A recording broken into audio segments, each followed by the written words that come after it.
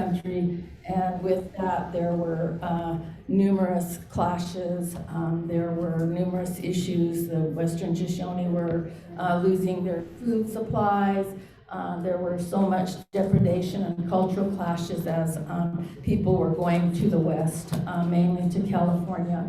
So on October 1, 1863, our ancestors negotiated the treaty to establish borders and prescribe conditions of behavior between the parties.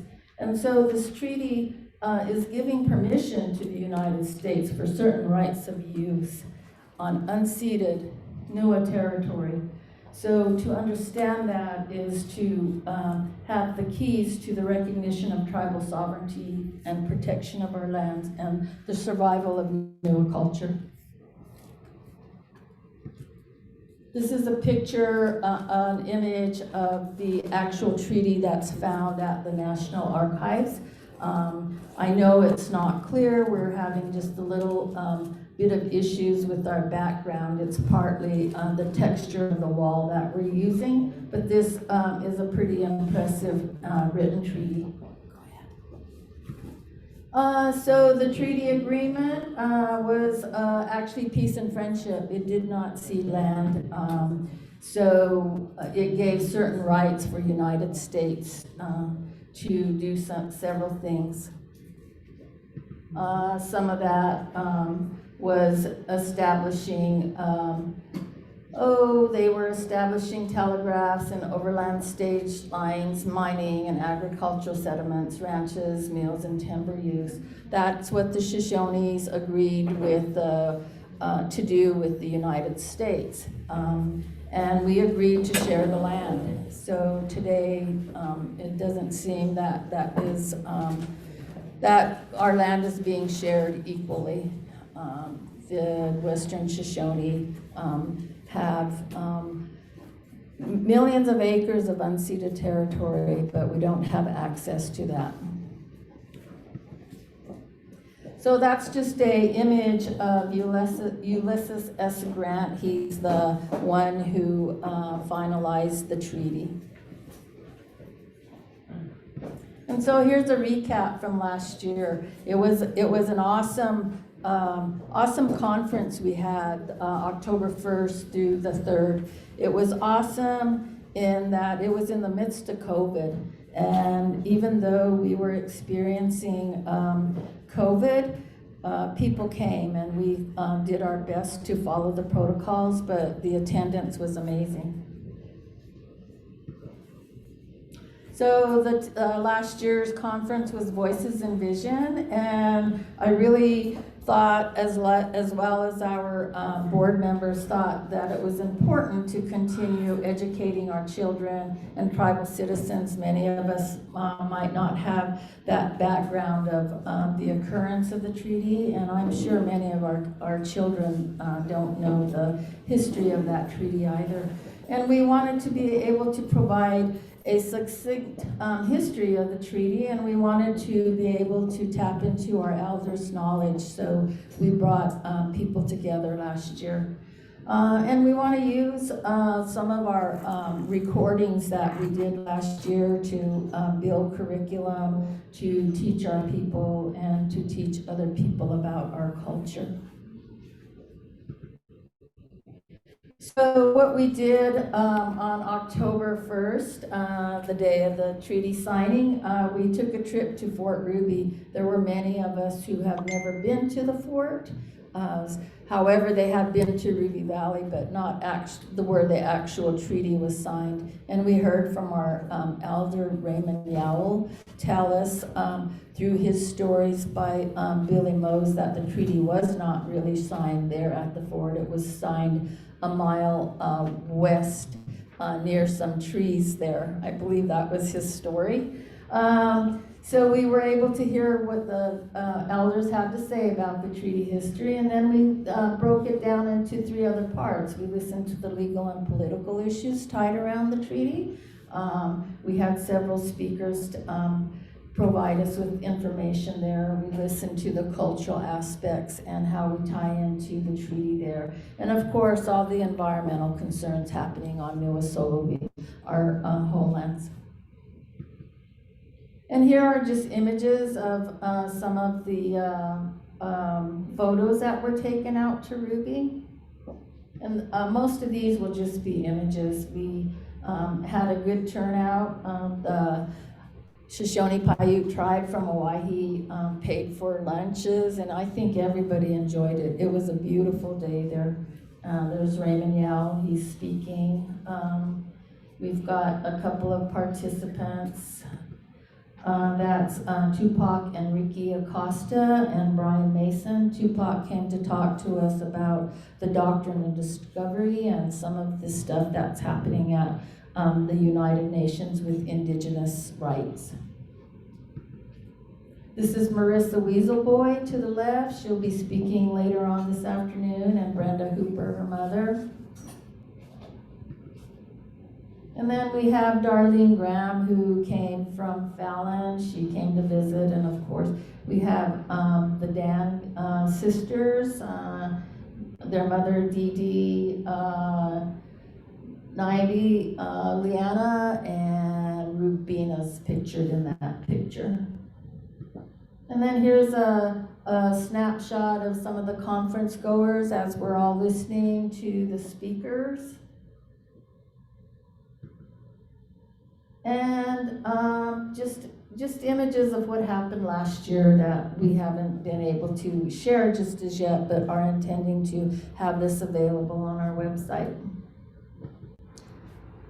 There's Raymond Yao and Mary McLeod, our elders, who shared their history, their knowledge about the treaty as they heard and as they know it. And then more photos. Here's Tupac, Raymond, and Julie Kavanaugh Bill, who is the legal counsel at the international institutions. Rupert Steele is talking to us via virtual, and he's talking about the effects, cultural significance and effects of Long Canyon mine near his area and territory. And he's also talking about Basawiwi by Ely, where there were Native people who were killed by the U.S. military there, and they're trying to make it a national historic place. There is me and my mother, Barbara Ridley. She's speaking about the Dusu, the grinding rock that she took from the archaeological site and at Cortez, at the Dinabo Mountain, Cortez Hills Mine, that's now previously owned by Barrick, now known as Nevada Gold Mine. And then we have our gamers. We can't have a gathering without hand games, card games, and round dancing, so there's a taste of that aspect. We also talked about environmental issues. There's the late Larson Bill, who did a lot of work with many of the mining issues on Newe Sogobia. We have John Hatter to his left, and in the front is his wife, Julie Kavanaugh Bill. And we miss you, Larson. Just a picture of the environmental display that Great Basin Resource Watch brought to the conference. And this is what resulted at the end of the conference. This is what the people said they wanted, an annual treaty gathering. They want to know the national and international issues regarding our treaty. Our treaty's been in the court systems, international areas. They've been all over. I think our treaty is well known publicly because of a lot of issues surrounding it. They want an expansion of technology. I believe what they mean by that is more communication and more technological communication. As well as ongoing communication. They want updates about what's happening, if it is in regard to the treaties. They also requested support to have an annual conference. They'd love to have more treaty conferences and gatherings, and they want to see tribal leaders there. They want to see our tribal councils there. We don't see them too often. They also want to identify the collective issues of all the Shoshone people on Newe Sogobia. What are we all concerned about, and how can we use our treaty to address those concerns? And then how to identify the solutions to protect the laws, the land, air, water, the spirit, the sun. And they also wanted to know the inherent rights of treaties from the legal perspective. Maybe Danielle or Julie might touch upon that today. And they just want to listen and learn more about the treaty, but we also need to talk with a lot of respect. I know that our treaty and thereafter has been very controversial for some, but we all know that this is our land. This is Newe Sogobia. We need to learn how to protect it. And lastly, we need prayer and healing for all of us, for our land, for our water. So I think with that, I'm done with the recap of what happened. And so I'd like to introduce to you all right now Cliff Pinales, who is the grandson of Chief Frank Tamoke Sr., and he's going to come here and give us a little talk about what he's learned throughout his years and being with his family and talking about history. Cliff, and you're sure welcome to sit up here. Oh, yeah, she's gonna turn the light on for me. If you guys don't know me, my name is Clifford Benuelos, and my mom was Evan Tamoke Roche, and yeah, and so I worked for the Intertribal Council of Nevada as a tribal state environmental liaison, working as state and federal agencies as a liaison between the now 28 federally recognized tribes in Nevada.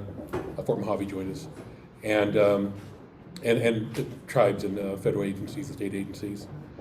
I was asked to speak here. I do want to make something clear. I'm more of an urban Indian. I never say I'm a traditional Indian because I didn't grow up in Ruby Valley. I didn't grow up on the reservation, and I don't want to act fake and a way I'm not.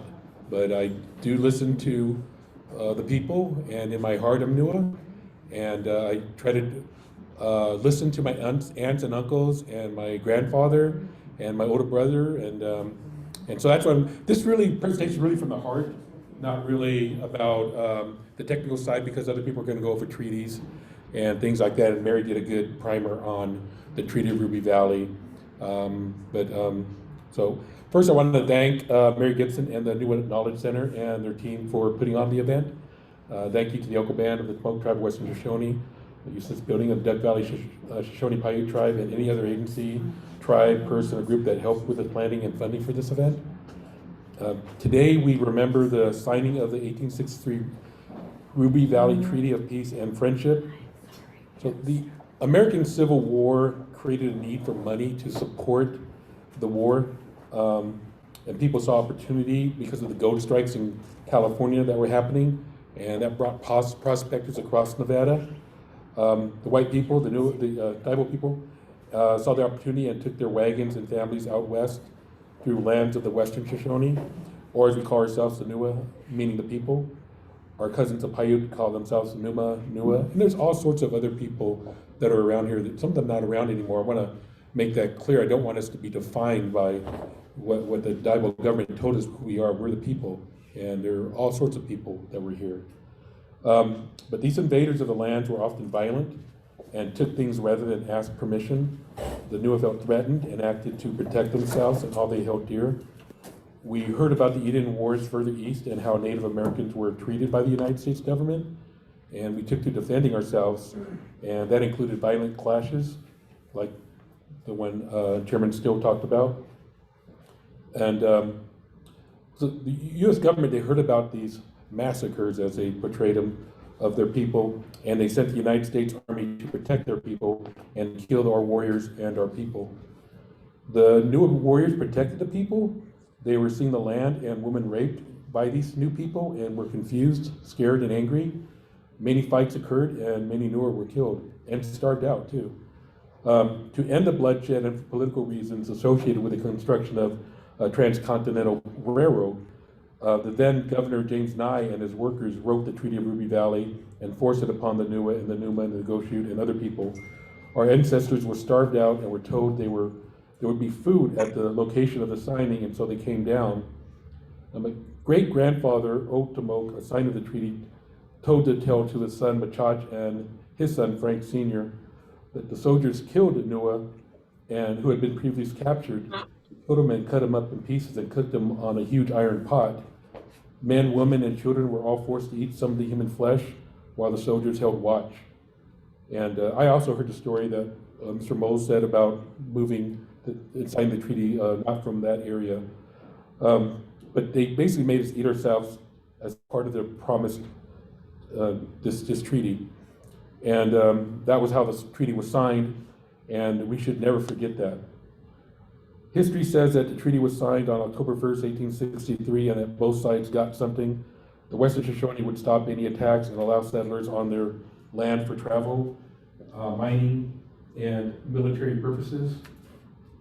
And they were going to compensate us for the loss of food supply due to the encroachment by supplying us $5,000 worth of cattle and provisions each year for 20 years. No land or human rights were given away to the U.S. government in this treaty. The Western Shoshone stopped attacking the white travelers and settlers, but the U.S. government only threw crumbs at our people. They continued to murder and rape us, and the people never saw that $5,000 worth of cattle and the promised provisions, only promises and crumbs. And shortly after the signing of the treaty, the gold, silver, and copper mines started up in the land of the treaty, and the rich areas we relied on were taken from us, often forcibly. The berries and the nuts and the animals that fed us were denied to us, and our people starved. The white settlers took the land and told us, "You don't live here. Show me your deed." And the Newe starved and strove to survive, and as terms of the treaty, Newe turned on Newe. We turned ourselves into authorities and in order to get these crumbs. And then the disease struck and harsh winters, and many of our people died. Our people were forcibly removed from their camps to land up north by Waihi and other areas. And they did this by intimidation and the destruction of our camps. And they made more promises of a better life up north. And many of the people from the Newe camps in this area went north, and many stayed. But many didn't like it, and they came back or were scattered to other areas and made new camps. So seeing the Western Shoshone and other tribes as a detriment to manifest destiny and civilized society, the U.S. government implemented another strategy of breaking apart the people and assimilating them into white culture. The U.S. government counted us, and most were counted, but some were missed because they're scared to be counted. And they told us, "You're now Western Shoshone, and you must name yourself a white name." They then told us that our language was uncivilized and made up of grunts and subhuman sounds. They took our language. They then told us our customs were non-Christian, and they took away our ways of living with the Creator and living with nature. They forced our young boys and girls to go to school, where they took the savage out of us by torture. Our young ones were forced to assimilate into this white culture. The U.S. government issued executive orders and told us, "You will now live here." We moved away from the water and rich vegetation and watched the white people move into our rich areas.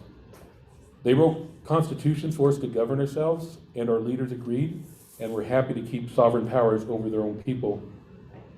Over the decades that followed, Newe and Numa continued to fight each other over money, food, religious beliefs, blood quantum, and many became addicted to drugs and alcohol, and many became petty, and we lost our way.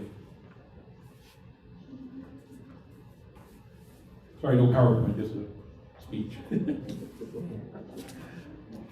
And what I always tell the children when we're doing presentations is, I see sometimes people treating us different, like we're less. And I tell them the Great Basin's a tough land. Modern day Newe and Numa are descended from strong human beings that flourish in this tough environment. We need to remember that when someone treats us as sort of a lower human being. Our ancestors were strong human beings to live in this environment. I tell them they come over here and they start eating themselves crossing the Sierras. We survived here, you know. 200 years is a sliver in time to the history of the world. Who knows what is to become of this? All great empires fall, and I'm sure the Newe and Newe will be here after this empire is remembered as history.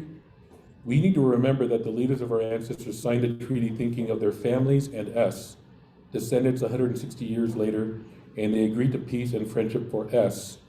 And we need to earn their respect and show them through our actions that we are still the people, the human beings, and we will grow and flourish, and we will get along and work with each other, including with humans of different nationalities, creed, and culture. And I understand some of us have different stories as to these times. I can only repeat what I was told. This is a beautiful and powerful country, and I hope you feel the energy and trust yourself to open up and learn and feel worthy of the love that the signers of the treaty gave us by signing it. And Mary asked me to tell a little bit about my family and what I was taught. I saw my cousin come in here, so she might know a little bit more than me. I just know what I was taught. We used to visit. We lived in California. My aunt and my mom moved there. They lived in Ruby Valley, and they moved out to the Oakland, California area for a beautician school, and they liked it out there. They stayed out there and hooked up with men and had us. So, but we'd come over and visit Ruby Valley. Yeah, that's how it goes. She's shacking up with that guy over there. Yeah. So my mom, she showed me her house. It's an old written down thing. It was an old willow house with like a willow frame south of Overland Creek. They call them like conical houses, and they're made from willow along with other materials like dirt or clay to support them. But that's where she grew up until she was 8 years old. And she told me stories where she would walk down the streets over there in Ruby Valley, or the roads, yeah, streets, with my great-grandfather, Machach, and he would tell her stories. And she just has so many stories. One of my favorites is the Bronco Charlie stories, like that Bronco Charlie was a kind of shorter, stout man, but he could leap real high, and he would leap and grab onto like those things on the gates and kind of swing himself. And that's the story I was told about that Bronco Charlie. And I'm told that the sage grouse were numbered in the thousands out there. And my great-grandfather, my great-uncles, they ran thousands of head of cattle out there in Ruby Valley. And it was a really rich area, and it still is rich out there. But you know, the ranchers have that rich land now. Our people from my family are the Watateca. And we have other people here. I won't name off all the family names, and we're all integrated now anyways. But the wata plants are very valuable and used to make types of starch foods, like bread and tortillas. And our people around the Great Basin, as far as the south of the Pacific Ocean, if someone had the map of Newe Sogobia, I don't even like that determining who we are, because our people are all around. And the thing about the treaty, it does define the definitions of where the boundaries of the area, but I don't like that we're defined by that piece of paper. We're much more than that. And so I would visit my grandfather and my mother and brothers from the 70s to when he passed in the early 90s. And I would ask him, I'd get back with him. And so my grandfather was a great guy. He was a man about hard work. And he didn't suffer fools. He didn't put up with stuff. He'd tell you straight up if he thought you were not doing something good. And he told me that we are the people, and to pay attention, and to work hard, and to value what you worked hard to get. And I think that's been kind of lost on us, because if you think about the people growing up through the Great Basin, you had to value the resources that you had. And we were hard workers. We had to survive in this environment. So when he took over as chief, he sent his father, Machach, who's still alive, to Washington, D.C. to tell Congress that the federal government promised his people the land to the northeast of Overland Creek.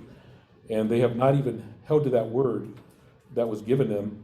Instead, much of that land was homesteaded or turned into Forest Service land. And he was never successful with that. I try to carry that torch. I'm working with Forest Service now on getting that land, that checkerboarded land, filled in, because that was promised to us. They lied to us that was going to get done because we didn't think like them, it wasn't put on paper, it was promised to us, we believed them. And like I said, you know, where's your deed? That's what they're gonna ask you. And so recently my family, we lost a valuable great cousin, my cousin Sam, and it's been tough on our family. You know, as time moves on, we lose more and more of our generation, a lot of these older cousins, and these ranch Indians, these guys are just, you know, God, these guys are tough. And I told my brother Rich, I'm like, you know, I know that people look at you that way, but I know you'll say the people before you were the tough ones. And he's right, yeah, the people before me were tougher. You know, they, like I said, they had to live in this tough environment. And before that, the generation before that and before that. So we're very strong people, and it's within us. And I hope that we find that within ourselves to go on, as we will. We are still the people. And I'm concerned that we've forgotten how to work together as a people. I'm not saying we all need to get along. We don't. We don't have to get along. You don't have to get along to build a fence. You know, if you're going to build something successful, you're going to get arguments while you're doing it. Doesn't mean you have to like each other, but you can build that fence. And we got a lot of lingering family issues I see. And I'm not saying to let them go or to forgive or forget, but we need to work together. We need to, you know, for our children and for the younger ones. You know, you think, I work with state agencies, I got an office there. You think they don't laugh when we argue with each other about petty things? They do. They laugh at us. They go, Cliff, what's up? Why are they fixated on this? I'm like, you know what? Because these things can go back a couple generations, or 3 generations, these family arguments. And I just wish we would look beyond that. In closing, I want to say that we have some great speakers coming up, and we'll talk about some very important subjects. And I hope you stay and have a good time. I don't know if I'm doing a Q&A or anything like that. But yeah, sorry, I didn't have a PowerPoint or anything like that. It just is really more from the heart about the treaty. I go to a lot of these meetings about treaties, implied rights, and everything. I got to tell you, when in federal courts, circuit courts, treaty rights are key. You know, a lot of times we focus on NAGPRA, the Native American Grave Repatriation Act, or NEPA, the National Environmental Protection Act, or Religious Freedom Act. Those don't win in courts. There's a very poor record. You know, Clean Water Act, Clean Air Act, other acts that have to do with human health, they win in court. But treaty rights, they win in court. And I'm telling you, federal and state agencies, they get scared when you bring up treaties because they know where they're going to lie in the courts, and because we are sovereign nations. And so I like that we're talking about the treaties, and we should never forget these treaties and implied rights in the treaties. We are sovereign nations. I wish we worked together more, but I think that over time that'll change when we find the commonalities of who we are, because we are the people. We're a mixture, and we allowed the federal government to define who we are, which I don't like. And that's just me babbling along. But I just wanted to say that, and I'm really happy to see all you guys here. Hope we have a good time, and that's it. Mary, what did you take off? Q&A. Oh, you're gonna do a Q&A with me, okay. Anybody have any questions?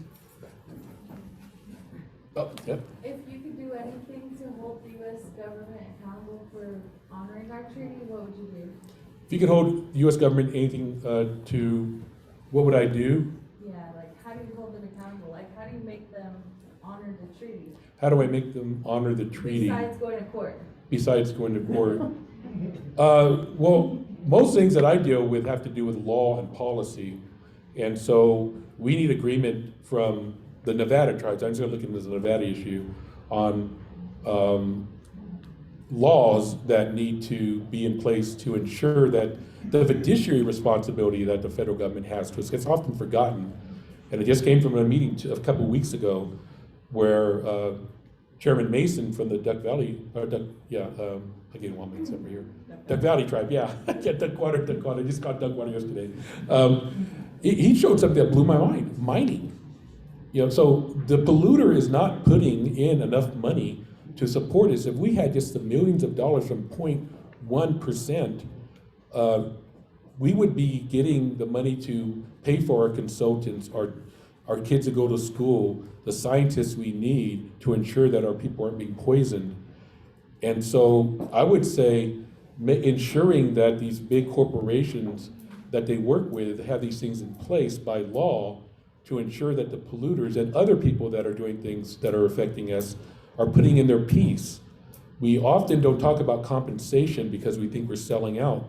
But if someone is doing something that's harming the people, the way capitalism works is they are supposed to be putting a portion in there, set aside is an easy to understand word, for EST to respond to and make sure that our people are saved. It's such a complicated question that you're asking, but I'm looking at it in terms of law because I deal with a lot of people that have guidance, like Bureau of Land Management, Forest Service, that have guidance on how to work with this. They don't follow the guidance because it's not law. It's nice, it's like, hey, you go to a meeting, they tell you, look, we have these things in place and we're gonna work with you. And then when I go out there, they go, we're not gonna follow that because it's not the law, it's just guidance. And so we need laws in place to ensure that our people are being listened to and involved in from the start when people are, anything from a wildfire mitigation project to overarching policy like the removal of the mining law. Anything like that should involve tribes in the conversation. I don't know if that was an answer of any sort. Yeah, it did. Okay. One question though. Yep. Another addition. So do you think that compensation is written in the treaty as a negotiation for us? So the question is, do you think compensation is written in the treaty as negotiation with us? That is a complicated question. My answer 10 years ago would be no. My answer now is yes. And my answer now is because the implied, those things that they're going to give to us, the implied rights, as far as cattle, as far as they're going to give us stuff, that implies that something was owed to us. Even though they deliver it, it was implied that they understood they were taking something, so something is owed to you. So my answer is a strong yes. Yeah, because there's something in there about the lack or the damage to the game in the area and the help with that through commodity foods or whatever they were planning, but. Yeah, there's not, well, commodities later It on. doesn't say that. It really doesn't give so much, but it implies it but by them saying, number one, determining to the west, these are these people, the east and the north, these are these people, and giving it boundaries, and also saying that we owe you something by giving you land, giving you cattle, that implies that they understand. Now, that was 160 years ago, or 100, however long it was. Now let's do inflation on that, Yeah, so they owe us a lot more. But then I actually have been in federal meetings where they said they got their money. They got their money 10 years ago. And which we heard from them, no, this is not, do that, that's not part of this, but now I'm hearing that. Yeah, And we all knew that was gonna United happen. Nations when we Yeah, heard that. yeah, we all knew that was gonna happen. Yeah. So, but I don't look at it as them reparations, it's owed to it, but it's a strange thing, but yeah, the answer though is yes. Yeah. And so also, what I can also say from that is, you think something, you hold on to it, you should have the ability to change your opinion based on the information that you're getting. So my opinion before was no when I read the treaty, but as I've been working more with federal and state agencies and read up more and got more intelligent regarding it, my answer has changed to your answer, which is yes. Any other questions? No? I know I got here late, but, and you probably discussed it already. But the thing is, about this treaty that you're talking about, is 1863, Three. before the state became a state. That was our law. This was our land. And then all of a sudden now, we have a railroad coming through here. And for what I could see on that treaty, it was for that railroad to come through unmolested. That's what I said in my speech, sorry. So, and then at one time, they said, well, hell, you got dang Indians hell, we'll give you guys rides any place you guys wanna go. So our people was sitting in Wells one day, and the next day they're down in Austin because of the railroad. They jumped the railroad and they were gone. Then all of a sudden the Indians got rowdy because they were playing hand game and they were drinking and raising hell, typical as Indians do. So they get down there and they're raising heck with everybody, you know, and then all of a sudden the railroad kicks them off. But we were supposed to have, and from what I understand, we were supposed to have the rights to ride the rails as long as the rails exist. But you can't even get out, you can't even look at the railroad anymore. The Indians, from what I understood,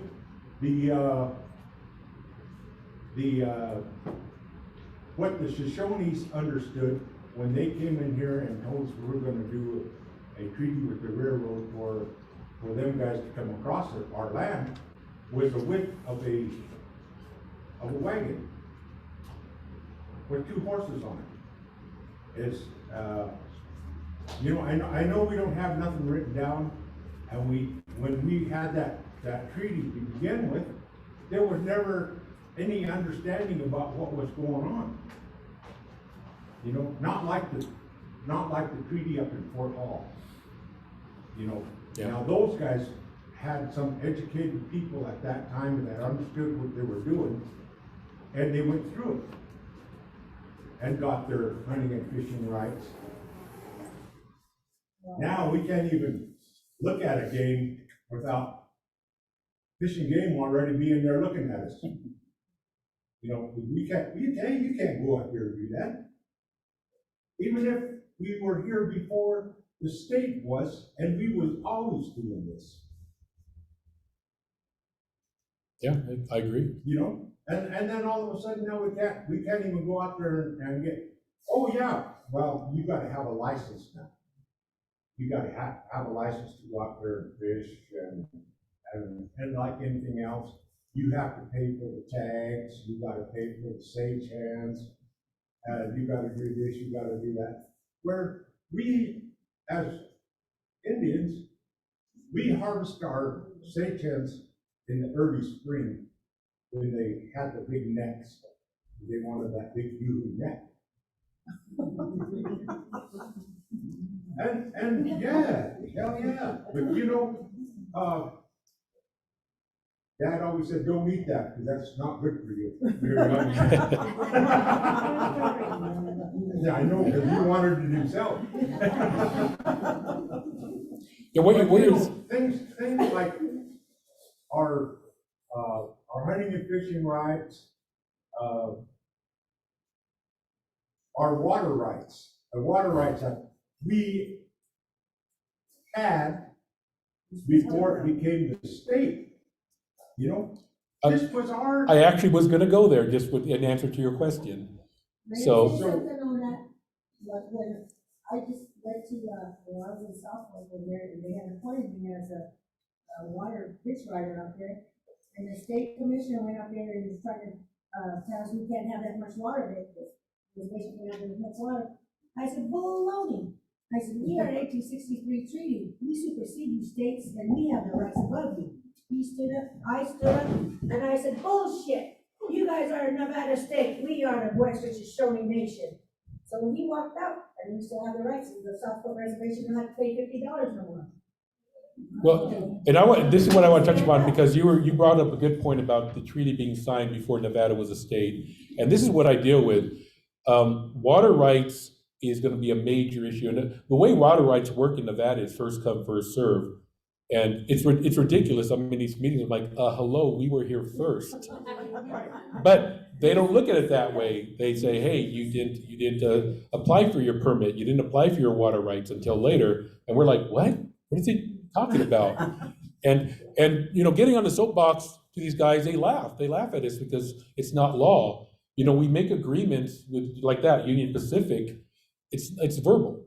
It's thrown out. They're like, oh, this person was stupid. He didn't know what he was doing. I can't make that promise, so I'm going to throw it out. And it's even worse.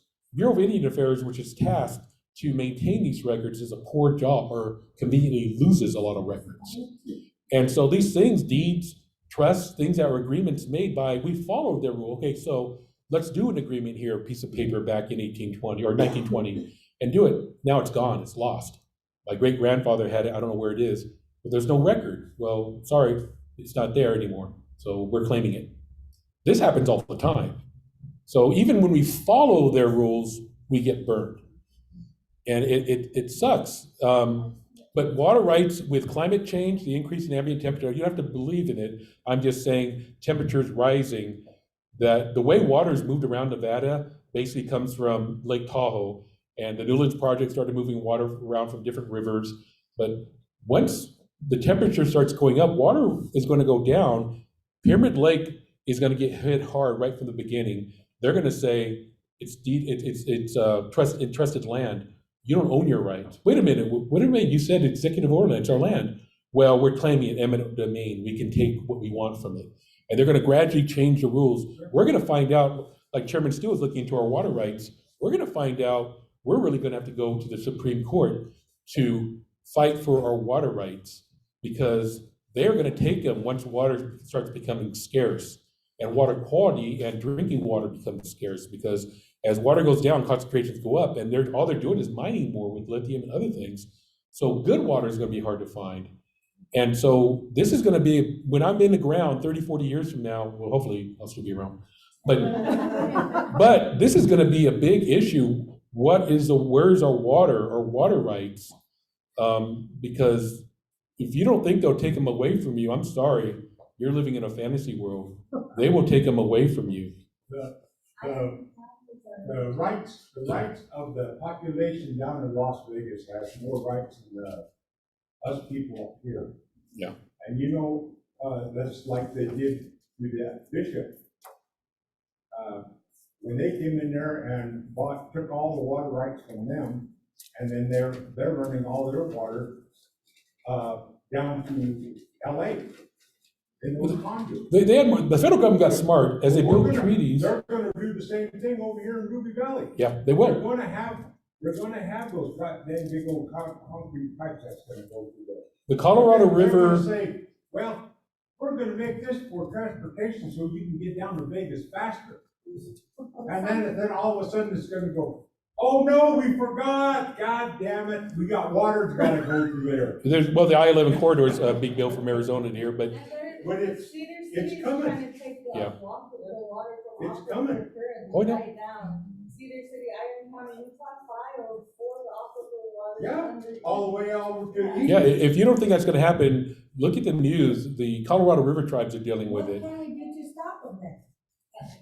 It's a good question. Work together is my answer.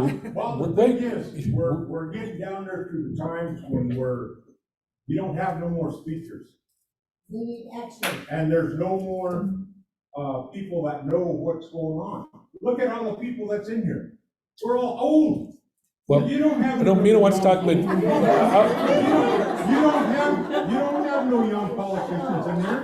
well, I don't mean to want to talk, but what my answer to you is, our elected officials need to do their job, because the way the government works. We don't even have an elected official Right, in here. right. That's a What problem. I'm saying. That's a problem.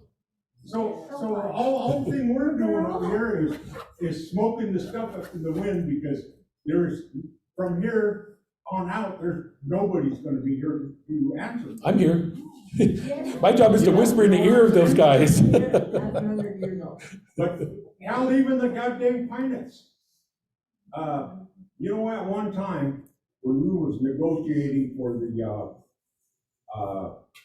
our rights for Shoshones, and they were trying to pay us off, BLM came up here to the office over here, and I was on council at that time, and UNCEDED was our chairman. So we thought, all right, we're gonna sit here, we're gonna talk about our pilot areas. We can put a lot like, we can have the rights to go out to Moore Summit or down to Austin, Eureka, where all the pine trees were, Ruby Valley, Pequots. Yeah. that we could go out there and negotiate for a piece of that property. So, Billy Syke and I think it was Jack or somebody, I think Billy was the chairman at that time. But, we went down there to the BLM office. You guys went in the Come same on down, vehicle? we're gonna Did you go guys go in down the same there and vehicle? I wanna, that's an interesting conversation, the same vehicle. So we're sitting down there, and then all of a sudden he said, well, what kind of, where, he had these maps up on both, all the areas had the maps, find the areas. And he was saying, well, where do you think that you guys would like to have your pine picking areas? So we were sitting down there, talking, Billy's, who was negotiating with the BLM guys. Then all of a sudden, our chairman gets up and walks out the door. No. And I'm going, what the hell? Why are we sitting there then? Because our chairman walked out the door. He didn't want to talk to nobody. So, yeah, we kind of straggled out too, kind of. Thanks for sharing that story. I didn't know that story. That's a good story. I didn't know that story. But, yeah, it's a sad, sad thing. To go down there now, I was outside of Ely, picking some pine nuts over there when a federal marshal came up. And he says, what is your name? You're under arrest. I said, well, what, picking pine nuts? He goes, no, you shouldn't be here on this land with me. And I said, I'm a Shoshone. And I pull out my tribal card and I give it to him. And he goes, oh, I said, I'm here by the treaty, 1864, 1863, treaty that gives us the right to get our finance out there and the right to gather if we want to get wood, we can get wood. And he goes, he calls the office. Young, cocky guy, and he calls the office. And they said, yeah, he's allowed to be there. He goes, oh, I'm sorry, and then he goes about his business. But hell, he had his goddamn hand on his gun. He was going to shoot me for my right to be on that land. And I after I explained what I was doing and who I was, then it was like, oh, well, it's fine. So I go down there to the office yesterday, and I'm going, they got some pictures down here at Pony Express, down there by going to Eureka. And I said, do they have pictures down there? Because last time I went down there, there was some Mexicans in there getting our finance. We went to look under the tree because the phones were starting to open up. But there weren't any finance. I mean, maybe a few here and there, but there wasn't anything there. So then I'm going,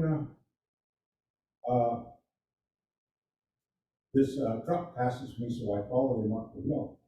And then I'm asking him, I said, well, what's going on with these finance, man? I said, you guys over here picking all these finance? He goes, yeah, we're pickers and we got to pay for the permit. And I said, oh, you guys got a permit? And he just kind of looked away from me, he didn't want to answer me. But he says, don't get my stash up there. I said, your what? He said, my stash. And I looked at him like, what the hell are you talking about? I didn't see anything up there. So then he says, hey, I'll tell you what. He says, I'll sell you a bag for $10. And I said, already picked. He goes, oh, that sounds like a hell of a deal. Hell, I'm getting too old, I can't even bend over anymore. So I thought, well, shit, $10 a bag. I said, yeah, give me 4 of them. Well, I'll give you $40. 4 bags. Thanks for telling me that. I didn't know that was happening. Yeah, but hell, we're getting older in age. shouldn't we? Well, I don't want to go too off Get topic, out there and swing the stick but like I do work with Forest Service and BLM on the pine nuts, and they're not doing commercial pine nutting this year. They didn't do any. They're not doing the commercial pine nutting. And when you see the Mexicans, it's them. They contracted out to them, and most of them are Mexican people. But there are all sorts of rumors going around. But they aren't doing much commercial pine nutting except in the Ely area. But they do work with the tribes. I've never had an issue. I've knocked on doors and said, we're gonna go pick here, and they've always been like, oh, that's cool, just, don't mess up my fence. Usually pretty good about it. But it's not really, if you look at the treaty, it doesn't really imply that, but they've allowed us to do that. The Forest Service and BLM have informal agreements, and you can take 25 pounds without even asking anybody of pine nuts. That's a little bit. Yeah. But But not like you got 20 sacks of gun Right, sacks right. out there drying. That's the thing that I was asking. And I went down, and when I asked him, I said, well, do they have commercial pickers over there picking? So we can, Yeah, we normally meet with Forest Service and BLM in May, the environmental programs, and some chairs like Chairman Steele shows up on the commercial picking. So, but through COVID, that kind of fell apart, and they haven't done any commercial picking the last 3 years now. So yeah, that's going to continue where we meet with the tribes. And actually, we do have leadership show up to those meetings. right. But I went up to the BLM office to go up there and ask them if where they had the private commercial picking. There's like 8,000 feet plus right now. Oh, goddamn, he said, there's so many goddamn pine nuts up there at Oasis. Shit, you should go out there and get all you want out there. And I'm going, oh, really? And he goes, yeah. So I'm gonna interrupt. We have a couple more questions to go. Okay, So. Well, I think, did Mina want to say something? That's But great anyway- dialogue. We've got a anyway, question when I here. We've got got up a there, question here, there but wasn't anything there. Old ones. Okay, Sonny, Okay. thanks for your information. Fermina, before you answer get your comment going, I want everybody to know that coffee has arrived. Sorry it wasn't here when you guys got here, but we have coffee. We have donuts, and real quick announcement, we have a raffle going. If you're interested, everybody should have received a free ticket for the raffle. But we're gonna start pulling names here real quick, and you still have time to buy raffle tickets. We have some awesome donated contributions. Go ahead, Fermina, sorry. Okay, just real quick, and it's a really good discussion that we're having. And I think it's a really good discussion that will help us to move forward. And speaking for our treaty, I'm gonna read this to you so we all know. It's called the Reserved Rights Doctrine. Another crucial factor in the interpretation of Native American treaties is what is known as the Reserved Rights Doctrine, which holds that any rights that are not specifically addressed in a treaty are reserved to the tribe. In other words, treaties outline the specific rights that the tribes gave up, not those they retained. The courts have consistently interpreted in this fashion, in which the U.S. Supreme Court ruled that a treaty is not a grant of rights to the Indians, but a grant of rights from them. Any right not explicitly extinguished by a treaty or a federal statute is considered to be reserved to the tribe. Even when a tribe is officially terminated by Congress, it retains any and all rights that are not specifically mentioned in the termination statute. So what did we give away? We didn't give away any land. We didn't specifically give away any minerals. We gave away our hostility. What little of it? What there little was. of that, yeah, I guess. But anyways, so, we still retain a lot of rights in our treaty. We just need to figure out how we're gonna use those rights in a good way for the benefit of our future. Is it still the same, the land base, is it still millions of acres? We didn't give any of it away. I think if anyway. So we need to move forward and stop them from taking, especially BLM and Forest Service. And thank you for saying that, Mina, because that's why I'm telling you, federal and private companies, big mining companies are actually scared of going to court when treaty rights are brought up. I have one more question yeah. here. It's not really a question. I am Brenda Hooper, and I came from Fallon. But, my thing is, he was talking about the finance, and, what I have to say is, I'm from the, Newe area, and I live in Fallon, but from what I know, in our area there, that there are commercial people out there. And what they do is they go out there and put illegals out there in the mountains and they leave them. We come upon these people and they come running out of the trees asking for water. Are you talking about by the Cortez Mountains or No, out by, Gabs. the Gabs? Yeah. Okay, I'm gonna look into that. I'll look into that. Green Spring Summit, and they come running out of these trees, and we feel so sorry for them, whatever water we have, or whatever we give them. But they're illegals that are just left there. I would have told them, let's trade. I'll give you water, you give me some bags. Johnny Bob down in that area, and what he does, is he just goes in there and he takes what he wants. He Yeah. doesn't buy it, he takes their bags. We just picked up the bag last time. Yeah, Yeah. just take whatever they have, because that's ours. And there's no commercial picking in our area. And what they do is they leave piles of these phones out there. And they're selecting only the bigger clients, and they leave the smaller clients. So they'll leave these piles of phones, and there's a bunch of clients in there. You can go through them and pick the clients from them, because they only take certain sizes. And it's just pitiful. And in our area, Bob Scott Summit, that area, and Green Spring Summit, that's our most areas where we go. But now there's so many people in there, they're putting it on Facebook, so many people are coming into our area. I mean, they don't ask permission, they just come and take. And it's a bunch of greedy guys coming through there.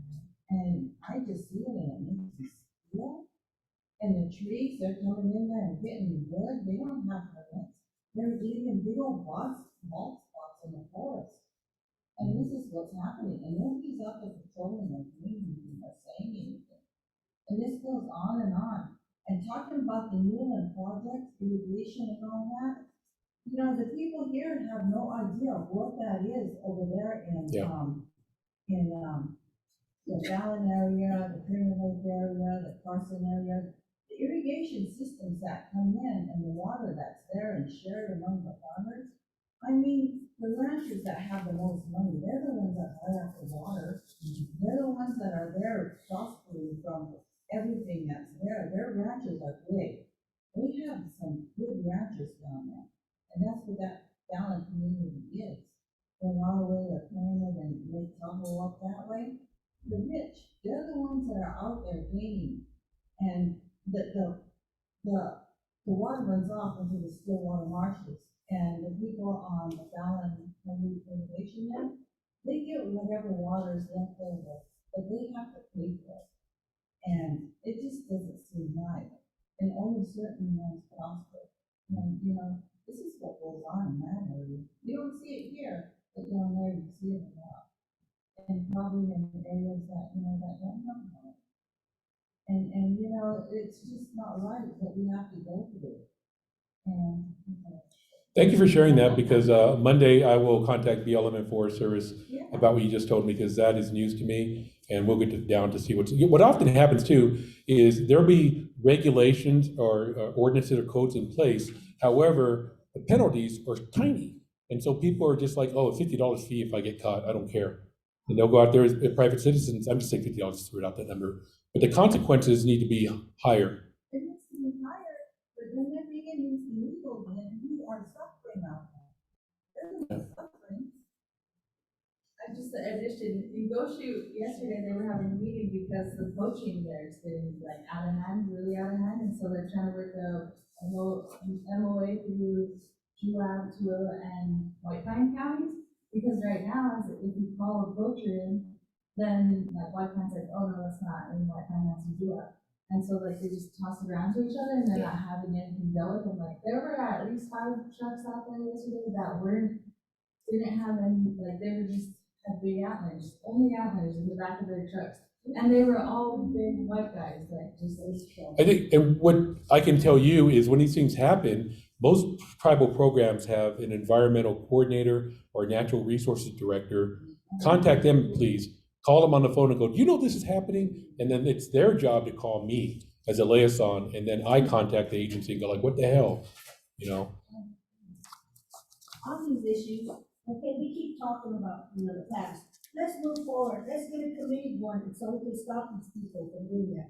We need a committee for the Western Shoshone Nation, not from the tribal leaders, because they're worried about reservation, colony. We want these millions of acres where it's Western Shoshone Nation, because when I come on a cell phone over there, those bags of those miners going that way, their bottles, they're throwing it out the sides, I've deliberately seen them do that. And that's $2,000 fine, so that could pick up on being brought. But you know, the truth is some of our people do it too. Oh, yeah, we see that all over, coming from Duck Valley, this way, I haven't been all around yet, but just, we need to just step up our game as a Western Shoshones and our nation and get that committee or our nation leaders where we can just, hey, we'll find you, we'll stop you, and we'll get you. I agree. That's a good segue to my closing too, because Because of the tribal leaders that we're saying about the councils, that's all I'm worried about, is Shoshone Paiutes. We're Right. Western Shoshones, we need to stand up for ourselves and fight. the, Yeah, let's go there. so I was at an event a little while ago, and one of these Sisolaks, one of the people, his staff asked me, Cliff, what's the most pressing environmental issue to you? And I said, it's education. We need more warriors. And I don't mean that gender specific. We need more warriors out there. We need our kids, and we need us to support them too, but we need more kids with education because they need to speak this language. And they entered you, and then to this other answer, I often ask myself, why are we working within this structure that was given to us? These constitutions are boilerplate constitutions that were given to us. It's connected to the treaty, all this stuff. Why are we working within the framework they gave us? We don't have to be restricted to that. If we don't like this structure with the 7 people, how it's voted in, throw it out. Create your own government that works better for the people. It's not working. So quit playing their game, I would say. We don't have to. Shoshone Nation supersedes everybody here in the state. We have the Forest Service. They got, even the mining law, that was a mining law on the east side, over across Mississippi, and that was coal. They didn't come here to start gold, and they thought that was a mining law from over here? No, this was a legal state from that mining law we're talking about. So we need to get that committee going and say, hey, no, we're standing up and we're gonna say no to all you, and pay us for all your damage. Sounds like something you can do, Mary. Excuse me. I'm loving the dialogue and conversation. I know that we talk about this all the time, and yes, we do need to figure out solutions. But every piece of item and subject you guys are all speaking about really matters. And that's how we're going to be able to use the treaty. Because, again, I'm always stressing the fact that this is unceded territory. We did not give this land to the United States. They make their laws, and they make laws to help them. They don't help us at all. They've been able to claim our Newe Sogobia as public lands. And I think most of us who sit here do not believe it. It is our land. And I'd like to say how much I'm enjoying the conversation, from pine nuts to hunting, to everything in between. Water will be a concern if it isn't already. So we need to learn how to prepare ourselves for the day we have the lack of water or access to it. So if there's any more conversation or comments, if not, we can move on with our agenda. And I really appreciate Cliff for being here talking with us today. He wasn't able to make it to last year's conference, but I'm so happy that he made an effort to be here with us today. Thank you, Cliff. So the next on our agenda we're a little bit ahead of time, so we're going to,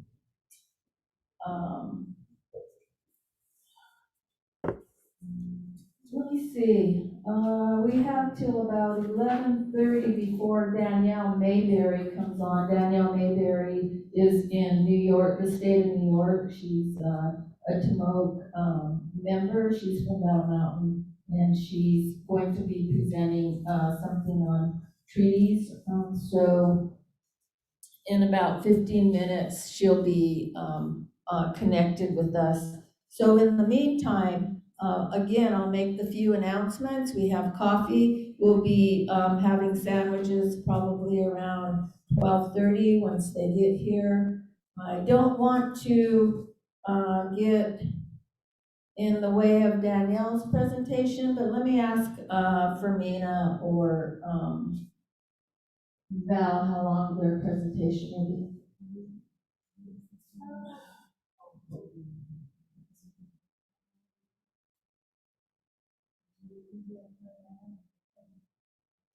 So, we have, Valerie Moon, who's, here with us today.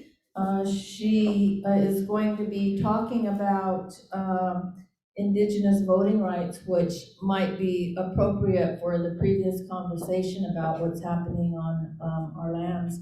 And, so with that, she's going to, give us a presentation, and then we'll, move in with Danielle's presentation then. Thank you. Hi, everybody. I'm Valerie Moon. Cleveland Moon is my mother, and David Terry is he's some white guy from Texas, my dad. And my mom's dad is Lee Moon. He lives in Goshen. And my mom's mom is Frances Tybush. She lived in Elko. Anyways, so I work for Nevada Democratic Victory. It's a coordinated campaign because the Democrat Party sort of fell apart after Bernie Sanders got elected as the presidential nominee in 2020. And so I work on the tribal outreach team. So they're the first campaign to actually put a tribal team together to actually engage tribal people specifically. And it's unheard because politicians don't care about natives. And so like when this treaty was written in 1863, Native people weren't even voters. We had no choice who was writing the treaty, who was thinking that we needed to create a treaty, did these people decide that we have to stop being hostile to their train that's coming through our land, like ruining our peace, quiet, disturbing the animals, everything. And so if we were active in voting, if we had our own voice then in their government, we might have had a choice. It's kind of like absurd to say that because how could we have had a choice if we weren't even given a choice or we weren't even part of their system? And so right now, times have changed in the 160 years since the signing of the treaty. We have gained the right to vote, but just recently. So the 1924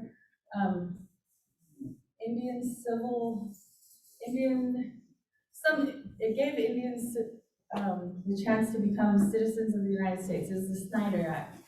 And it was a federal law that basically granted citizenship to all the American Indians. But the feds still gave the states the choice at the end of the day whether or not they would allow Native tribes in their state to vote. And at the time in 1924, they didn't want natives voting. And so here in Nevada, up until 2016, as recently as 2016, tribes in Nevada have been fighting for their right to vote in United States elections. So there was two bills. The Howard Watts bill went into effect because Walker River sued the state along with River Lake for equal access to polling on their reservations. And so they won. The state gave them the right to have their own polling places. If they requested it to the county clerk is supposed to provide it. And just as recently as 2022, county clerks are actively trying to stop polling places on tribal lands. And the 11 tribes in Nevada who just signed up for a polling place on their land, 0 tribes got what they requested. And so there's a lot of issues with the United States and allowing Native Americans the right to vote the same way that non-natives have the right to vote. I mean, Black people still have a lot of issues, Mexicans still have a lot of issues, but just as they had like those reading and writing laws to vote, you have to be able to read and write English to vote. For Black people, Mexicans, natives, it was all the same. They couldn't read and write English because they weren't allowed to go to school. So how could they learn? So they weren't allowed to vote. So it's really important to exercise the right that we do have to vote and be knowledgeable about people who are running for offices, like senator, governor, lieutenant governor. In Elko County, in the north of Nevada, there are all these assembly districts. People who make decisions on laws and make decisions on how they're gonna spend money.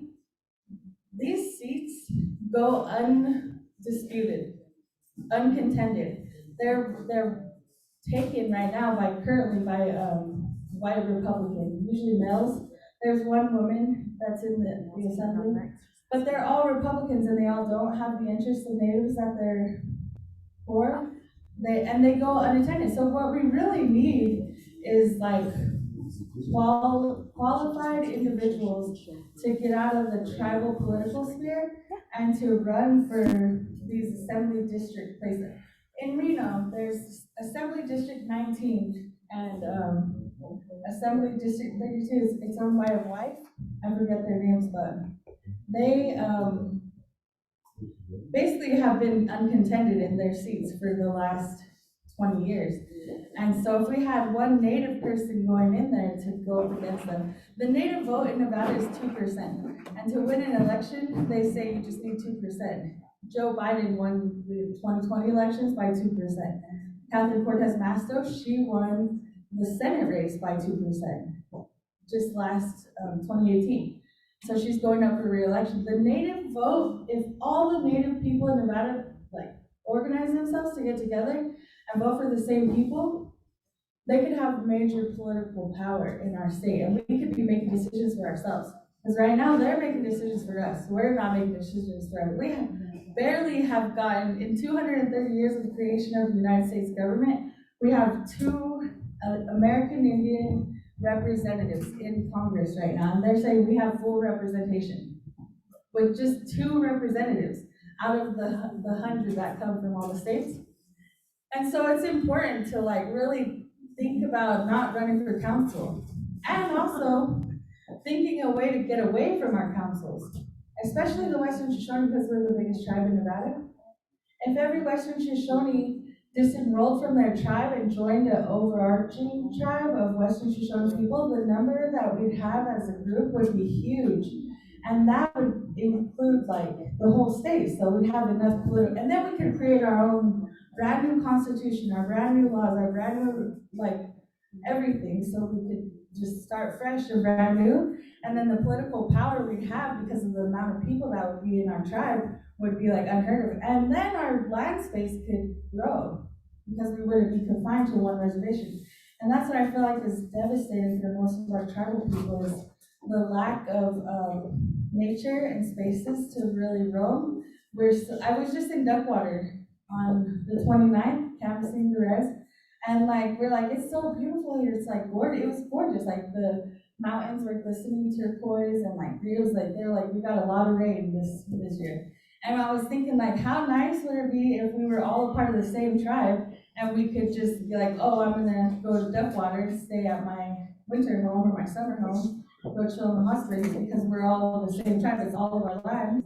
But it wouldn't be here. It'd go all the way down south. And so just definitely exercising your research skills, looking up candidates. Since you're on that, how would we progress to get that, just one Shoshone Nation, and we all be in this? That's a question for Danielle Mayberry or Julie.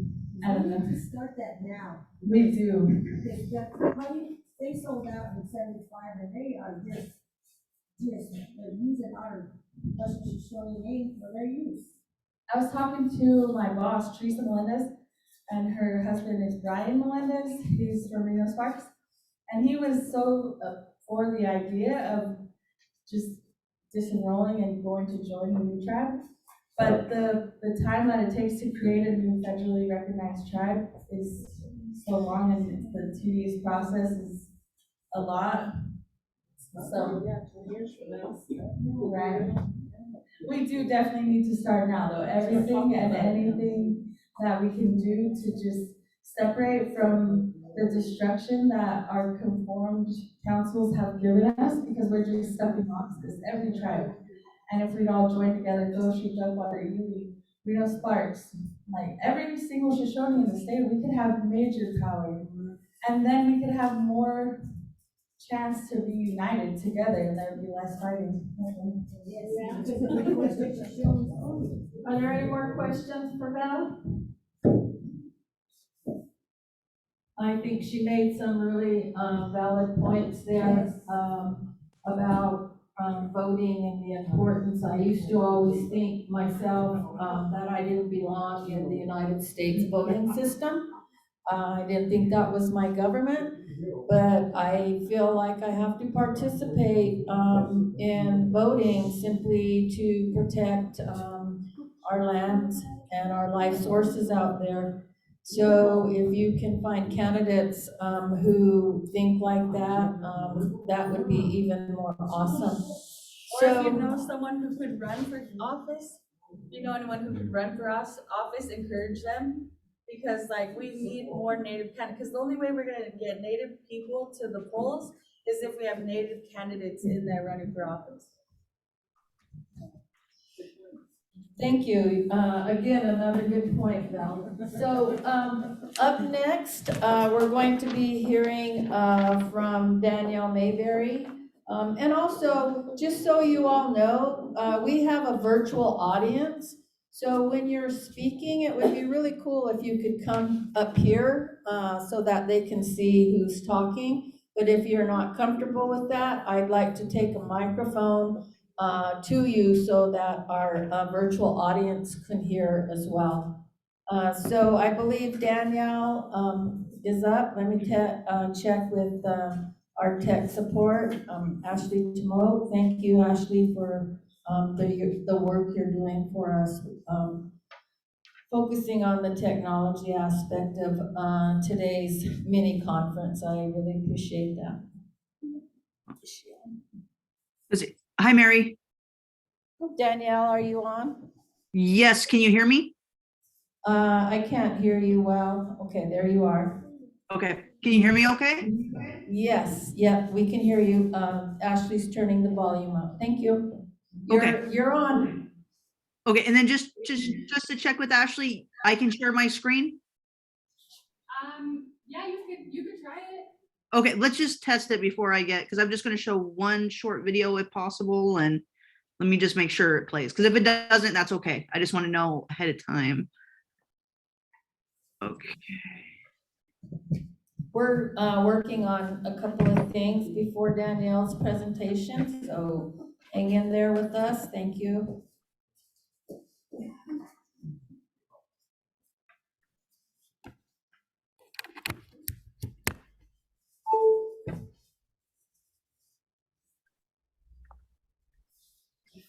So again, this is Danielle Mayberry.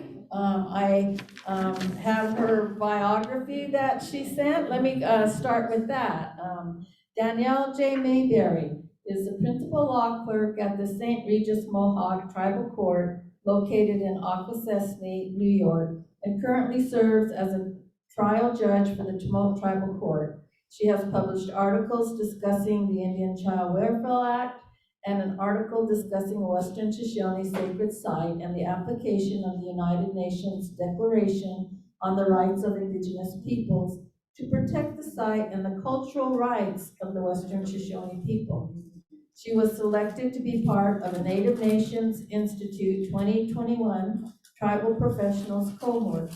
She received her Bachelor of Arts degree in Political Science and a history from Jamestown College and her law degree from the University of Idaho College of Law with an emphasis in Native American law. Danielle is an enrolled member of the Tomoke tribe of Western Shoshone. Are you guys good, Ashley? Hi, Mary. So I just sent the link to you via direct message on Zoom, but I'm not sure if that works. If it doesn't, that's fine. I can't get it to share let me share my screen for some reason.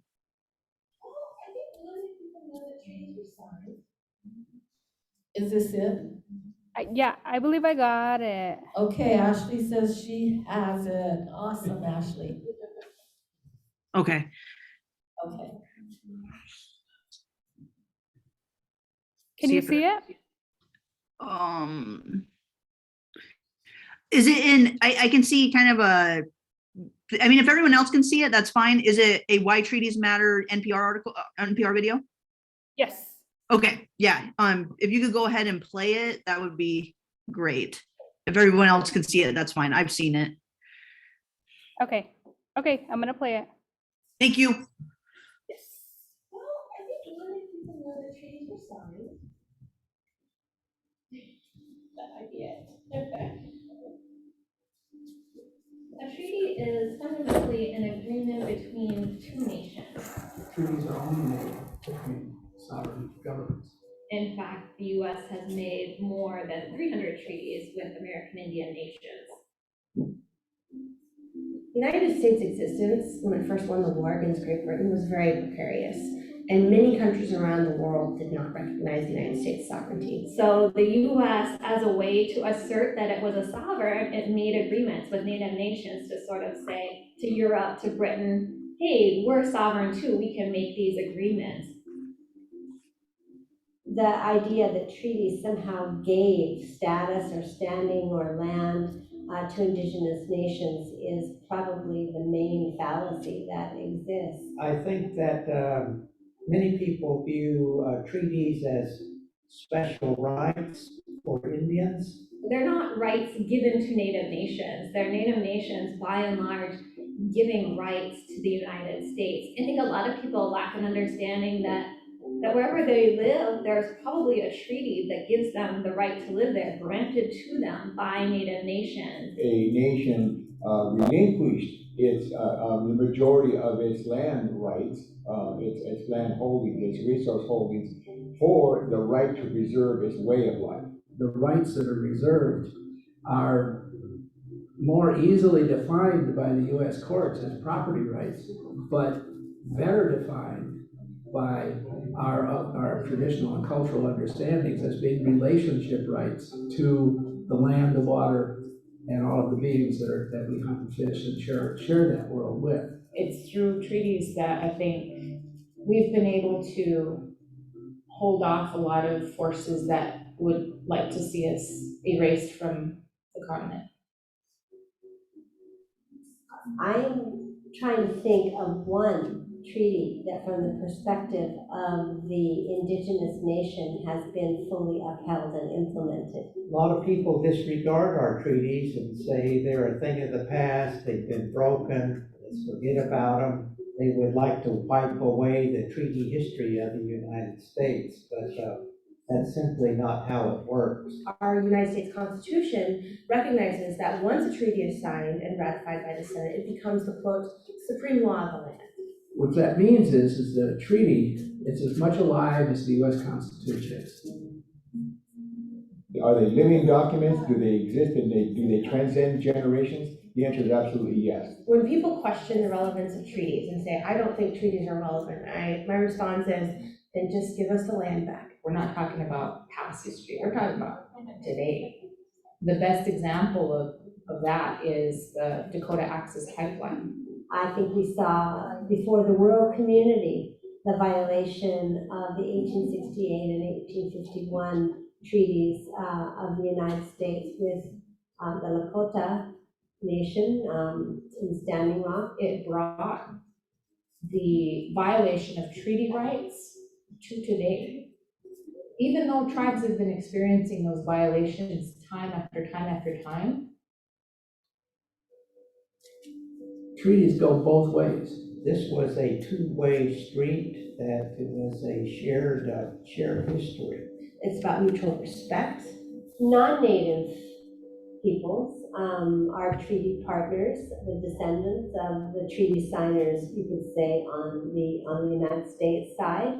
I think that the way that we bring everybody into the conversation is we have curriculum that accurately reflects the reality of what an Indian treaty is. That's something we do for the United States Constitution and 3 branches of government. Why don't we have a tribal component to that education? The ancestors who negotiated the treaties, they were doing their best to protect us, to protect our culture, and protect our way of life. And to me, that's a responsibility and a way in which I should live my life every day, to remember, to honor those ancestors that fought so I would be here today. Treaties are living documents because tribes continue to breathe life into them. We continue to speak their terms. We continue to remember the promises.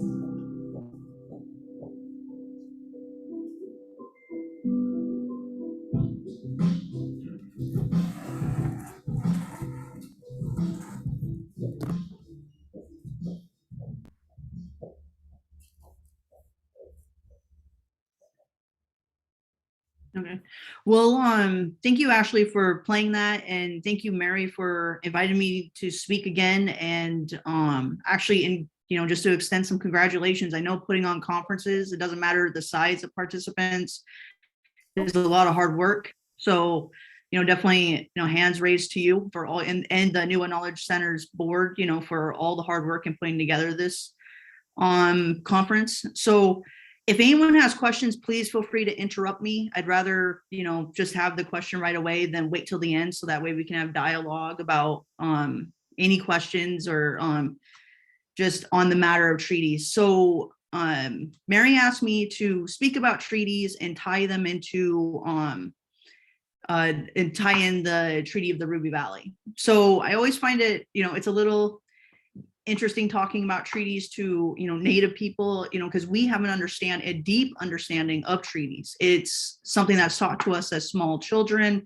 and it's something that I think we are continuously educating others about. So my goal with my presentation is just to kind of give a legal framework of treaties and discuss what the courts have done with them, and how the courts examine them, and then just go through some international law framework, because that is involved as well when discussing treaties. So there's nothing more important to our sovereignty than the treaties, that have been entered into the federal government by tribes. They were negotiated by our ancestors in solemn government to government relationships with the representatives from the United States, and the terms lay out the political relationship with the signatory tribes and the United States. These treaties reserve certain land and other vital rights that were necessary to support our way of life and our livelihood and sovereignty as Native nations. Each of these treaties has to be approved by the Senate and ratified and signed by the President of the United States. And they are the supreme law of the land, as the video shows, just to give us some framework. These treaties also are in a vital importance of American history. It's not just us as Indigenous people. Actually, all Americans should care about these treaties, and they legitimize, the United States, and they should matter to them. So treaties typically were entered from 1776 to 1871. This is the treaty making era. These treaties paved the way for the growth of the United States and the rise of, this is how the United States came to be, and how we actually contributed to, in a way, to this country, the formation of it. Native people are the only segment of society today that has these formal treaties with the United States. It makes us unique. In Nevada, it is, it's important for our state and local governments and agencies leaders to have a firm understanding of our treaty as well. And also, it's important for us as tribal members and those that, even if you're not tribally enrolled, if you have a link or some connection to our communities, it's important for you to understand them.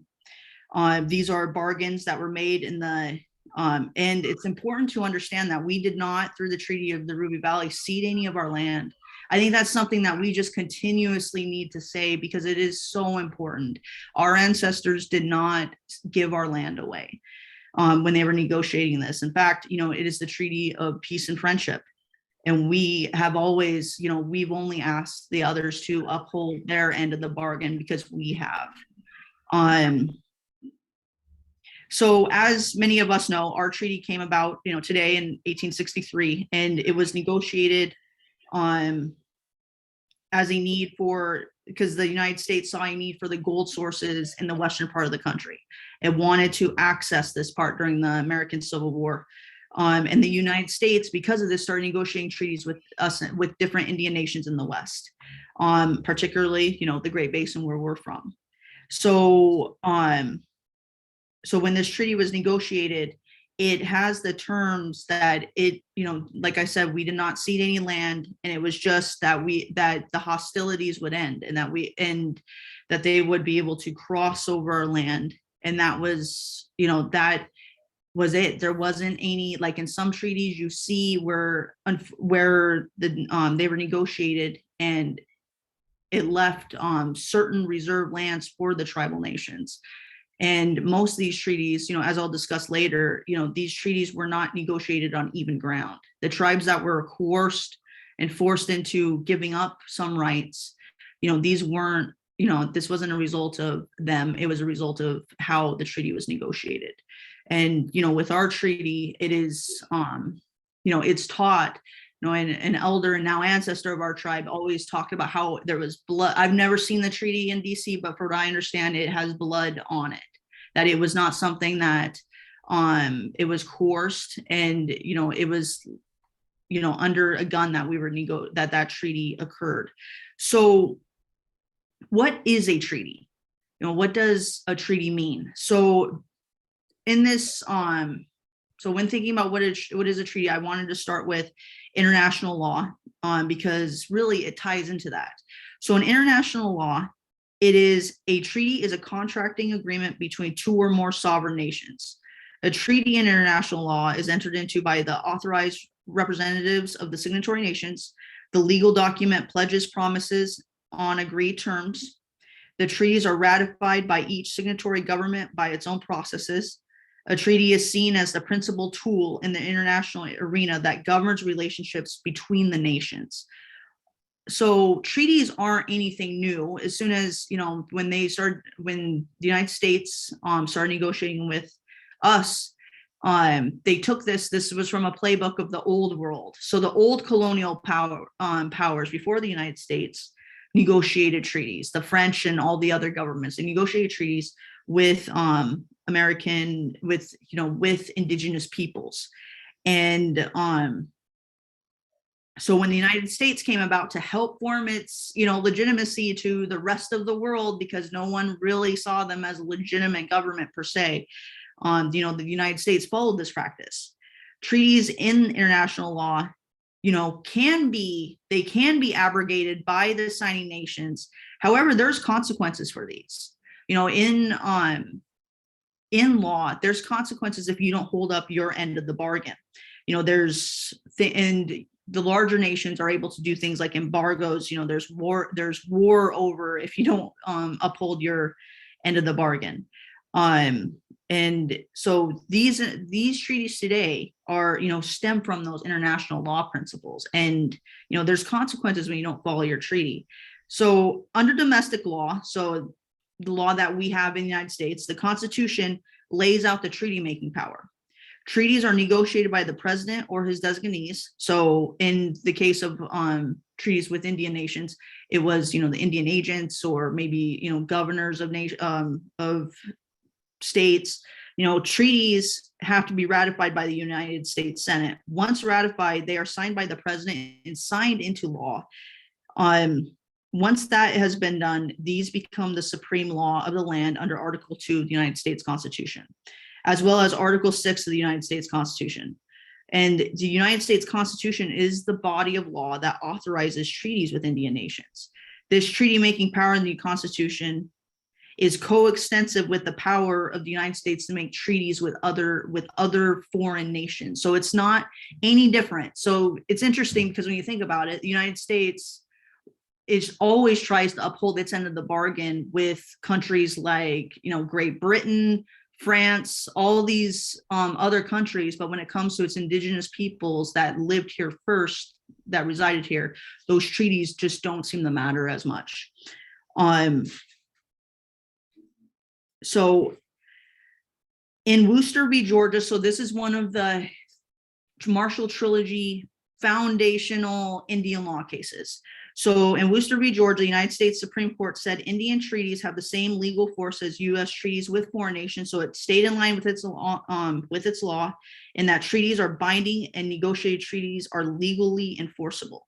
So in that regard, in a later decision in 1960, Justice Black, he was of the United States Supreme Court, said great nations like great men should keep their word. And, this was an Indian law case. And, recently there was a United States Supreme Court case where it began with, when looking at the boundaries of the Muskogee Creek Nation boundaries and the treaties that apply to those civilized tribes. It said, at the end of the Trail of Tears, there was a great promise. So the Supreme Court, even though it has always been an enemy, it's a loose cannon, it does have the Supreme Court, it does have its own decisions recognizing the enforceability of our treaties and that they should be enforced. These are, according to their law, the supreme law of the land. So today, the treaty making era has ended. Like I said, it ended in the 1873 or somewhere around there. And there are 369 treaties that have been entered between the United States and Indian nations that have been signed into law pursuant to their rules, pursuant to the law. So, and the reason treaty making was ended, it was, ended as a matter of policy. And we see this like it's part of the United States federal Indian policy. It goes up and down. It goes from sovereign to, termination to self-determination. It's always hard to gauge how the United States is going to treat its indigenous people. And like we saw with the recent administration, termination is always just seems to be right there. Donald Trump, his treatment of indigenous people was very much like, the termination era we have seen. So during this era, during this time of treaty making and this now, treaties play a central role in federal Indian policy and federal Indian affairs today, because this really is how the United States engages with tribes. And this is, like I said, we see this up and down feeling towards tribes. And it's always been gauged just by those treaties. They try, to ignore them, and then we get more indetermination. Then somehow, we end up in self-determination like we are today, where you do have some administration, and it helps having Native people in positions of authority like Secretary of the Interior Deb Haaland to remind them of the importance of treaties. So, and it's important to keep in mind too, that with Indian policy, how they treated us, it's interesting to know that, there was a time when Native people, and it makes sense, that we weren't seen as US citizens. If you were indigenous, you weren't recognized as a United States citizen. And it wasn't until, much later that we became United States citizens of being able to vote in elections. And so going back to how these treaties were negotiated, like I said earlier, it was uneven ground, with our treaty, and then with some others, they didn't even have the right people from that nation to negotiate these treaties. Some of these people that they negotiated with did not have the authority to enter into negotiations with the United States. We see this with the Cherokee Nation's Treaty of Ochota. Those that negotiated in that treaty did not have the legal authority pursuant to that tribe to enter into that treaty. So what has been done today? So we have all these treaties. We have 369 of them, and they have in some forms come to the court on, like the Treaty of the Ruby Valley. It has been in the United States courts and many other treaties. So what happens when the court is looking at these? Because history shows, and they have accepted, that it has not always been fair about how tribes were coerced, and they recognize the disadvantages, because there's not just the coercion, there's the lack of, even if you had tribes that wanted to enter into these agreements, there was the language barrier. And sometimes, like with the Pawnee people, they had to be interpreted 4 or 5 different ways in order to get a treaty set up. So the Supreme Court has created these these Indian canons of construction, and you see them in a lot, like the Minnesota Mille Lacs case. And it talks about that there's rules of interpretation when looking at treaties, that ambiguous expressions must be resolved in favor of the Indian parties that are involved in that case. Indian treaties must also be interpreted as the Indian themselves would have understood them. Indian treaties also must be liberally construed in favor of the tribes. So there are these protections that are utilized by the court, but it's hard to, you see them used by the court, but treaties have always, it's hard when you're in court because they don't understand them. And I feel that they do not negotiate, they do not look at these treaties in a way that's favorable to tribes. It's just seems like the United States Supreme Court has always been hostile. Like there are some wins there, but it seems like they're always hostile when interpreting treaties. So the treaties also serve vital interests of both the United States and the Native nations. The U.S., so in these treaties, they of course had a goal. They sought to acquire land. They wanted land cessions to open up all tribal territories. For the tribes in these territories, they reserved, they sometimes reserved land for them. And, in our case, we did not cede it. And it's also, the tribes also reserve rights such as hunting and fishing, and the right to preserve habitat. So with fishing, one of the most common cases that comes up in this discussion is the Stevens treaties and negotiating the Pacific Northwest. Like the Nez Perce tribe has a treaty that is the Stevens Treaty, and it reserved these hunting and fishing rights. And the courts, when looking at this, they've had to, this was after hostile, actions by the state. You see this in the Fishins in Washington State, where in the Nisqually people, they really had to go through years of being arrested and just brutally, beaten up for exercising those rights. But the courts have looked and examined these treaties and saw it didn't matter when they were negotiated, that it has this term that it has these terms that reserve their fishing and hunting rights. So those treaties have been upheld. And recently we've seen the Shinnecock. So the Shinnecock are located in Long Island, New York, and they have always, so where they live is where in Southampton area, where there's lots of millionaires and everything that seem to, take up their ancestral land. They do have land that is theirs. They have a reservation. But the exercise of their fishing rights by, their men, it's always been met with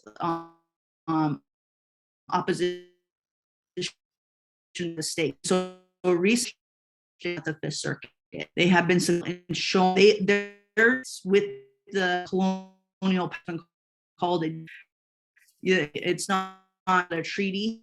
It says they have these, and they were able that their ancestors right for them. So these are rights were reserved for them in their treaties. So, and they also is the so treaties are also just a social contract between the tribes and the United States government. And you see this, it really hits home. Like we've always referred to this treaty, Treaty of Ruby Valley is a treaty of peace and friendship. And it shows that, it was a social contract as well. And then this also brings forth, as we hear sometimes in court cases, and we hear, and us as science, we are related to these treaty signers of our tribe. these are our ancestors set up, they have a relationship that we have a relationship with the federal government. It's a political relationship. They have a trust responsibility to us that has been noted in the Supreme Court cases, and this attaches obligations to the tribe. But it does not mean that they get to exploit tribes. It just means that they have a trust relationship and they are responsible for upholding their end. But this doesn't mean that we get to be exploited. So the treaty also has a focus of laying out boundaries. So sometimes it was very clear in some tribes treaties how it laid out reservations. And this is very important because today we deal with jurisdiction issues. We deal with, well, what do we do with the land that is under, that's Indian country under a statute? Meaning, is it a reservation, or, there's other criteria for what is Indian country, because that means certain jurisdiction attaches. And what does it mean if it's non-Indian, if it's state land? Or so it helps us, treaties help us get and resolve these issues to ensure the safety of, both non-Indians and indigenous peoples. However, like we hear sometimes, and I, commonly in school, I got asked if my education is paid for by free, is it free? And that seems to be a myth that many of us get to deal with, or, like us going, I grew up in Battle Mountain, and sometimes hearing about these special rights that Native people got from my friends in school. It was really, but treaties do not give us special rights. In fact, they are tied to, they're a political relationship that, our ancestors negotiate on our behalf, but it doesn't result in special rights like having free school. Like I think many of us are waiting for our checks from the government if that was the case.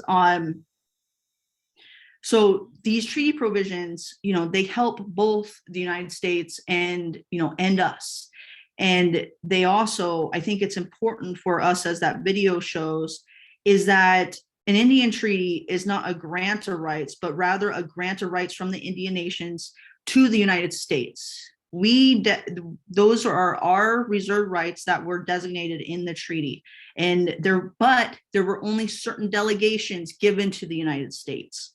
They weren't all our rights. They were, and that's it. It's a certain delegation. So with that in mind, what did the treaties do?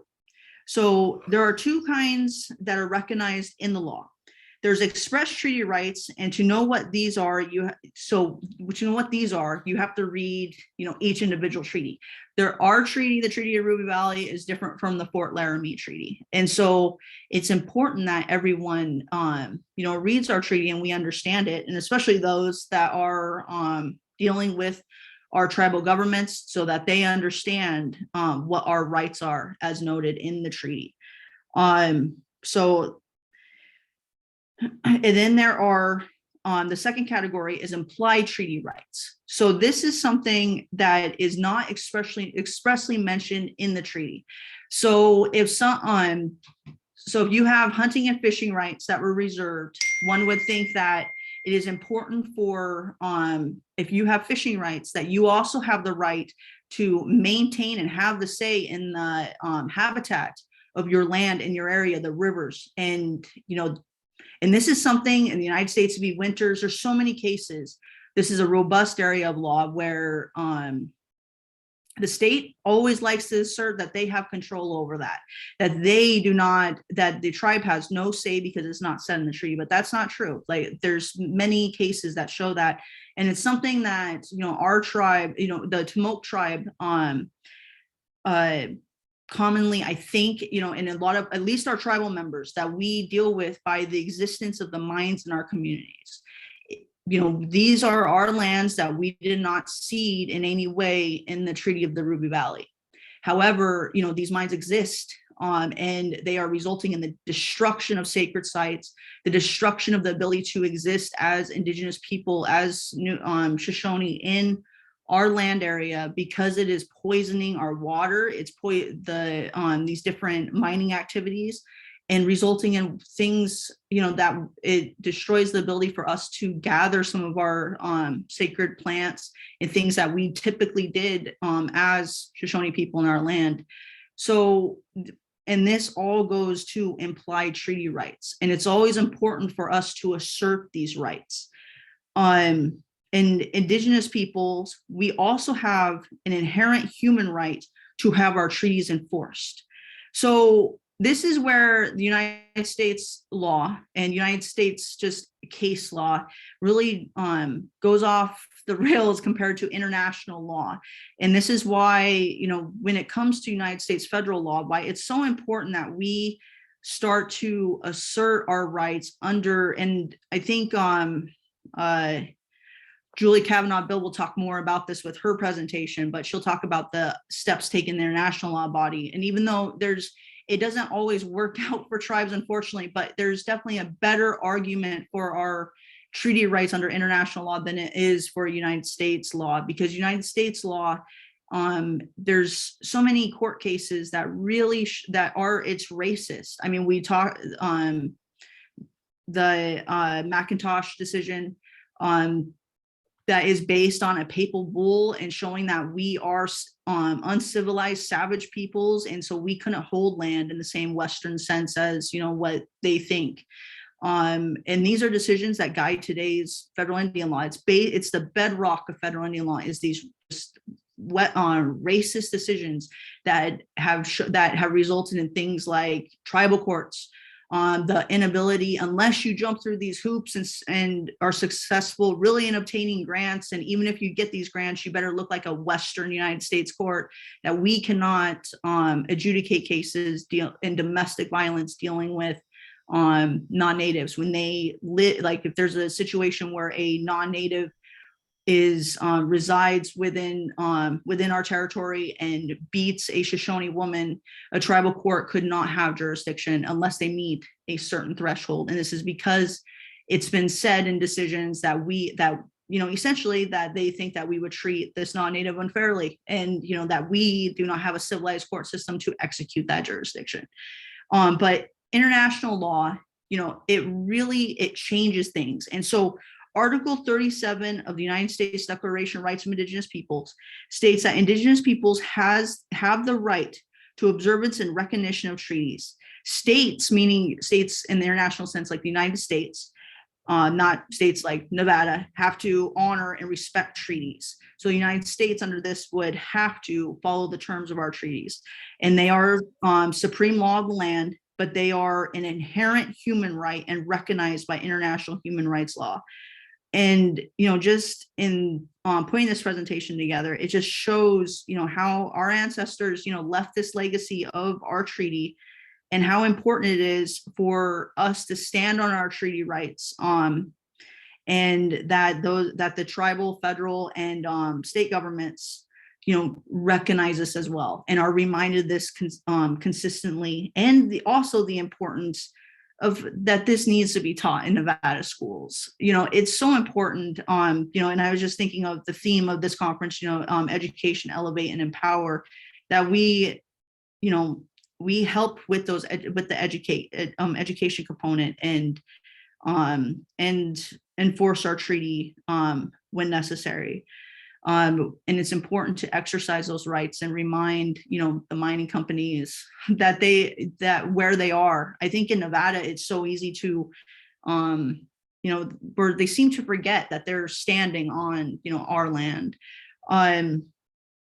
So does anyone have any questions about just treaties in general, or anything that I said, or if there's any other questions? Yeah, I have one. You said there were two kinds of treaties. One was implied, what is the first one? Express. Excuse me? Express. Oh, express. Okay, that's all I need to know. That's a good question. Yeah. Can you hear me? Yes. Can you hear me? Yep. Hey, I'm glad you brought about that issue regarding management of lands, because I deal with it. And just last week, Forest Service and transfer of land, BLM is more willing to transfer land over, but it's like you have to prove to the federal agency, land agency, that you can manage the land or co-manage it. Manage is probably the wrong word, I'm stuck in my head here. But I'm dealing with that, and I'm like, well, how do you quantify that? Do you have a way to do that? And it's not quantifiable. It's just, we think you can, or we think you can. And I think that needs to be expressed better. But again, I talked earlier, you missed it, regarding why are we working with the construct these governments given us, we're playing their game, of how we show that we can quantifiably be more sovereign and take care of ourselves, basically. And I'm like, well, why can't we be communist? Why can't we be socialist? Why can't we be a different form of government and work within a construct that they're telling you have to work with your 7 council members and the whole structure they've given us? And then we can quantify how we can manage our land. Because there's a lot of checkerboarded land. I mean, it's like 86% of the land in the land is federal trust land. And there's a lot of checkerboarded areas where tribes or our natural traditional lands we're not able to manage it. But we go out there, in Valley, I go out there, and when the water comes down, my family's out there taking care of, so we can go from road to road. They aren't managing the land. Like, what are you talking about? We're managing it. So why are you putting us in a position where we want to transfer land Forest Service, and we're managing it, and you're saying you can't co-manage it? I'm like, well, what are you talking about? We're doing it. And kind of going off on a tangent there, but it is expressed in the treaty, these rights. And I think when we talk to DOI or USDA, we need to bring that to their attention, how we can quantify that we can manage or co-manage these lands.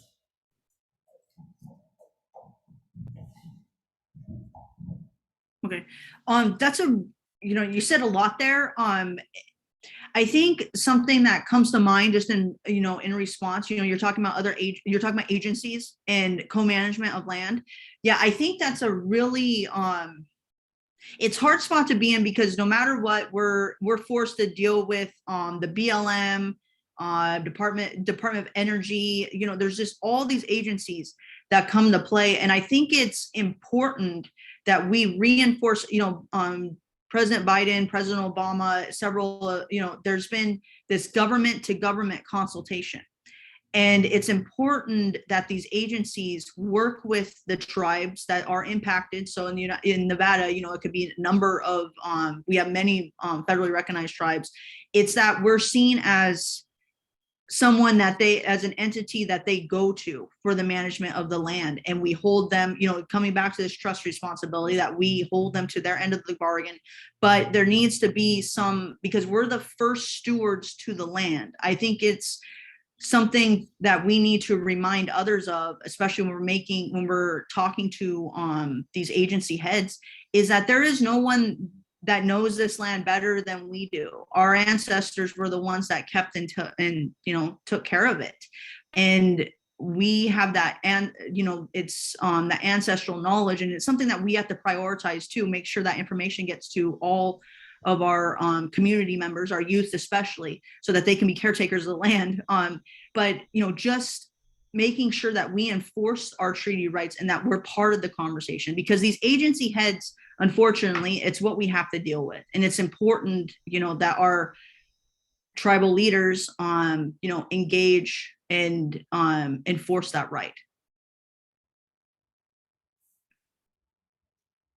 Is there any other? It looks like there's one in the back. Yes, the selling of the land, now where does that money go when the BLM sells it? And we are the ones that are here, Western Shoshone. Why is that happening? These little people are taking and selling, and they're fencing off going up there to the Ruby Valley, they're fencing, more fences are being built. How do we stop them? Where's our rights? And why are we not getting paid? Right. BLM and Forest Service, I keep hearing that from the non-natives, that all they are doing is just stealing all the money, taking it and not giving none of them rights. Supersede them.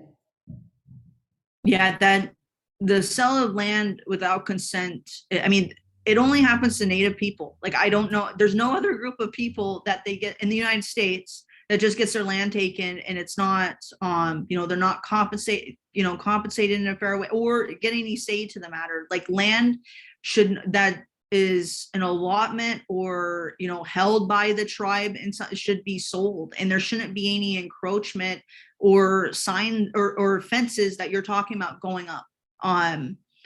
That should not be happening. And I encourage those that are experiencing that. And I know, right now with some of the bans, it's been, it's hard to get a hold of people, and but it seems like, that would be, and I know that there's, government disputes and things of that nature, but that, that really should, those tribal councils in each one of our band, if it's occurring on Tomok, they should be made aware of, so they can, and find out, get to the bottom of that, because it's hard to, and then maybe they can, and then finding out from the BLM what's going on, but that should not be happening. If they're just putting up, BLM's just putting up fences, that is encroachment. And that's, damage to your land, your land, if that is where the fences are going up. What do we do to stop it? Or how do we stop it? How do you stop it? Well, have you ever talked, has there been discussion with the BLM, the entity, about like why they're doing it? All I hear is they're just selling it to individuals who's ever says they're Shoshone. And all I see is just whites. And then another question is on that Dosowi Quarry. I hear there's only 3 people that's getting money off of that, or doing whatever they're going to do. None of us see anything. We don't see no checks. We don't see nothing. And that's what I'm saying. These tribal councils are just worried about their reservations, their little colonies, and where we got what, 1.6 million acres or so? Or right. more? That's where the Yeah. Russians need to come as together and fight these things and stop them. Because it's getting trashed more and more. That's my Right. question. I'm looking forward as a Western Shoshone nation and to stop these instead of, this is what was happening in the past. We need to go step forward and say, hey, either pay us or stop what you're doing, or fence Yeah. them in. Yeah, I agree with you. And in fact, just the terms, colony and reservations, our ancestors didn't use those terms. They didn't reserve land for us. They kept all of our, all of the land that we ancestrally lived on, they kept for us. That's why, they did not give that away when negotiating the treaty. And it's important for our tribal governments to work in the best interests. And as for the Dosowi quarries, I would reach out, I'm not sure what's going on there. I would talk to the Battle Mountain Band Council. That's just my best, just we're trying to, the tribal leaders, and really pushing them to hold their, to act.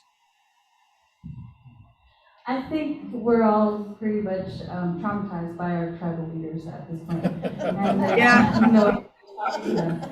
So I feel like we definitely need to come together to come up with a different plan to do something completely different. Especially right now, there's those Indian Claims Commission accounts for mismanaged funds. Yamba was on the case, and I forget who else, Jerry Millett from Duckwater. And so they're mismanaging the funds that they're supposed to be our trustees, and we trust them supposedly to take care of us, but they're not. So we can't trust our tribal councils, we can't trust our trustees, we can't trust our elected officials, we can't trust anybody. So what do? Do we just start civil disobedience? Is that the only way we're going to get anything done? Okay. Well, that's a really, it's a complicated question, and just, it's just hard to navigate because, I do know of the, the tribal disputes and, things are going on, and that's hard to navigate. And then, not trusting, because our trustee, the BIA has never done anything really to help us.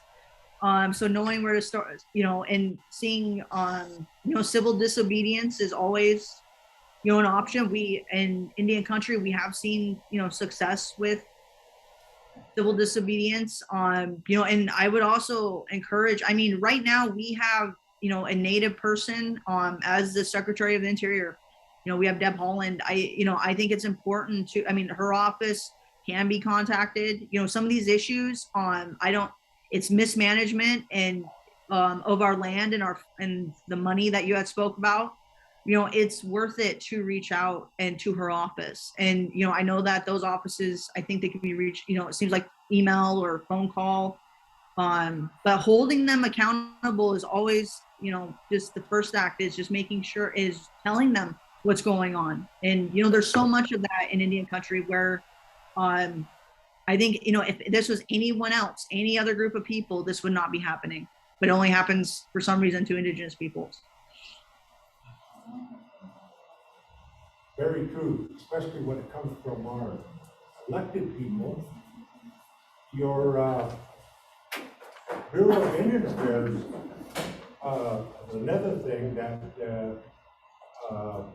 we have a superintendent that is conflict of interest on anything that goes on here, but yet we can't get past that either. We're stuck. So we're just taking whatever they dish out. The same way with that Dosa wheat quarry.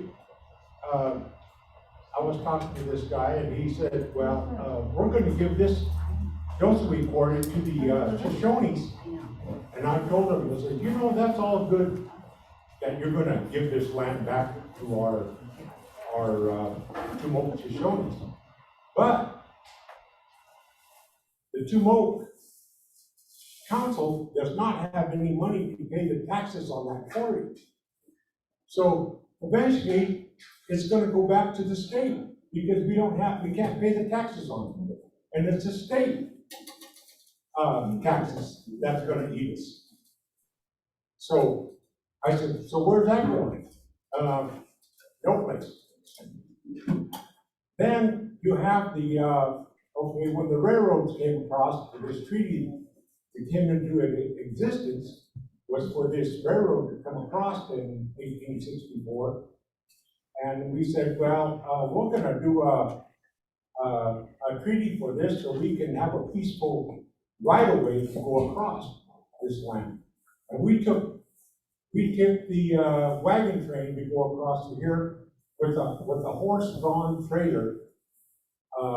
If that was the Shoshone's intentions of allowing them to go across our land. So then all of a sudden it was 5 miles on each side of that railroad track. And then it went to 20 miles on each side of that track. So then it came to, all right, we've got our railroad crossing, everything's fine, all the railroads running. Okay, now we're going to start selling all this land that we got from the Shoshones.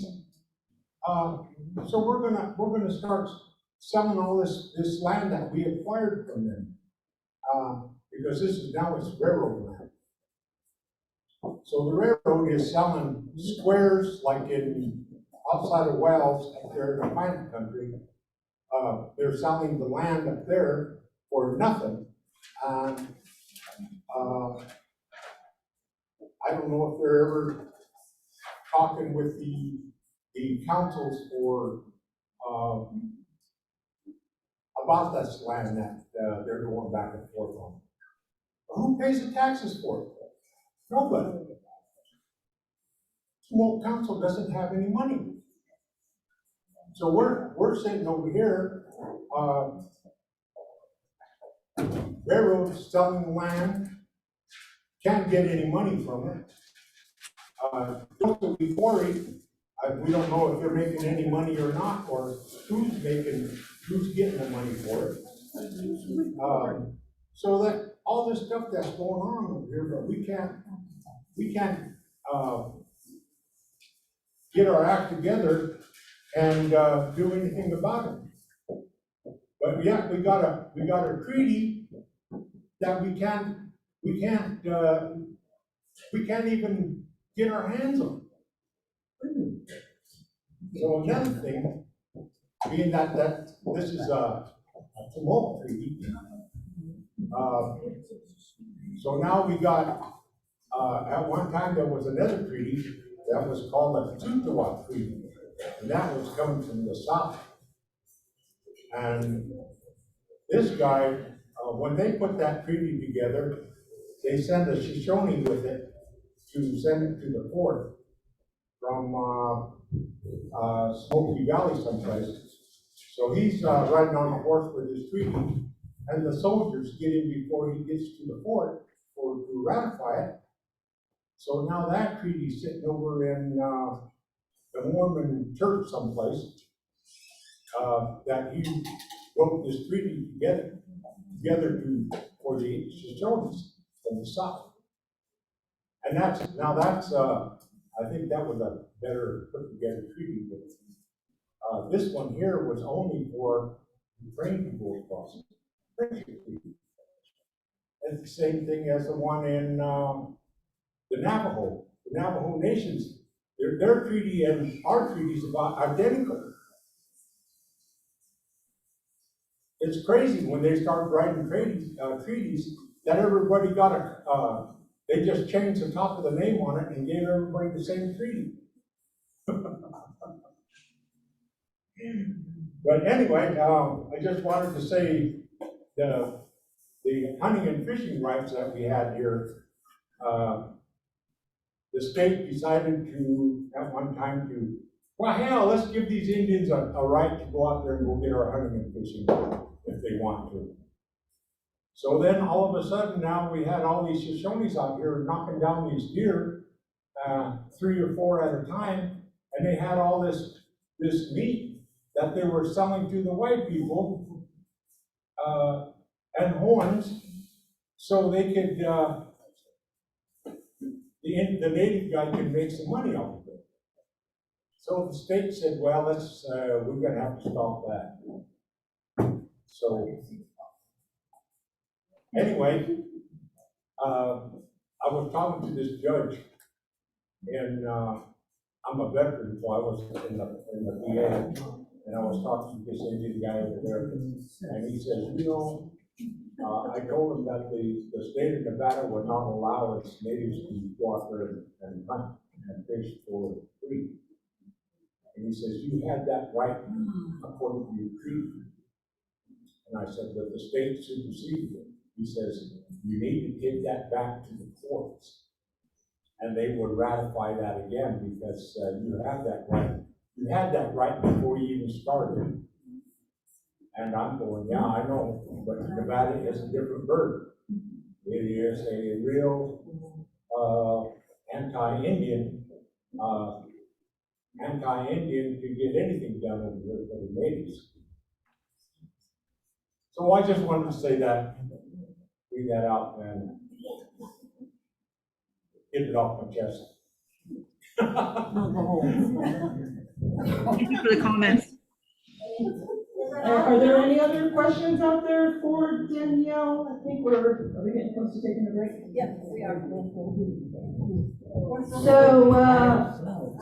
Danielle, thank you for your presentation. Just checking to see if there's any more questions. One more question.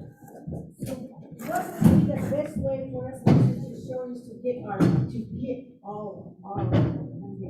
treaty, everything that falls under our land, whether start out to more than 10 feet down the road.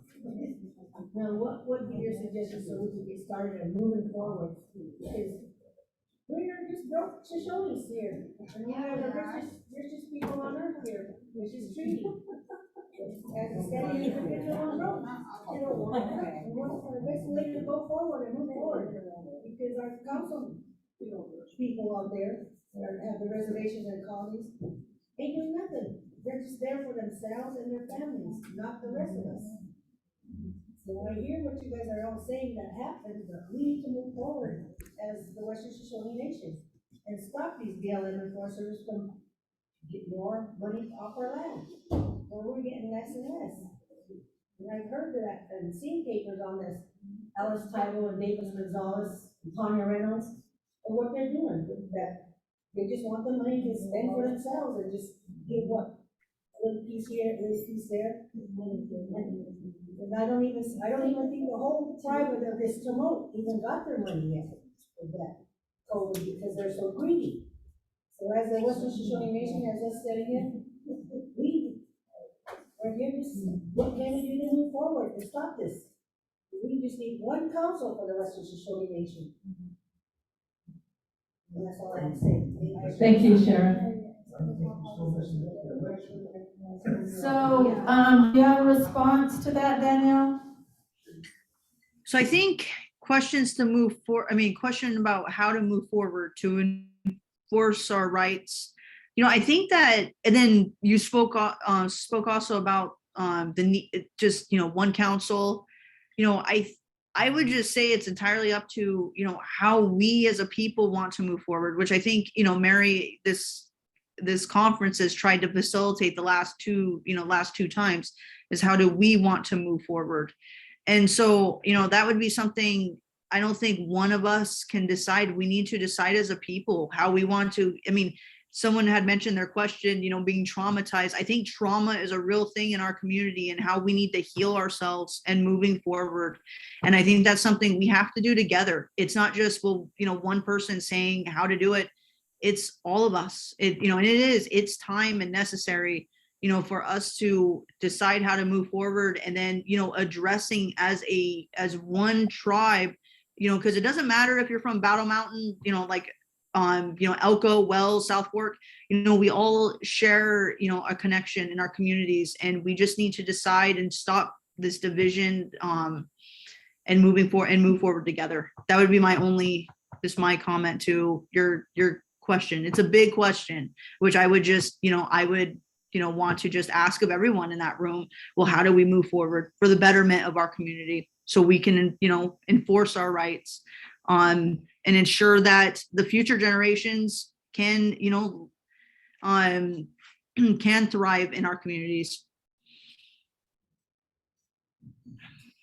Thank you, Danielle. Thank you, everyone, for the vigorous conversations and the wonderful dialogue. I know it's complicated, it's complex, but the key thing is unity. I think that's the only way things will happen, and our need to identify our greatest issues, and that's access to our land, possession of our land in the government's eyes.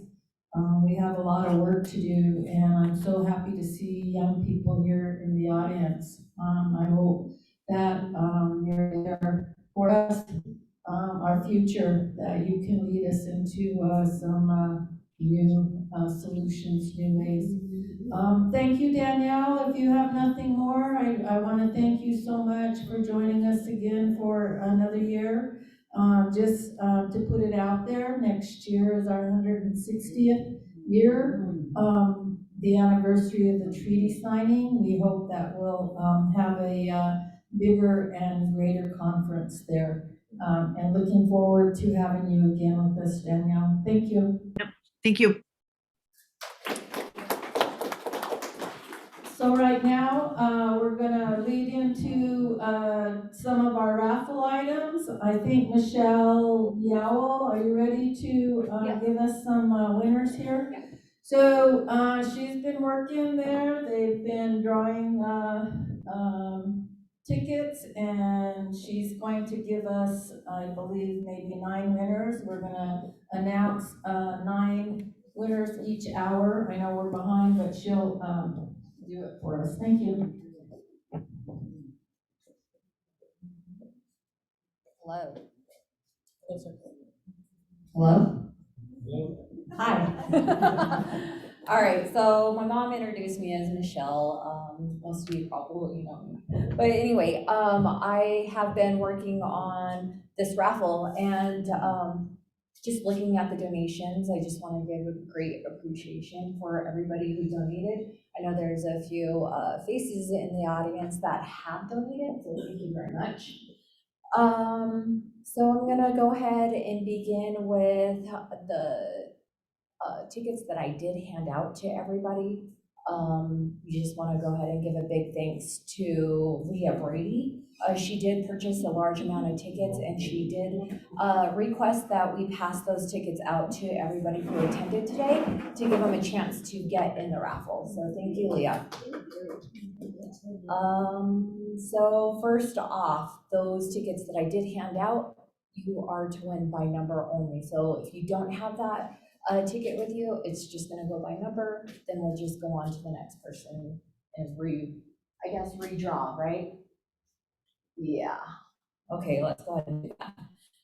So the first thing that I will be a part of the raffle would be the apron. And this was donated by Desert Hummingbird Design. And this would be a Leah Brady raffle ticket. So the last 4 digits would be 0597. No dice. Okay, so we'll go ahead and move on. The next one would be beaded earrings donated by Jackie Blossom. And that goes to Audrey B, who is not here today. Let's see, I have a Jackie Blossom, let's see, Marissa Shaw, not here. Okay, and Michaeline McDade also won a pair of earrings. I have Claire Charlie for another pair of beaded earrings, along with Derek Gibson. He also won a pair of earrings. Beaded earrings donated by Stephanie Sam. Valerie Moon won those. Yay. Let's see, a beaded belt buckle. That is so pretty. Veronica Charlie won that. And that's all I have for drawings this morning. For the hour. For the hour. There's plenty more to go. All right, thank you. So if you're one of the persons who won a raffle prize, they're all sitting here. See Michelle, she'll make sure that you get your raffle prize. Also, we say you don't need to be present to win. So if you're a raffle winner who's not here right at this moment, who's not here in Elko, we will make sure that you get your prize. And we are on time, we are on schedule. We're scheduled to have lunch from 12:30 to 1 today. I know it's crunch time, but we have more speakers this afternoon. So we're going to break for lunch. Our Zoom audience, you can wait out the 30 minutes and just be patient with us, but we're gonna have some lunch right now. And maybe we can put some music on, I don't know, can we do that one? Sorry, can we put music on, Ashley? Yeah, that'd be cool. So anyway, we're gonna get the lunch going, I'll get some lights on. We have some tables set up on the side. I know it's difficult to eat without being at a table. So we have audience, we're on a time limit here, so we need to get started with our afternoon session. Again, I love all the dialogue, I love the conversations. Keep it up. So right now, we're on the agenda after lunch. Right now, we're going to be hearing from Fermina Stevens. She's going to give us a timeline of some really significant dates, eras, and she's also going to include a timeline of the war. Fermina, please come up.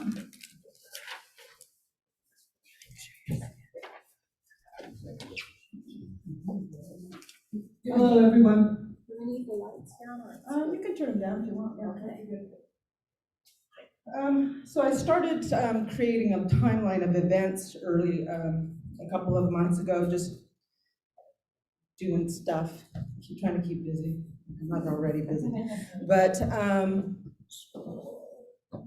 with everything going on in the territory past several years and decades, I think it's important to start educating people. It kind of seems like a lot of people don't really understand history and what happened in everything that's come to be where we're at now. And I think through this timeline, you'll see how, the cards are really stacked against us, purposefully, in my mind. You can, just take this information and do with it what you will. And I also believe that the signing of the treaty and everything that happened throughout our history has really created a lot of trauma for our people. Trauma that we're living in today. And hopefully through this education and figuring out how we're going to move forward, we can figure out how we're going to heal ourselves, because it's going to take healing to do the things that we need to do for the little ones.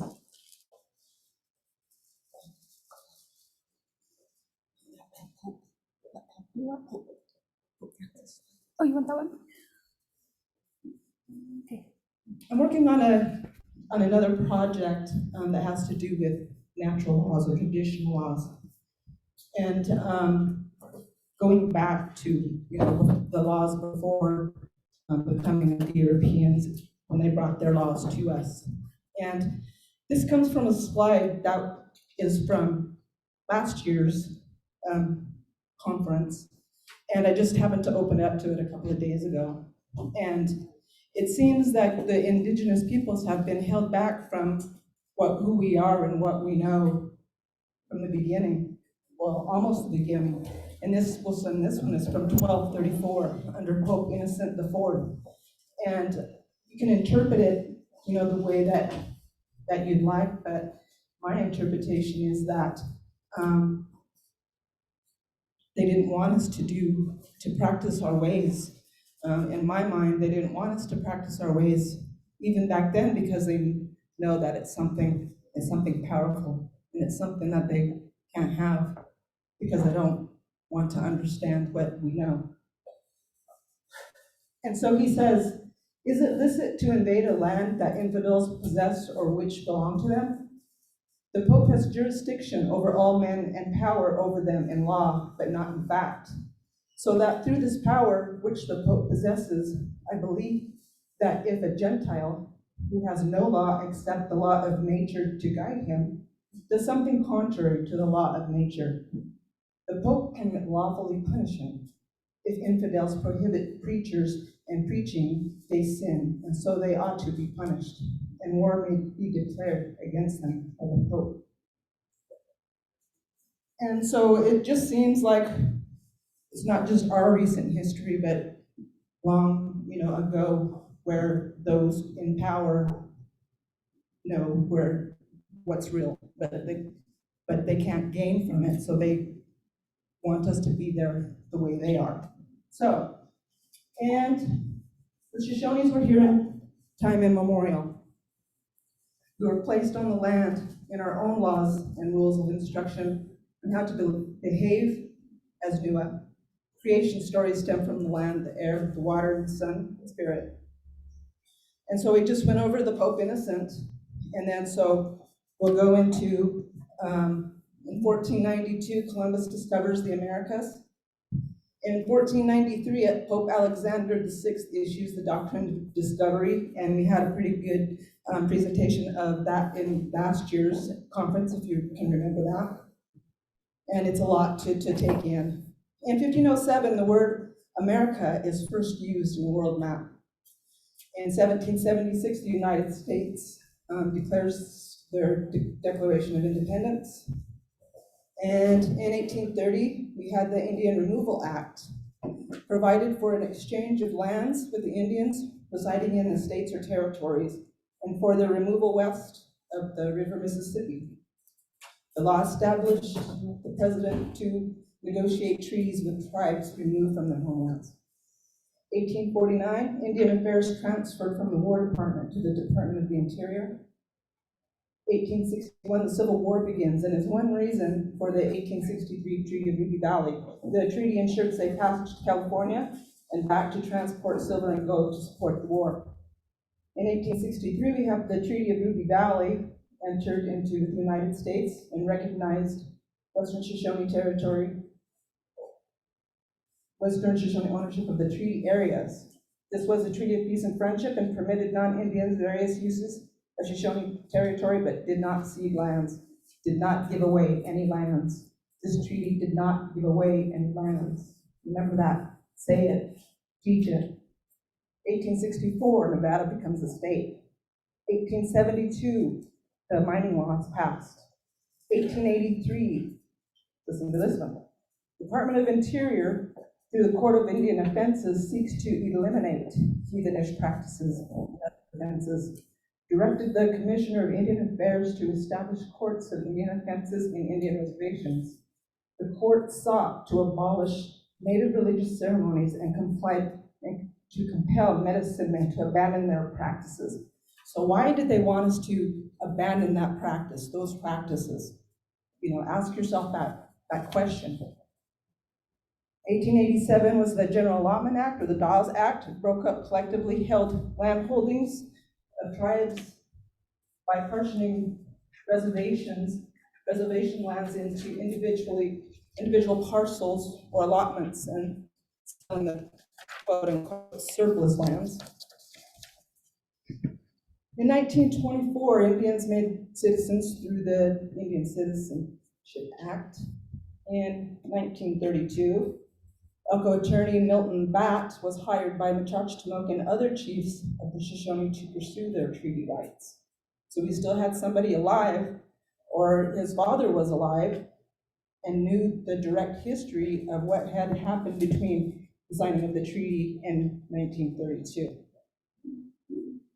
In 1934, the Indian Organization Act limited tribal federal recognition to those tribes that organized under this act, claimed to give tribes the ability to govern themselves based on constitutions, based on the model given to them by the U.S. to conduct business as a federally recognized tribe, as some people would refer to us as our Tamoke tribe or any other tribe as mini United States, since we basically govern ourselves as they do at their direction.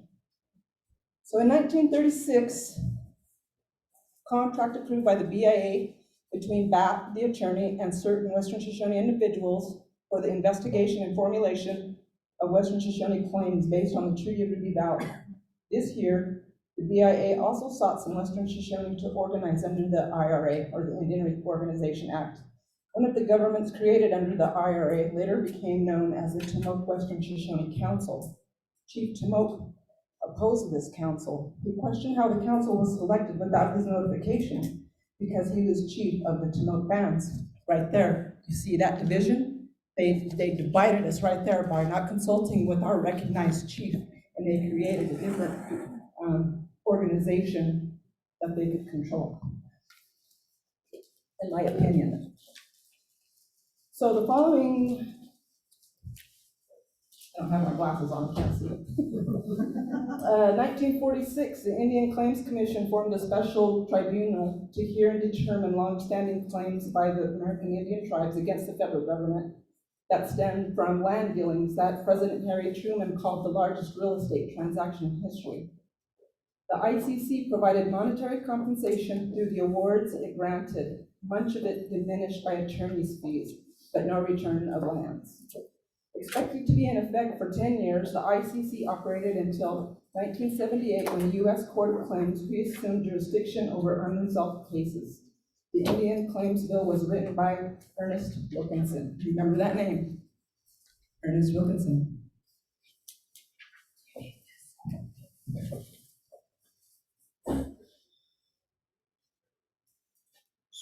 Oh, now I can see.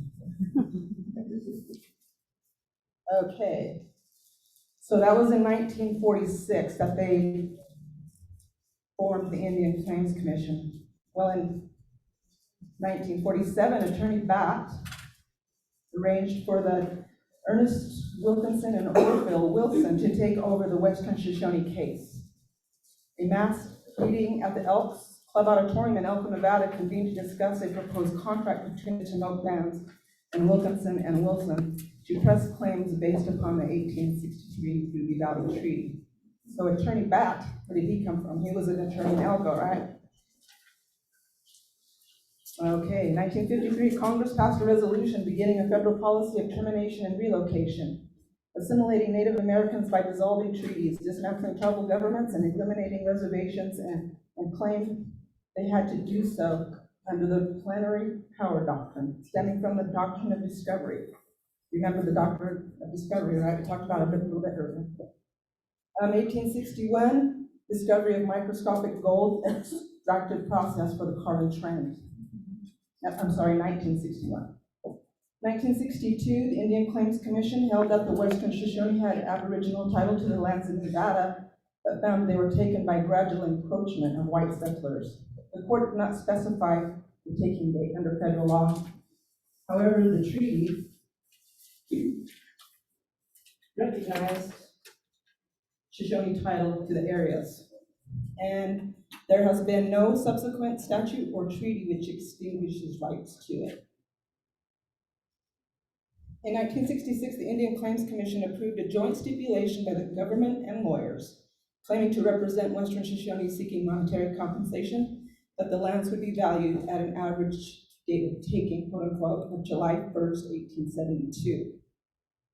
In 1974, the Indian Claims Commission held oral arguments on the Western Shoshone Legal Defense and Education Association and Frank petition, but would not allow the Western Shoshone traditionals the opportunity to raise the title issue. Claims attorney Robert Barker of Wilkinson Law Firm said, "You are not selling your land. Anything that has been taken has been taken. The lawsuit is one for compensation. It does not change your title one bit. We aren't affecting your title. We are not selling anything. It is what has been extinguished and taken." Later on February 20th, 1975, the commission denied the petition to stay claim in the claims proceeding. There was another court case that tried to intervene and stop what was happening. Is that right? Thank you. That's right? Okay, let's see, where are we? Okay, 1974, 1975. In the Dan case before the District Court in Nevada, a motion by the U.S. Department of Justice for summary judgment admitted the Treaty of Ruby Valley was in full force and effect, but claimed that the Taylor Grazing Act indicated a congressional intent to take Shoshone title away. In 1975, the Indian Self-Determination and Education Assistance Act authorized the Secretary of the Interior and other federal agencies to enter into contracts with and make grants to tribes to operate programs themselves. This also upgraded Indian education. This is also the act that allows the tribes to enter into 638 contracts that provide services to the tribe, etc. In 1976, the Dan case prevails and the Western Shoshone win in U.S. Federal Court of Appeals. In 1978, the Indian Claims Commission determines the land valuation date as 1872. In 1979, the Interior accepts money, ICC money, on behalf of the Western Shoshone as our trustee. In 1980, a notice of appeal was filed in the Ninth Circuit Court of Appeals by the United States in the Federal District Court ruling in the Dan case, which held Aboriginal Indian title was not extinguished in the Indian Claims Commission. In 1980, the Assistant Secretary for Indian Affairs, in a letter to the Western Shoshone Legal Defense and Education Association in Frankfurt, said the United States takes position that the title was extinguished in 1872, that the award included compensation for the extinguishment of title and proposed land acquisition program using the judgment award. In 1985, U.S. v. Dan, the Supreme Court decision stated that once the Department of Interior accepted money on behalf of the Western Shoshone as their trustee, that it was the same as the Western Shoshone accepting it themselves, thereby triggering a bar into any U.S. court action, any further U.S. court action regarding the Western Shoshone land title issue. So in 1993, after the U.S. Supreme Court decision in U.S. v. Dan, a petition was filed with the Inter-American Commission on Human Rights on behalf of Mary Carey Dan, The Western Shoshone National Council and several Western Shoshone communities joined the proceedings as amicus parties. Rejecting the U.S. effort to have the case dismissed, the commission ruled in September of 1999 that the petition was admissible and that the issues contained therein raised prima facie human rights violations. So that's at the international level. In 1999, Senator Reed introduced the Nevada Public Lands Management Act, which called for the disposal of public lands to the highest bidder. The Western Shoshone Distribution Bill was introduced at the same time in the House of Representatives. This guy's on shame.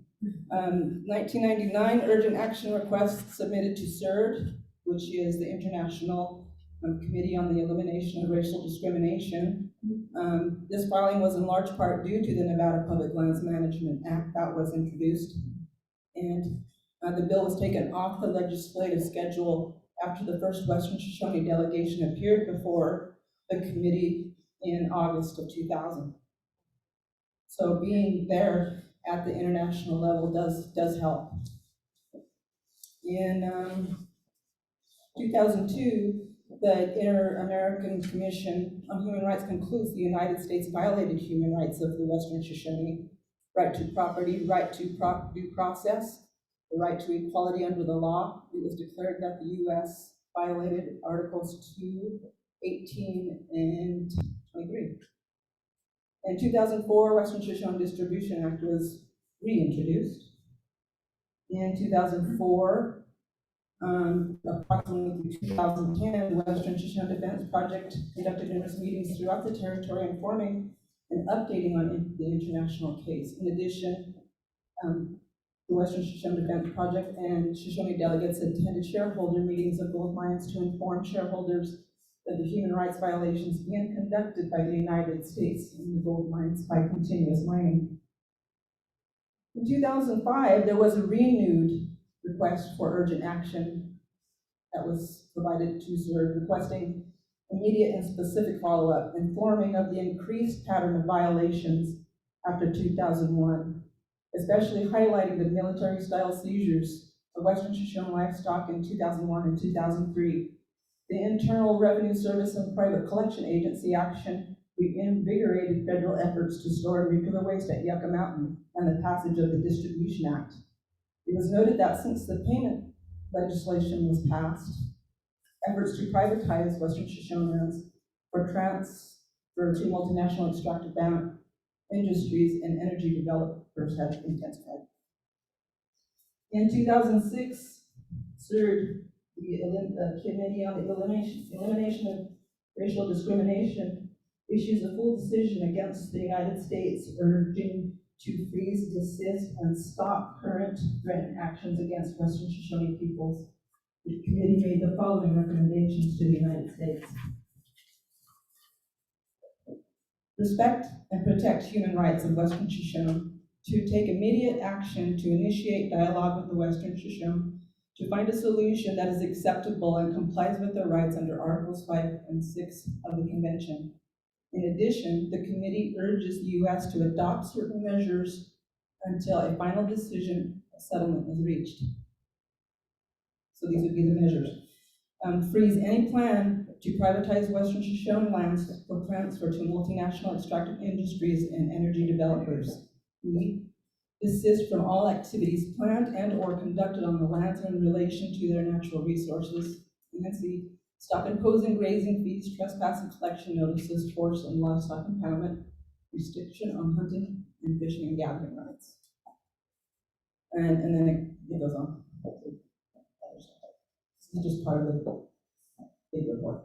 In 2017, Western Shoshone Defense Project submits comments on the Ruby Mountain oil and gas exploration. In 2018, Western Shoshone representatives attend a working meeting at the University of Colorado with Human Rights Council and the U.S. Department of the Interior, 169th period of sessions in Boulder, Colorado.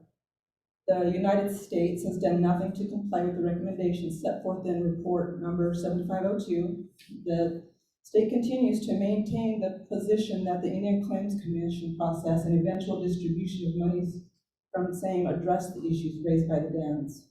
This was addressed and rejected by CERD in the paragraphs of of their report.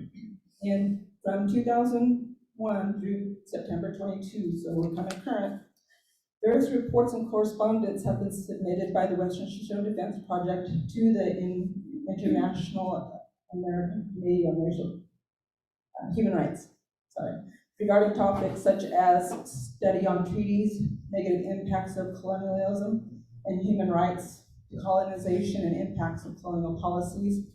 In June 2002, UNCEDED announced the 107th session in Geneva, Switzerland during August 2022. Western Shoshone delegation through the Western Shoshone Defense Project attended in-person CERG sessions and provided written oral testimony. August 30, 2022, the CERG concluding observations on the combined 10th to 12th report to the United States. The committee considered the combined reports of the USA and addressed many issues, including environmental pollution, climate change, violence against women, and education to combat racial discrimination.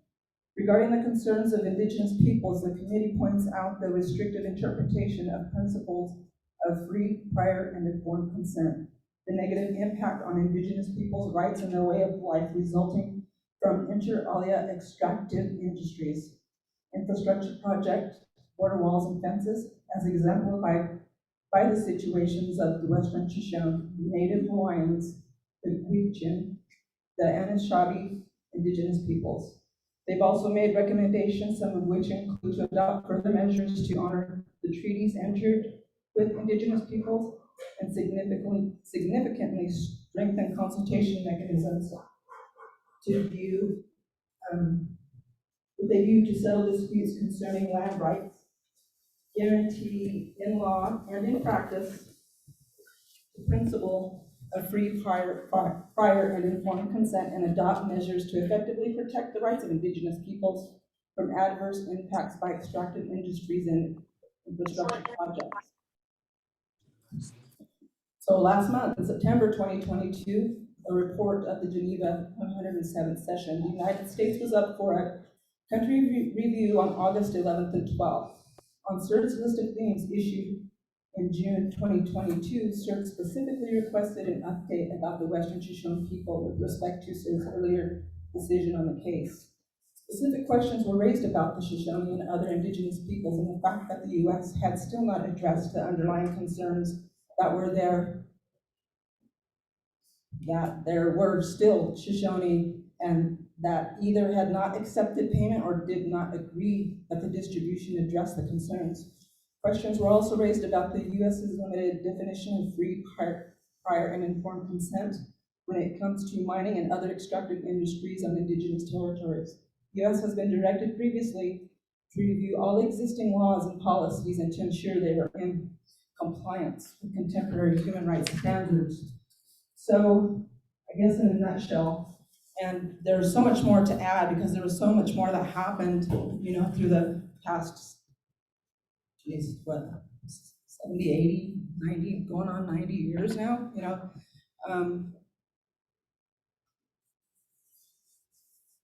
But we can't rely on the United States of America to do the honorable thing because they're not going to.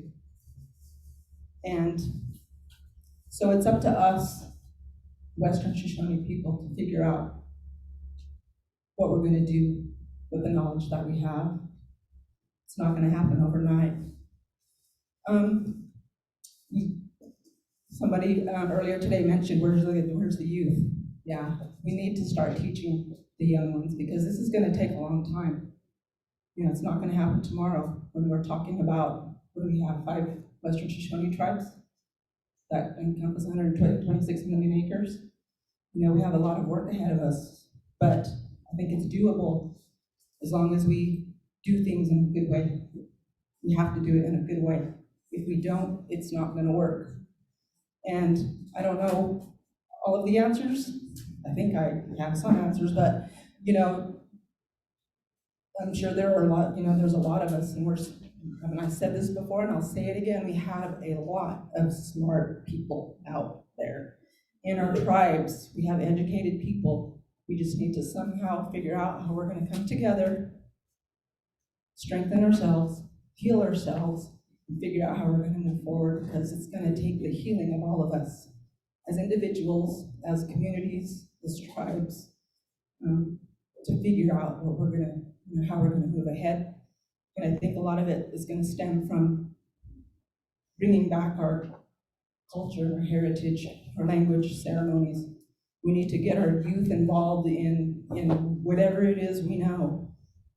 For me, I'm teaching my kids, my grandkids about Sundance, because that's what I know. I know there are other, people out there who are teaching their kids, hand game or Native American church or, whatever it is. We all have something to contribute to the future of our people. And it's gonna stem from who we were before the coming of the Europeans. We don't know everything, we don't remember everything, but we remember some things. And what we do have, we have to hold on to and educate. And the new things, we're gonna learn from prayer. We're in a new world, we're coming into change, that we all know we're in change right now. And so we need to figure out how we're gonna move together in that change. And I believe, and I know that the Creator is here. And so I know that as long as we do things in a good way, we can accomplish these things. And we gotta do it with our kids. So anyways, I don't suppose there are any questions, are there? Thank you guys for listening to me. I have to upgrade my presentation and do something a little bit fancier, I think. We can do a slideshow or something like that. But anyways, there's lots more to add, and so we just need to figure out how we're gonna educate our kids. Thank you for coming and being here. Thank you, Fermina. That's a wonderful segue into what we'll discuss next. And up next will be Julie Kavanaugh-Bill. She's going to talk about the UNCEDED update. Fermina did say a few things about that in the timeline. So here's a chance to ask questions to the legal counsel, because we all have that question. Where do we go from here? So, Julie, please join us. Thank you. Do you want to stand or sit? No, we have a place where they can see it on the. You can just set it on the chair.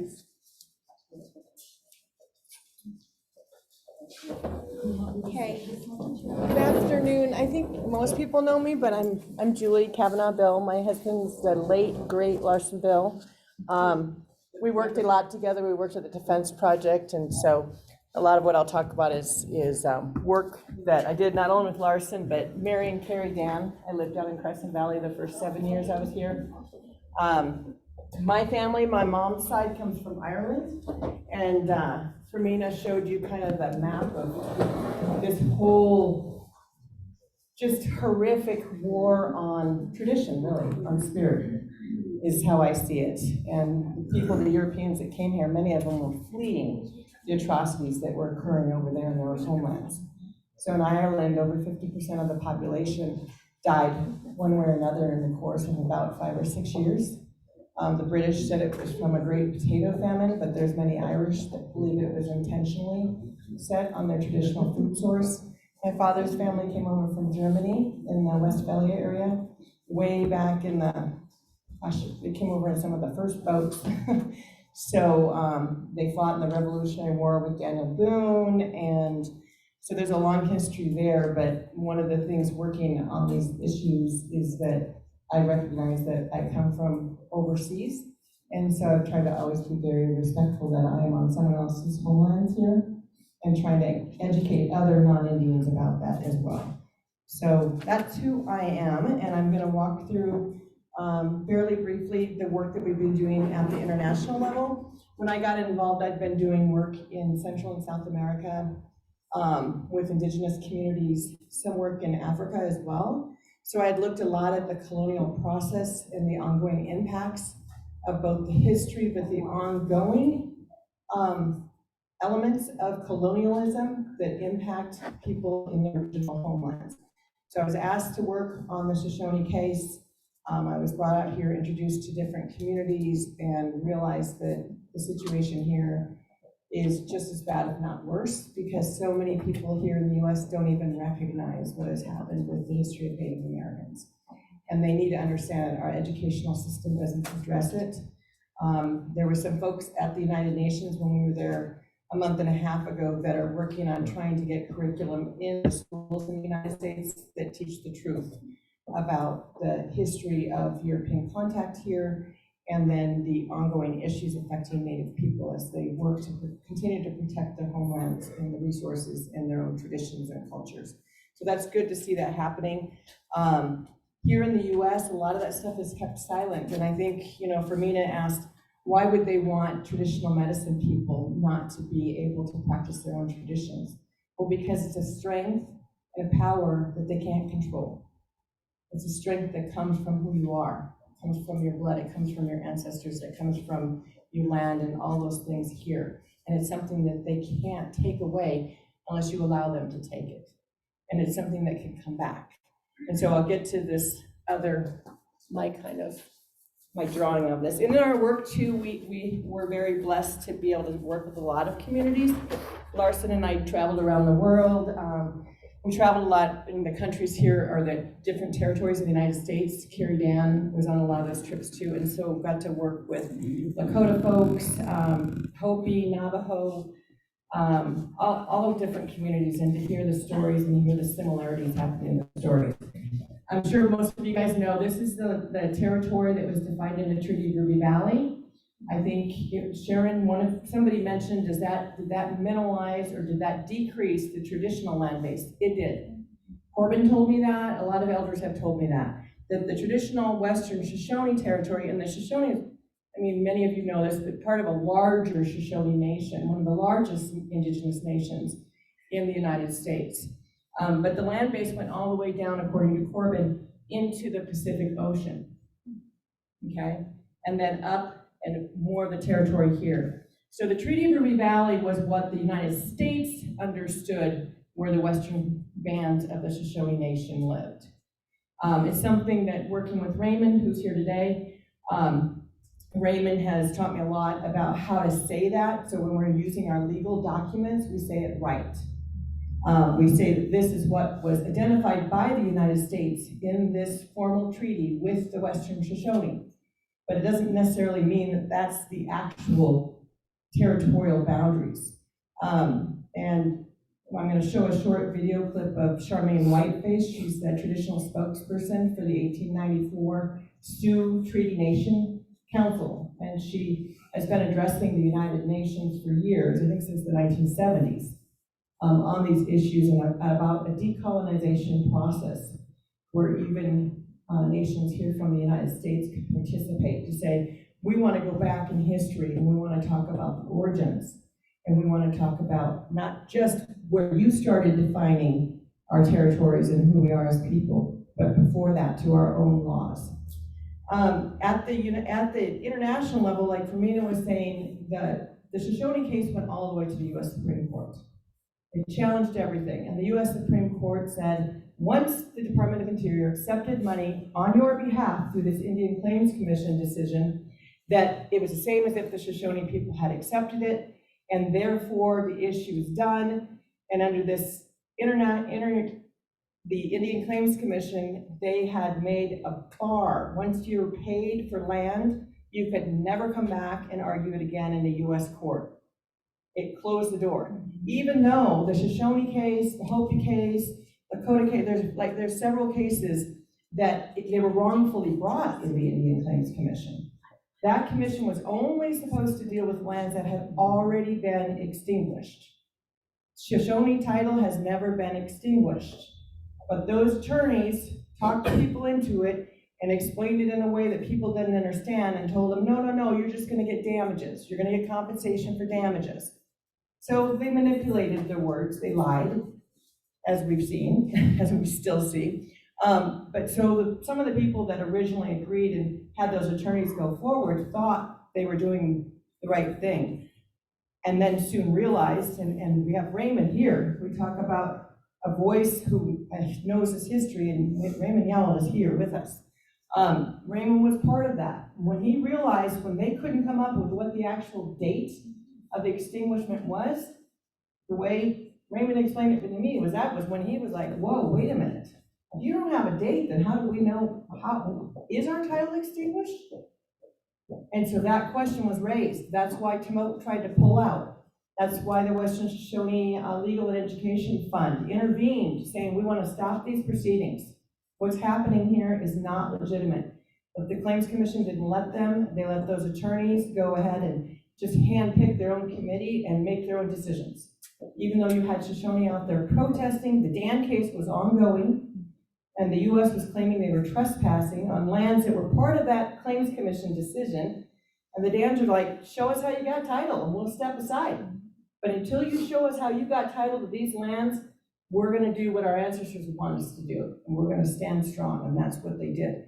And it has made one of the strongest indigenous rights cases in the world right now. We get asked to speak, and our decision's been translated into several languages now. The film that was made about the Shoshone land rights struggle is shown around the world. And a lot of indigenous communities have used that in their own actions to stop large-scale mining projects, to assert their rights in their own countries. We spent 3 weeks in the Philippines because the US was trying to promote a new indigenous law that was modeled on federal Indian law and policy. So we went over there and we're like, if you want to be governed by the doctrine of discovery with the underlying basis that somehow you're less than non-Indians, then go for it. But if you want to start from a nation-to-nation approach, then you've got to sit down and look at the impacts that those types of laws and policies are having on Native people here in the US. So it's really led to a lot of empowerment for other communities. It's unfortunate that a lot of Shoshone people don't know some of this stuff, and I think that's just because there's been a lot of misrepresentations, there's been the internal disputes, and now with the councils, how they are, I can't even keep up with all that, but there's just a lot of reasons why, but there's no reason not to try and start learning now and to understand that history. And the main thing, when we were there at the United Nations in August of this year, one of the questions that was raised by one of the members that came, because we did video showings, we had formal testimony by some of the delegates. Mary Gibson moderated one of the formal panels before the United Nations Committee. Joe Kennedy made statements, Valerie Moon made a formal statement, but we also did video showings and did question and answer sessions. And one of the first questions was, well, so the Shoshone are kind of like a lot of these other displaced people around the world. And so what is the mechanism you want to use to get return of lands? And my response was, the Shoshone have never been displaced. The Shoshone people are still there. They're still using their lands where they're not fenced off or told they're not allowed or told they're gonna get arrested or shot. But I mean, we were out pine nutting twice this summer. People go out and they pray for the waters, they use the hot springs, they're hunting, they're gathering, they're praying. The ceremonies are here. They tried to outlaw them, but you guys have got people running sweats, you've got folks in Sundance, you've got it's still here. So it's not that you're asking for land back. You're asking for that land to be recognized as yours. You're the decision makers. You guys know the creation stories. You guys know the histories of these places. And these people they're not only going to destroy it for the Native people, they're going to destroy it for themselves. And they don't have the knowledge. I think some of them are educable. I mean, I think I am, but I think other non-Indians are too, but they just have to hear it in the right way. So at the United Nations level, I'm gonna real quick we'll play this video of Charmaine Whiteface. Charmaine has been a long-standing advocate on these issues. She was, her and Carrie Dan knew each other probably back in the 70s, so she's one of the original folks that was involved. I mean, there was a lot of people organizing in the AIM movement, American Indian movement, but their folks are still out there. The Six Nations is strong. The traditional Hopi, the traditional Dene, there's lots of people out there that are still in this same battle. And that's one thing when you say we need to come together, not just the Shoshone, but there's alliances out there that have already been built and that just need to be re-strengthened across the United States, but across the world. And it's time for everyone, I think, to start coming together. But we'll listen to Charmaine real quick, and then I'll finish up with the international stuff. And this is Charmaine last week making a statement.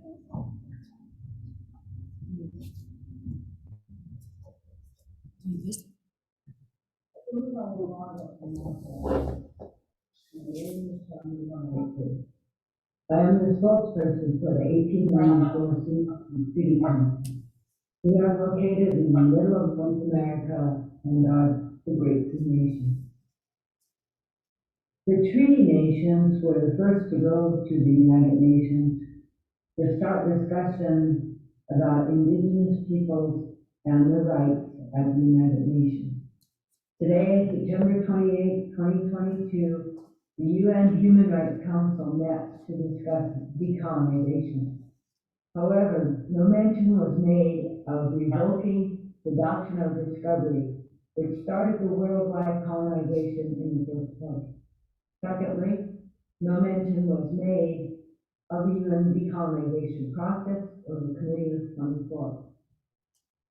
As a representative of the 1894 Sioux Nation Treaty Council, I will not witness. The following is a statement I had submitted, but was not given the opportunity to present. The Sioux Nation Treaty Council and the Great Sioux Nation have an international treaty with the United States. However, the United States placed us in prisoner of war camps, which they now call American Indian Reservations.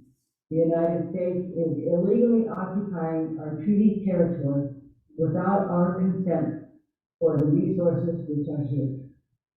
Thank you, UN Human Rights Council, for approving Resolution 48-7 regarding the negative impact of colonialism. Approving a resolution recognizing that there are still dehumanizing effects of colonialism in the world is a first step in healing those harmful effects for millions of indigenous peoples and indigenous nations. To fully activate Resolution 48-7, the Human Rights Council needs to recommend to the General Assembly that all indigenous nations that have international treaties or agreements with colonizing governments must be automatically placed on the UN decolonization list. Resolution 48-7 was meant to truly eliminate, not enable, colonization. In addition, the UN Human Rights Council must offer to all indigenous nations and peoples, including those without treaties or agreements, but who suffer oppression by colonizing governments, the opportunity of participating in the process of decolonization. Without that opportunity, the human right to self-determination of indigenous peoples and nations is denied and colonialism condemned. Without the reality, all my relations, thank you.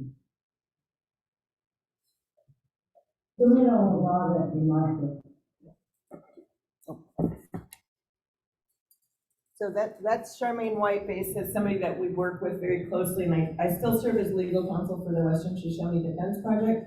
I'm still involved in domestic environmental litigation to protect both Mount Denebo, Horse Canyon, Mount Hope.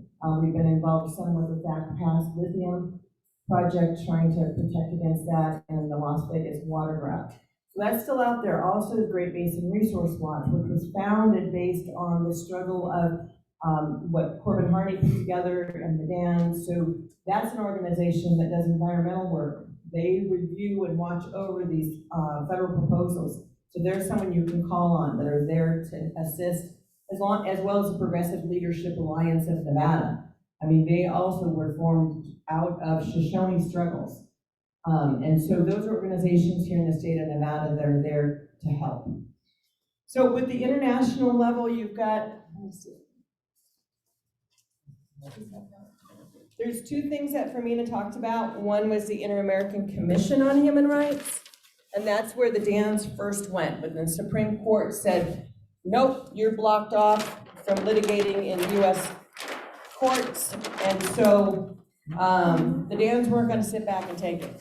So they worked with the attorneys that they were working with at the time through the Indian Law Resource Center, and they looked at a mechanism, a legal mechanism under the Organization of American States, to which the United States is a member. And as a member of the Organization of American States, which is countries from North America and then down into Central and South America. So those governments came together after World War II and said, we want to make sure we've got policies and stuff that affect the whole region, that we're coming together, working as a regional organization.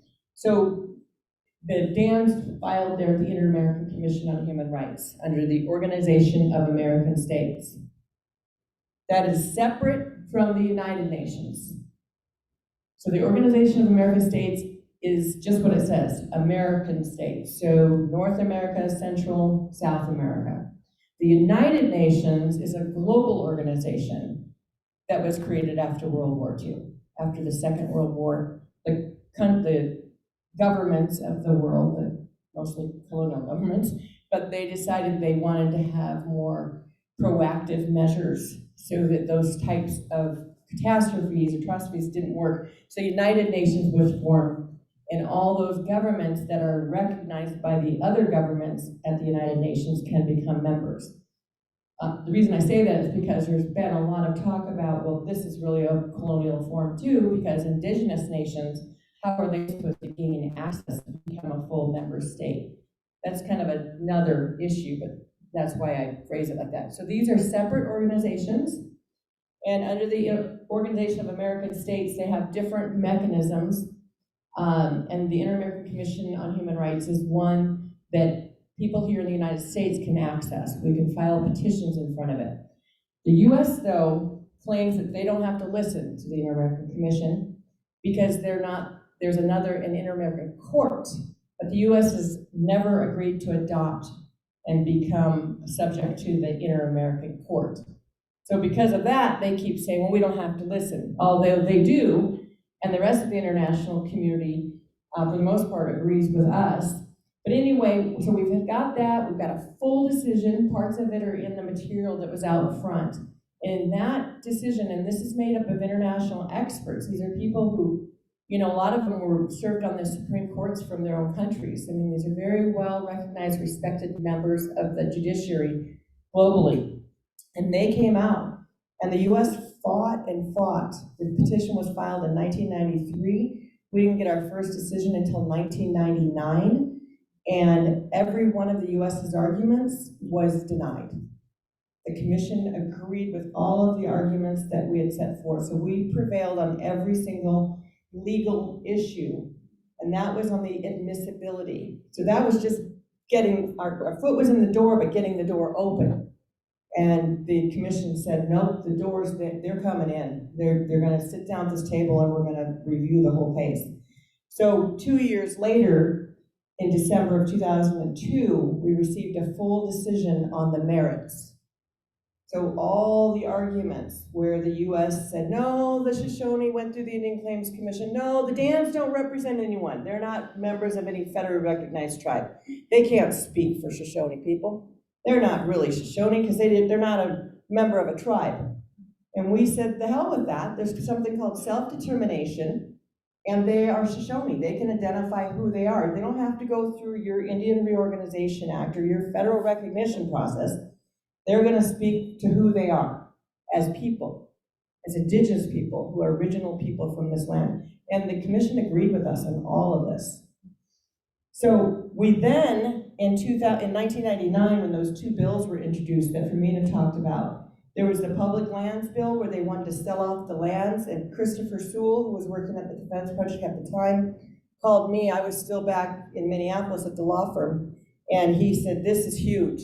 He said they introduced one bill in the Senate that would open up all these lands that they call public lands, that are Shoshone lands, but they would open it up to privatization, and Christopher said, we have information, the mining companies are lining up right now to buy up these parcels of land.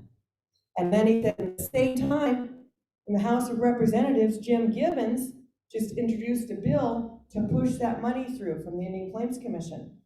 Because even though Interior accepted it back in the 80s, late 70s, the Shoshone people had never accepted it. And I think, Raymond, you were at the meeting where the Shoshone people unanimously stood up and walked out. Others of you here might have been there. They said no. So it never been actually cashed by Shoshone people. So that bill was introduced in the House, and then the bill for the same lands was introduced to sell it to the highest bidder.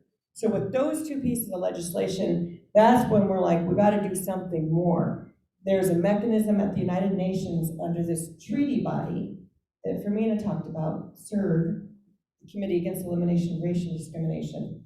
And there had been a group of Aboriginal people in Australia that had filed an emergency action under that mechanism, and that committee had agreed with them. And they had immediately issued correspondence to the government of Australia and stopped that action that was going to happen. So we filed under that treaty body, CERD. And it took us several years because the United States was not up for review in front of the treaty body. Is when the government signed on to these treaties. And this one's unique because the United States, their attorneys forgot to take them out of an actual, like, upfront case in this treaty body. All the other treaties at the United Nations, the US, when they ratified these treaties with the UN, they always remove that one provision that lets people file individual petitions, like people from the country. Well, in CERD, their attorneys must have overlooked it because they didn't opt out of it. They ratified the whole thing. So we used that provision, and finally it took us years of going back and forth, and they would correspond with the US. Like Fermina said, that public lands bill got taken off the legislative calendar as soon as we showed up and showed these international experts exactly what the US was up to. It's like, here's the land under this public lands bill that's gonna get sold to the highest bidder, and here's the lands that they want to pay the Shoshone, what, $1.04 an acre? And yet they're going to sell it for billions of dollars. Your land base at that time was the second to first largest gold producing area in the world. And there's billions of dollars in terms of the military stuff they've got going on. And then you've got your water issues. I mean, your land is extremely valuable. They didn't recognize it at first when they entered into the treaty because they thought it was just this barren desert land with nothing. They just wanted to get across it to get to California.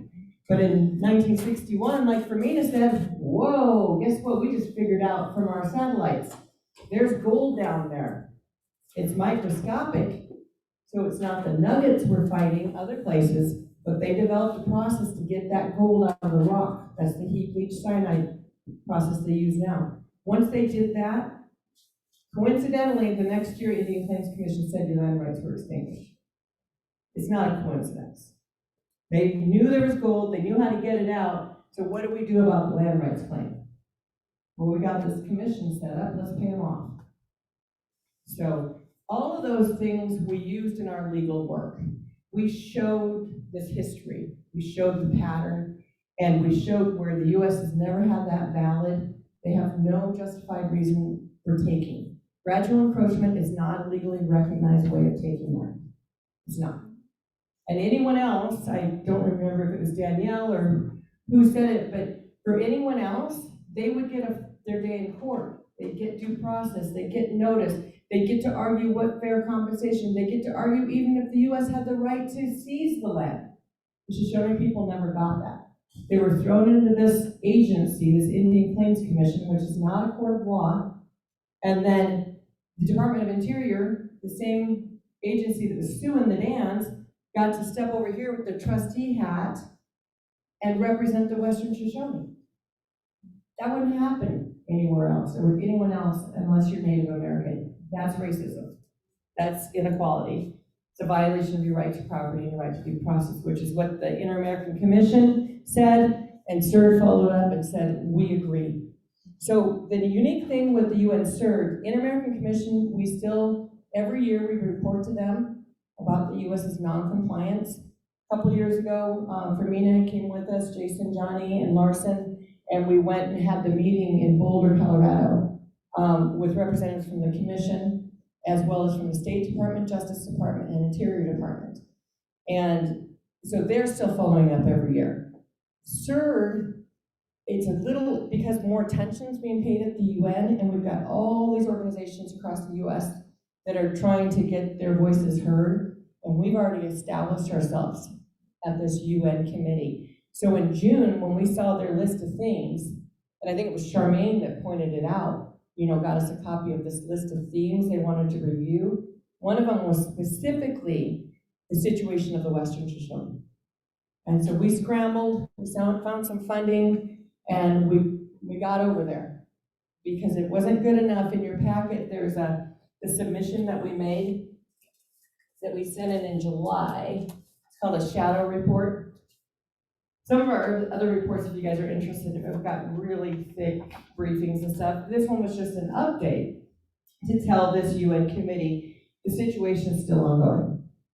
And very briefly to mention, because what the US, their whole argument now is, we distributed the money, people accepted it, the case is settled, it's over and done with, and people have been fairly compensated. And so we went over to say, you know what? Yeah, so people took the money. A lot of people would take the money if it was offered to anybody, but a lot of people still claim it was for damages. Other people said, we're not taking it. Larson signed a formal affidavit rejecting it. Raymond and Lena rejected it. There's others. But that's not, to me, that's not the point. The point is that all of this is invalid anyway. They used an invalid process to try to claim title to Shoshone lands. And we have proven them wrong. So we have legal decisions telling them that they haven't validly extinguished the land, the Shoshone have not ceded it to anyone, and the Shoshone are still here. You're still here. People are like, what can we do? Use the land, do your ceremonies, teach your young people, strengthen yourselves. You're still here. So, one of the things, so at CERD, that's what we did in Geneva. It was Joe Kennedy, Mary A., Valerie was there. Chet went as a spiritual person. Carrie always said, you gotta have a spiritual person that does the prayers in the morning. And it was really cool because he actually got invited to do the prayer at the whole United Nations, which was the Shoshone delegation. I think we had a big impact over there. And Joe Kennedy was our lead delegate, and he's been there before. But and the people, the whole presence of having Shoshone people there just led to, I think, a better approach to what was happening in the U.S., but in a good way, like Fermina was saying. So it was very effective to have that presence there. So I've heard, the four sacred elements: land, air, water, sun, or spirit. We were at a UN meeting years ago, and we probably heard from 60 or 70 different indigenous communities around the world, and they were all getting up talking about what was happening in their areas and about what they were struggling for and what they'd been taught that they needed to pay attention to. And Larson stands up and he goes, everyone, we're all the same. He says, everyone I'm hearing, we're all talking about laws. And I'm kind of thinking, what laws are you talking about? And he goes, land, air, water, sun. LAWS, laws. And so that's the acronym that a lot of the folks in the Native rights movements use now, because it makes sense. Because if you think about it, the laws are the basis to all the traditional teachings, right? And without any one of them, there's going to be no life, right? Well, no human life anyway, right? What they've done is they've put this almost a layer of like cement, or I don't know, maybe it's that rubber they use in the mining ponds at the mines. But you've got the doctrine of discovery, claiming that traditional teachings and traditional people are less than the Christian. These are the heathen, the infidel, the pagan, whatever words they want to use. So you got that. Then you've got your Indian Reorganization Act, where a lot of Native people feel like that gave them rights. That gave us sovereignty. No, it didn't. It was the U.S.'s definition of what sovereignty they were going to allow you. With even all these federal laws, 1872 mining law, the environmental laws. Well, does it protect the environment, or does it give the companies a process by which they can legitimize their actions? I mean, you've got all these things cementing and feeling like there's no hope. right? The trust doctrine, the plenary power doctrine. But up above, you've got, and down below, you've got your truth, you've got your ceremonies, like the sun, like the rain. This stuff does not last forever. It's gonna crack, it's gonna fade away. And you can use mechanisms like, if you can get, environmental actions going, like we have now on some of the NEPA issues, but also the international actions. UNCEDED, the Inter-American Commission on Human Rights. You've got public relations, you've got civil disobedience, Valerie. You've got other kinds of activism, you've got education. You've got all these tools you can use that I think about them like the rain, the sun, those things that are gonna start cracking this false stuff that is there. Because from underneath, from the earth, from our traditional teachings, as well as from these different mechanisms that we're given, then I do believe it's penetrable, it's doable. We may not see it in this generation, it might be the next generation, but who knows? I mean, for me, instead, we're in a time of change. And I think we just continue those efforts. So that's why I've, in my lifetime, with the legal work, I think that's where we can add and just keep repeating what's going on. And right now at the United Nations, there's this new opportunity, what Charmaine was talking about, the Human Rights Council Resolution 48-7. It was passed in October of last year, October of 2021. And it actually directs the governments to look at the ongoing impacts of colonialism. So it's something that the US has been very opposed to, of course, because they are a colonial state. This country was founded on colonialism, and everyone around the world knows that, but here in the US, people want to act like we're the greatest democracy ever created. Well, the greatest democracy ever created that I've seen is the 6 Nations. And the stories from up there, or Alliance, who is still the current faith keeper, talks about how George Washington and them used to come up to meet with the chiefs up there, the Seneca, the Mohawk, the 6 Nations Confederacy, that had put down their weapons of war and created this confederacy. And they formed it on the basis of democracy. But what the US did is they left out the role of women, because the women were the ones that chose the male leaders, and they could take them back too if they misbehaved. Oh, that's an idea. And in terms of democracy, on major actions affecting the people of the communities or their land bases, it had to be unanimous. See, the US took that out. They use majority rule now, which we see the games that are played in the US Congress and that are played even in the tribal councils, because they're modeled after the US form of government in the Indian Reorganization Act. But the 6 Nations, Oren Lyons always talks, we talk about treaties. The original treaty, the first treaty, he says it was formed between those original colonies that landed on the East Coast and the native people out there. The chiefs met with these people who were coming in, and they formed what they call, and you guys might have heard of it, it's called can you hear me? Their treaties there, the 6 Nations, they call it wampum. Maybe Mina can help me.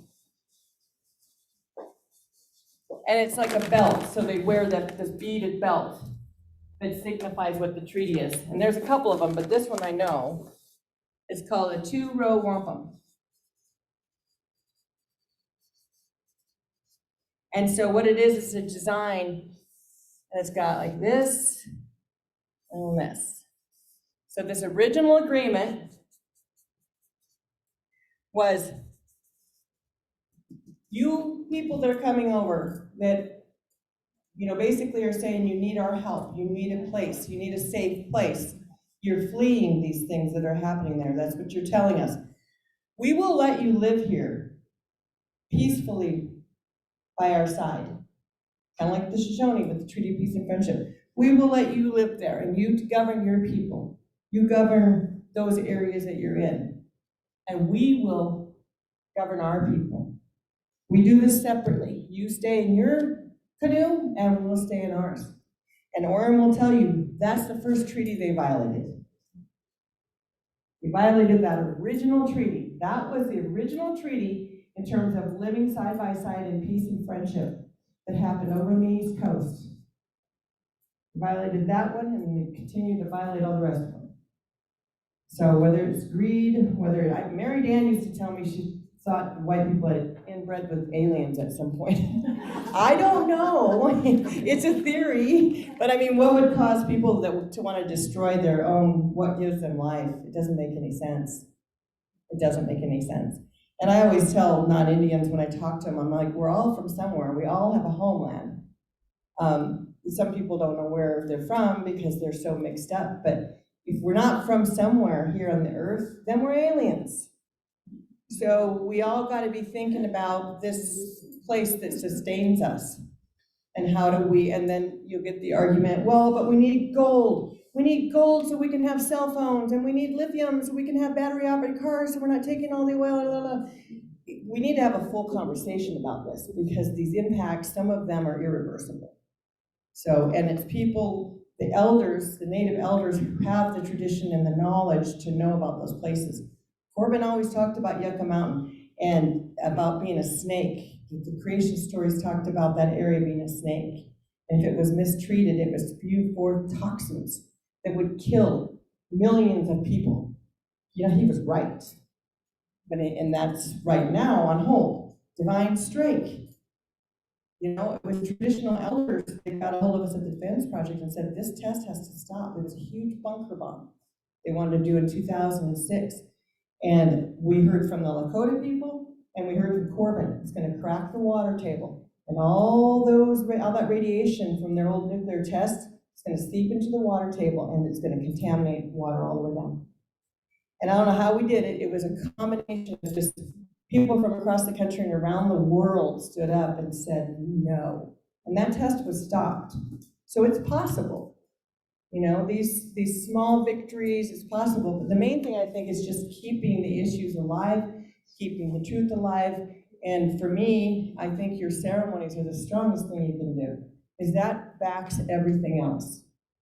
And so it's really great to see everybody here, and thank Mary A. and the board of the Newe Knowledge Center, and thank our elders who are here too, especially these feisty sisters that I've seen for a while. Okay, thank you. I don't know if you guys have any questions of me or from me. Sorry, I had to call you guys out.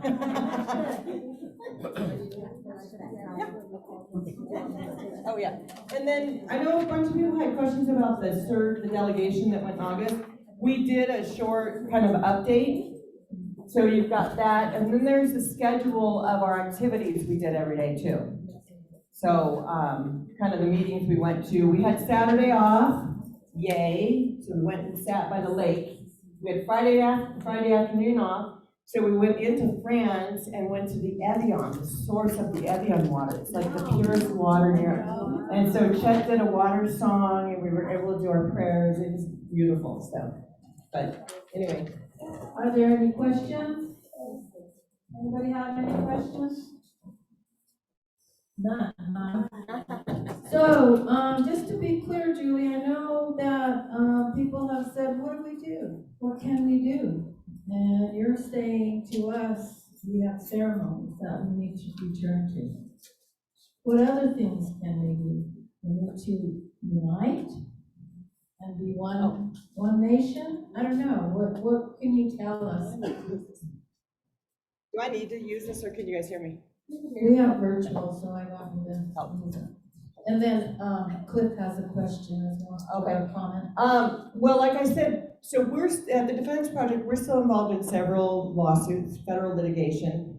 So the communities, I mean, whether through your EPA or even, I'm not sure, I don't know if Newe Knowledge Center gets involved in litigation, but Great Basin Resource Watch is a co-litigator on a lot of that. Progressive Leadership of Alliance is willing to do stuff.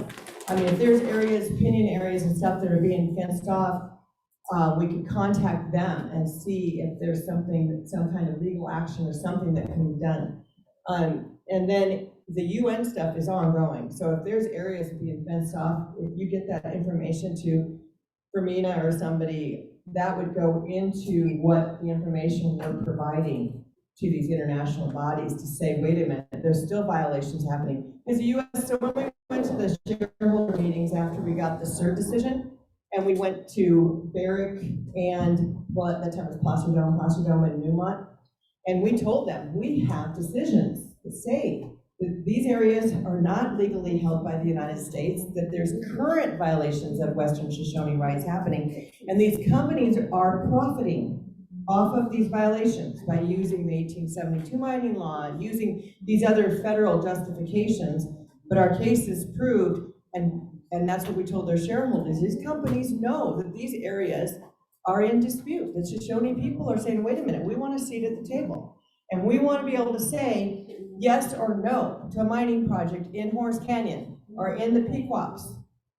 We want the right to free, prior, and informed consent, not just a consultation with a letter being sent to our tribal council chairman.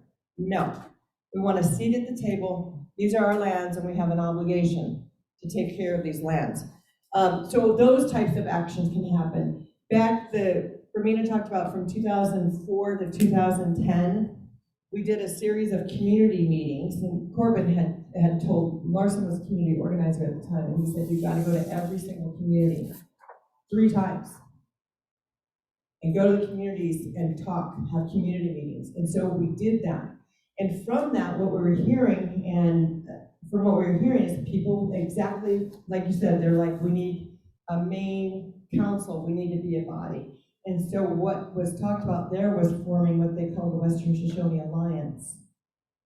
And with that alliance, each of them, whether it's an extended family, whether it's a community, whether it's a tribal council that wants to be part of the alliance, let people choose how they want to be represented. And then they get a seat at that table. They get to choose a representative at the alliance table. So that was what came out of those community meetings. I've given all of the tapes of the community meetings and the alliance, and then they started being called alliance workshops.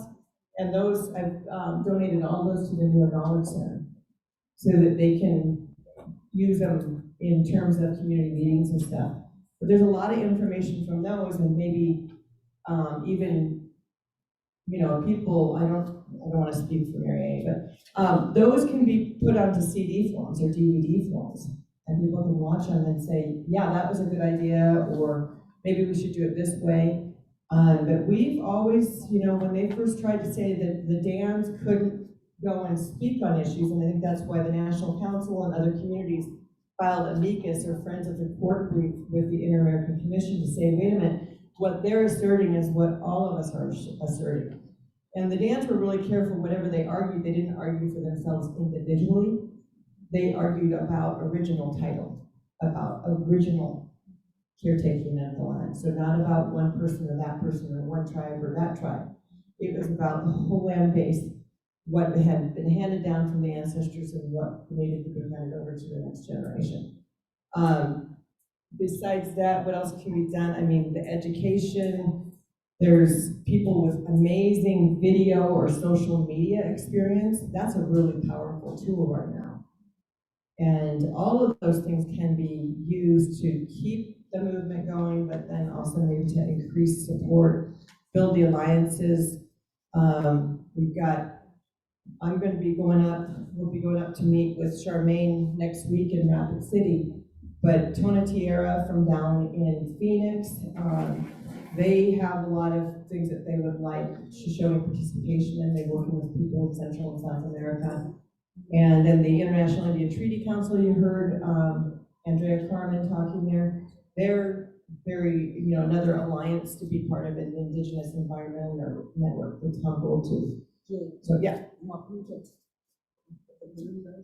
Yeah, the Mapuche Nation has been fighting too, and they reference a lot to the Shoshone, and so there's been some efforts here in the last couple of months to have representatives from Mapuche come up. They haven't been able to. There's been some border issues and some COVID issues, but we've had several Zoom calls, and so if people are interested, I have no problem with it.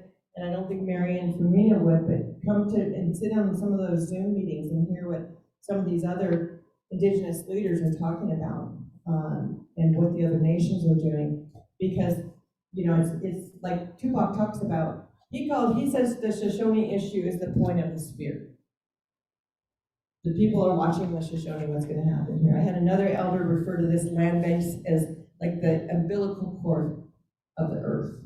This is a very important land base. Very important, and that the Shoshone people themselves that they are very important. So get involved, think about it. I always say when you think about things, things happen. You like create some energy. So think about it, and but it's not gone. The US is telling people that, oh, once they took 1 penny, then it's done. Well, the US, you're wrong, and you've been wrong for a long time, so, anyway. And I'll be president of the State Bar of Nevada next year, which is all the lawyers and judges here in the state of Nevada. Thanks. And we're also gonna have our first American Bar Association president. She'll be the first Native American bar president in the history of the US. And so I'm hoping to hook up with her and see if we can come up with some different ideas as well. So in terms of how to build strength and to try to get better legal redress done and protect these areas. So, thanks. Oh. Yeah, just waiting for you to forget you're a lawyer and where you're saying. Oh my gosh. Getting you involved, so I was about planning the planning process and strategies, and we really need to involve our college students more. Because I'm going to meetings and they're kind of like, hello, no one ever calls us to tell us what's happening. We want information. And maybe somehow including and mandating that they're part of your committees, and then asking them how to best, get a hub of information, because you talk about CDs and DVDs, they're probably like, what's that? Oh, yeah. They don't use that the technology, they're like looking at a TikTok video or something, but, ask them how to best communicate to them, because like STEM, they're really pushing that, it's fantastic, and they're just full of energy, but they're kind of like frustrated, they're like, guys, we need to know about that meeting. So we need to coordinate more with them, because there are young warriors and they're out there, they're hungry. I'll get with Okay. you. Yeah, I'll do that. Know I'll do who that. they are. Okay. Where's the solution? So are there any more questions for Julie? Thank you, Julie. You did an awesome presentation. Always resourceful, always giving pieces of education. That's what's key.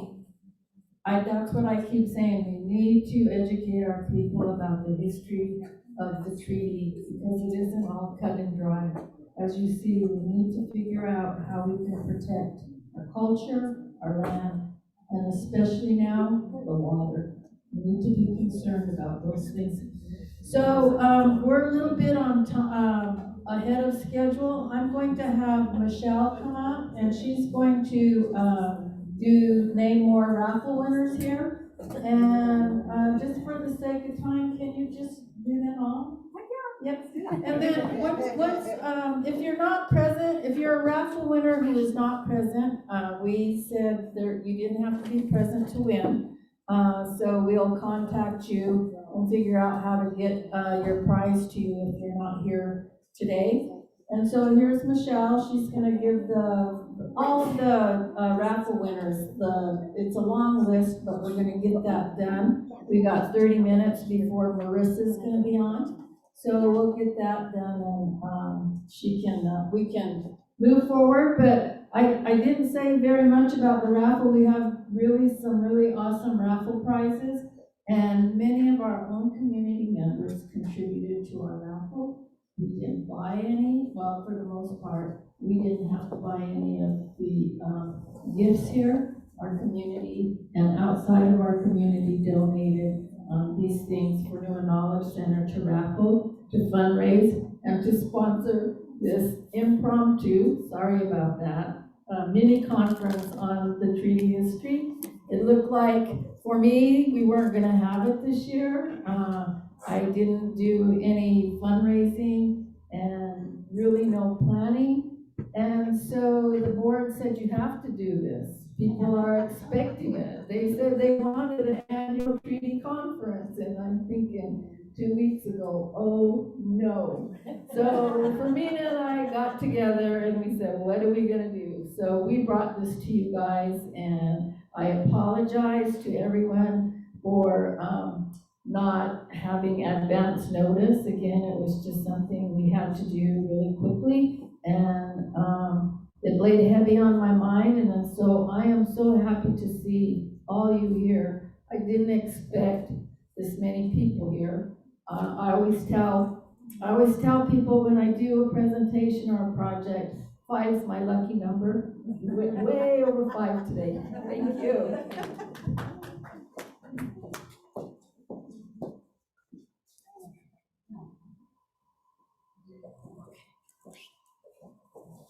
Okay, so we're gonna start off with, a beaded name badge. It's a clip, and the first winner is Julie Bill. Okay.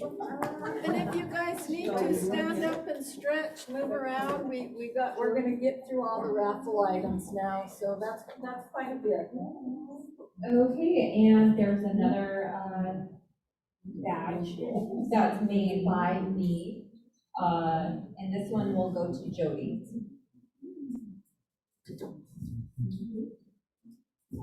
So Adrian Cortez won the book Buckaroo donated by Western Folk Life Center.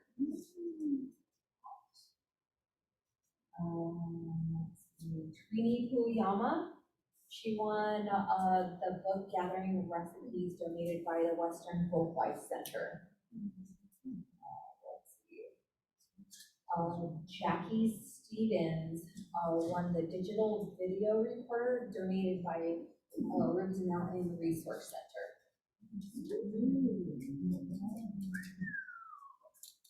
Okay, Madeline Bill won a gourd. It's a decorative bowl, and this was donated by Leah Brady. Get it, Madeline? No. I'm gonna grab your board before someone else grabs your boards. Pam Charlie won a keychain donated by Western Folk Life Center. I have Kathy H.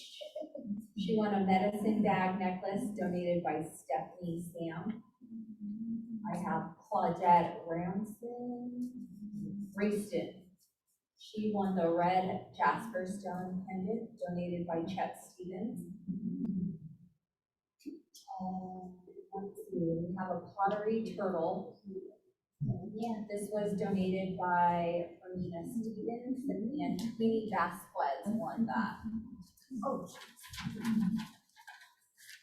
This is what Chet made, and you guys need to see that. Carolyn Dick, she won the print medicine men donated by Mary Gibson. Jared Gibson won a print spiritual messenger by Newe Beaver. Dwinda G won a ribbon a ribbon shirt. It's a man extra large donated by Stephanie Sam.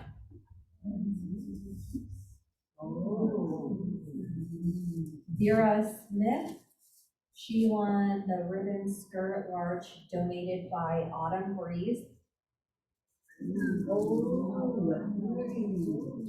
Pamela Charlie won the ribbon skirt donated by Colleen Kucha.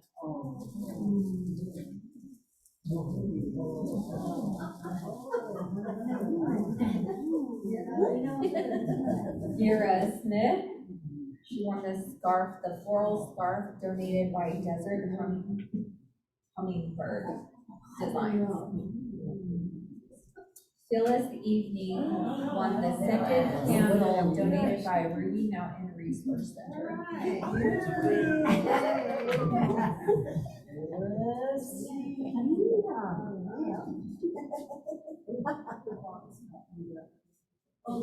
Okay, Ashley Tomoke won the Scentsy Nightlight donated by Ruby Mountain Resource Center.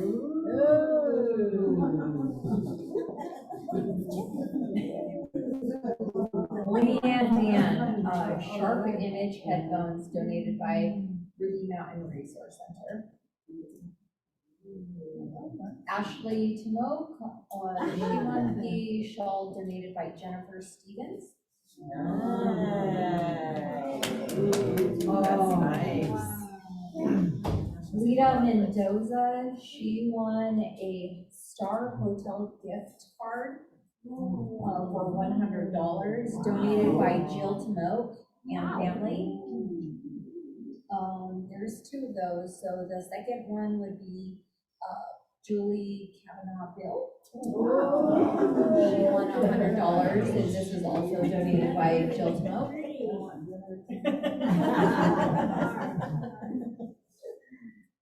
Okay, Star Weed won the t-shirt, You Are Medicine, donated by Desert Hummingbird Designs. Julie Kavanaugh Bill won the travel mug tumbler donated by Western Folk Life Center.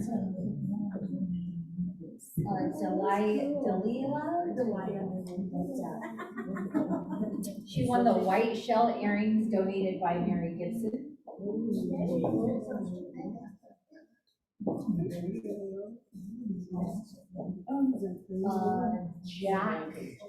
Jackie Woolery won the essential oils donated by Ruby Mountain Research Center.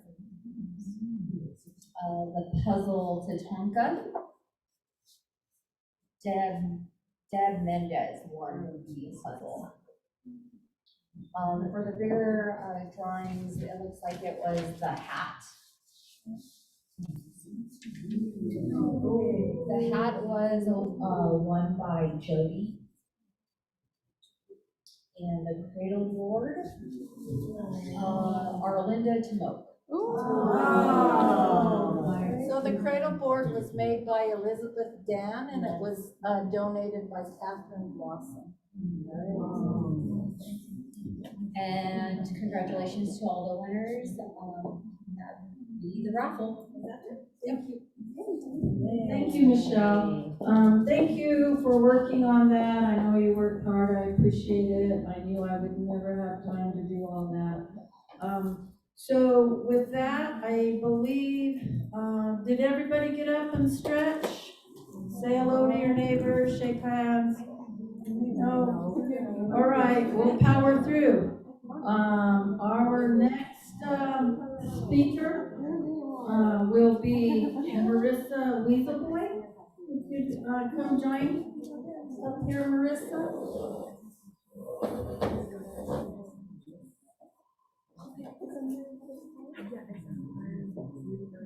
She'll be just a minute, so that'll give you guys a chance. There's still some water, there's drinks in that cooler, there might be some cake left, there might be sandwiches left, but maybe do a little stretching. Marissa's getting ready to do her presentation.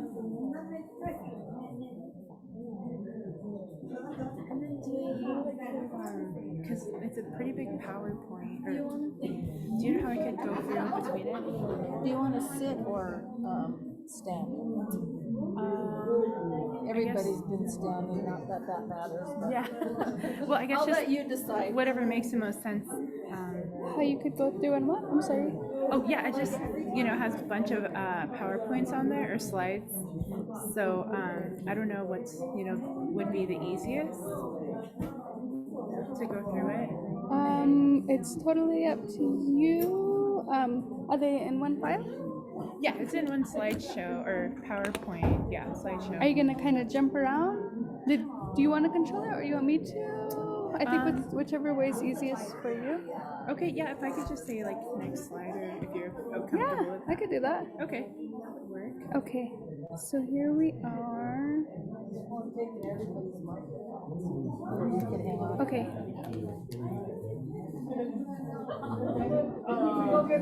Is it that RBTD slideshow, right? Yeah, okay. that's it.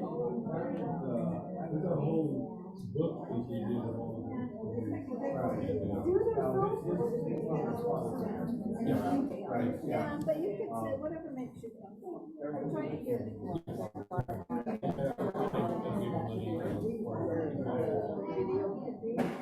Yeah, so, yeah, it's a shame.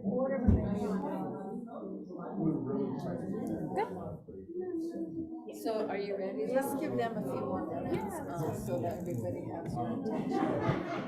How have you been? Are we being taped right now? No, it's, well, kind of little bit, but you guys are okay. Right now it's. So how have you been? Good, just hanging in there. Now, are you living now? Are you working remotely? Yeah, I work remotely, then I go up there one day a week. And so were you doing your training? Did you say? Yeah. So the team members are doing their program thing, so we're out there monitoring. Yeah, Dakota came out the first time, and then Kimisha and Yama have been the ones taking over after that. We have like major projects now. Yeah, there's a lot of. Are you representing existing sisters? Well, I mean, so I've been trying to get them to understand the Shoshone and stuff. They haven't, they've been trying to make it official stance, like, they're like, oh,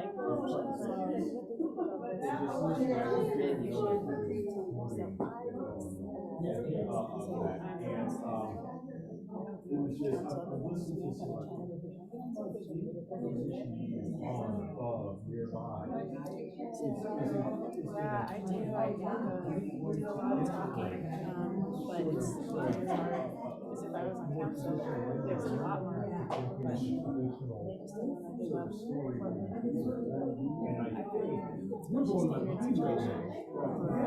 I think it's just a weird situation.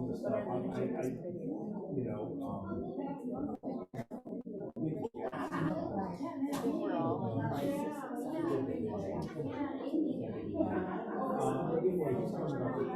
So how long are you looking for? Like a new job opportunity come my way. Like I like being on the end of responding to others, doing the consultation things. But the tribe just isn't that much, and it's just like with me talking to one, I'm having to do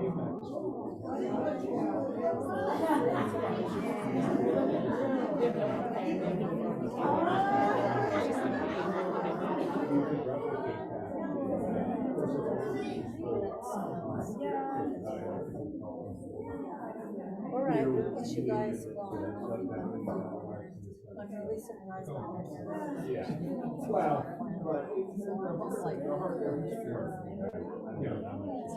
Our people who these are the same people, generation after generation, who are treaty signers and organizations.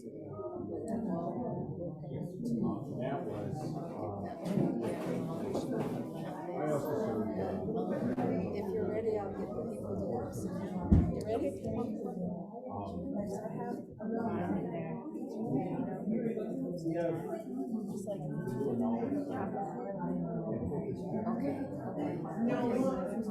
I will. Should I give them a couple more? Okay. They were ahead of me. I feel bad I could only do one. We're on running. Good.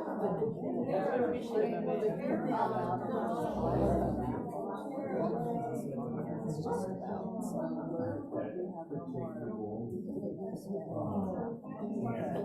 Don't forget I have the receipt for it. Good. Why don't you give it to me right now? Okay. Ruben, can you go get the motel receipt? How was your motel stay? Yeah, we're good. It's good. Is it a good room? It's like a bar for Elsa. Yeah. But it was fine. It was pretty quiet last night, which we did. We got in pretty late. Did you? Yeah. I think around 11. So we're tired. We're pretty lagging. It's the first one up, and we didn't get up until like maybe Did you want to stay another night? Chet was telling my mom that he's gonna have this run. They're having sweats tonight at Chet. Tomorrow Alex is having a sweat.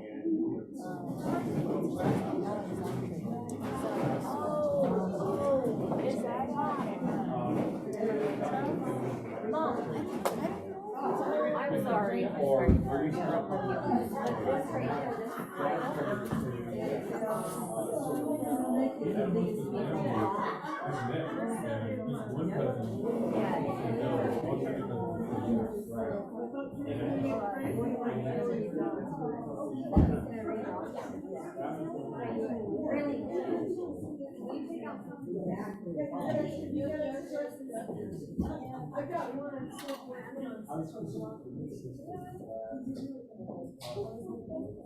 Thank you. You get around to calling you, Joanne. Hey, Mom, can I get on that?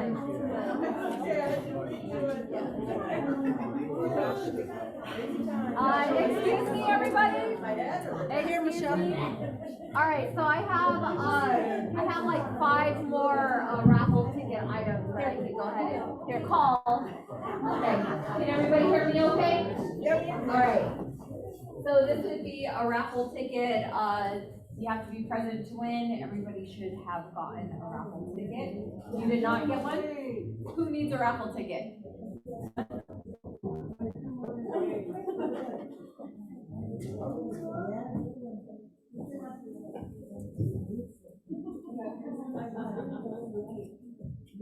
So once Michelle gets through these last few raffles, then we'll get to Marissa. She's our last one on the agenda. And we'll give about 5-10 more minutes. Michelle's gonna do a couple more drawings. Okay, so first raffle ticket number is 9810597.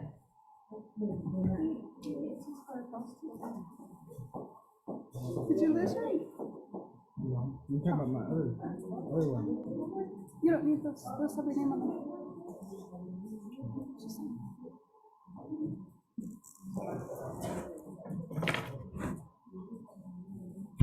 Okay, first number is 9810597. Anyone? Okay, so let's go ahead and redraw. Go ahead. This looks like it's an apron. It's handmade. All right, so Julie Gill. Wow, Julie. Dinner that you'll cook tonight, I guess, Julie. I must share with you guys, Julie supported our raffle very nicely. Thank you, Julie. Okay, here's another, the second ticket. It's 9810561.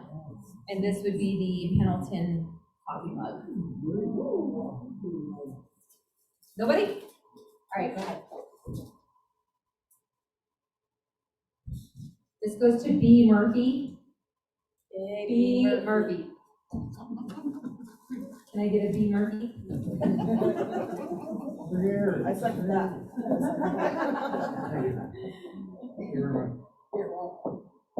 All right, so the third ticket is 9811111. And this is for a necklace set. It looks like there's a necklace and earring and bracelet. That was donated by Carla Paterio. Nobody? So these are raffle tickets that Leah Brady put in for each of you to enter the raffle. So it's taking a while. You have to be here for these particular ones. This goes to Julie CV. Julie CV?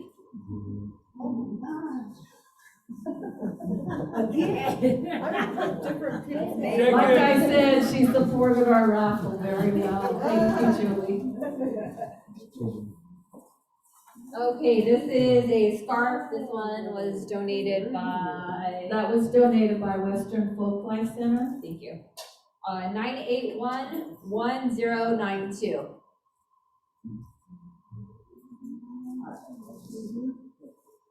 Okay, so I have Deb Mendez. Deb Mendez.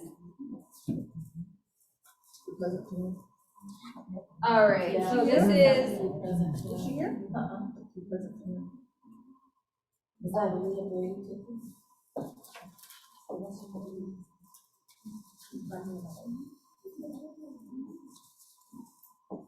Going back to the scarf, because you have to be present to win.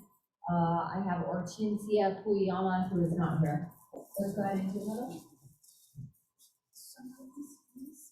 Carolyn Dick. Yeah. Right here, Carolyn. Follow you.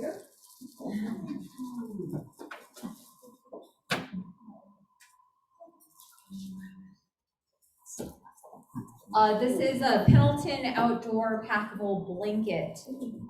The ticket number reads 9811095. 9811095. Nobody? Claudette Walston, who is not here.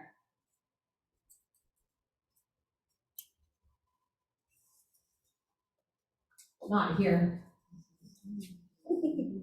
Jay Dill, Julie Dill.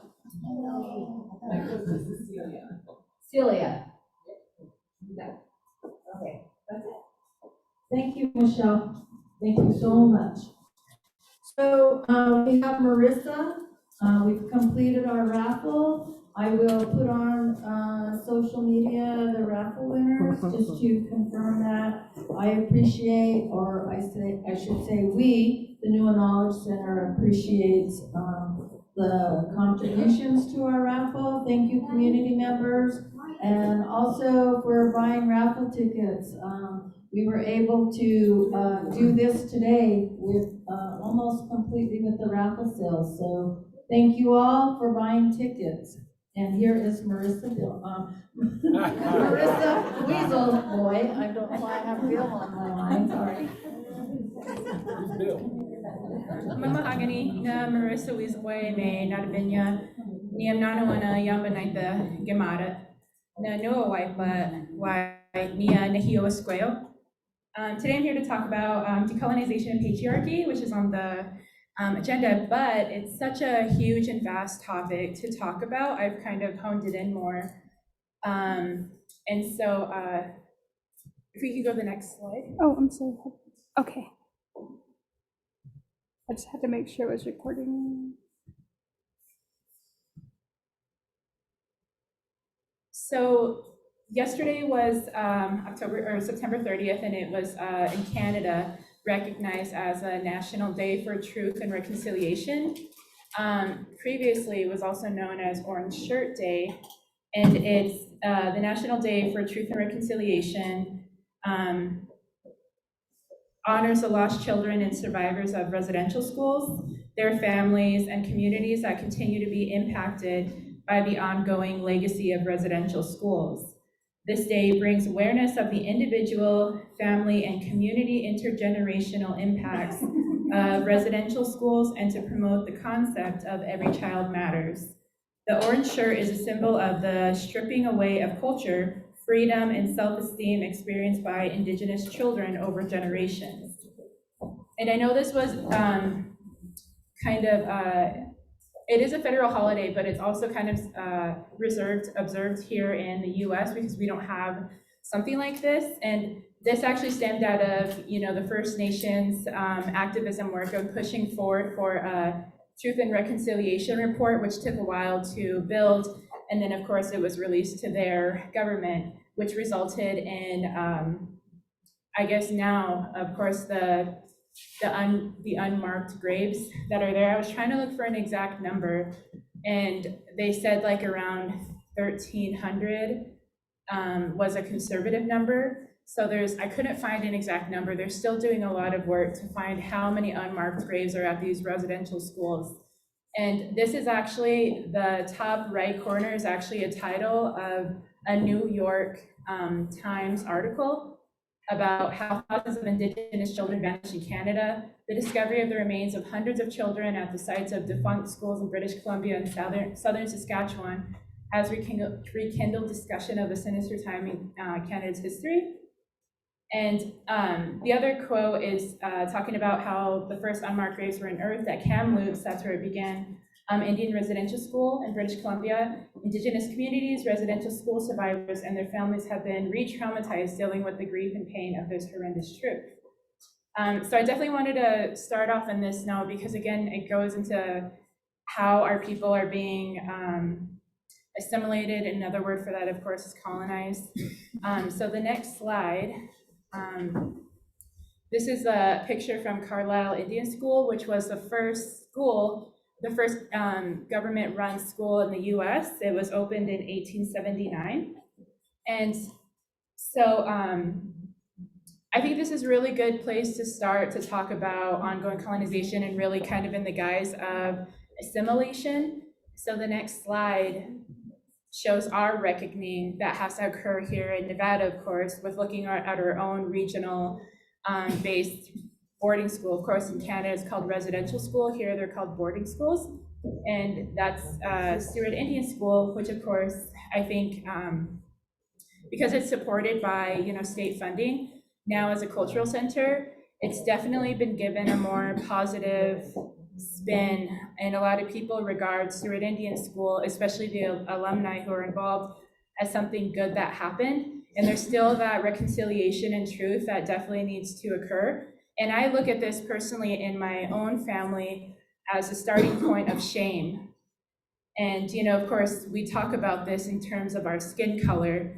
And, I learned this from my own grandmother about how it's not good to have darker skin. And of course, that goes along to not being able to speak Shoshone as well. So I know a lot of our people talk about that, like they're like, oh, I'm getting blacker in the sun or whatever, like it's something negative, when that's how our bodies have adapted to this environment to withstand the direct sun that we have here in Nevada.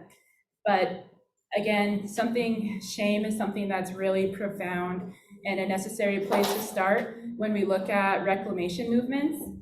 And so in August 4th and 5th, we held you can go to the next slide. We held a language workshop, Shoshone language workshop. We called it Damandewana Bitsan Zakwe. And I got that from one of my grandmothers, Carlene Burton, about, give our language back.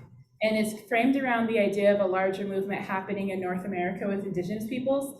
Land back, I don't know how many of you have heard of that movement, land back, but language back is also embedded in that movement, which is also talking about culture back and really getting, I think, our embodied presence back on the land, because that's kind of like the idea of land back is not kicking everybody off, but us being able to tend to the land in a way that we work in a reciprocal manner, instead of just constantly benefiting and extracting like we see happening.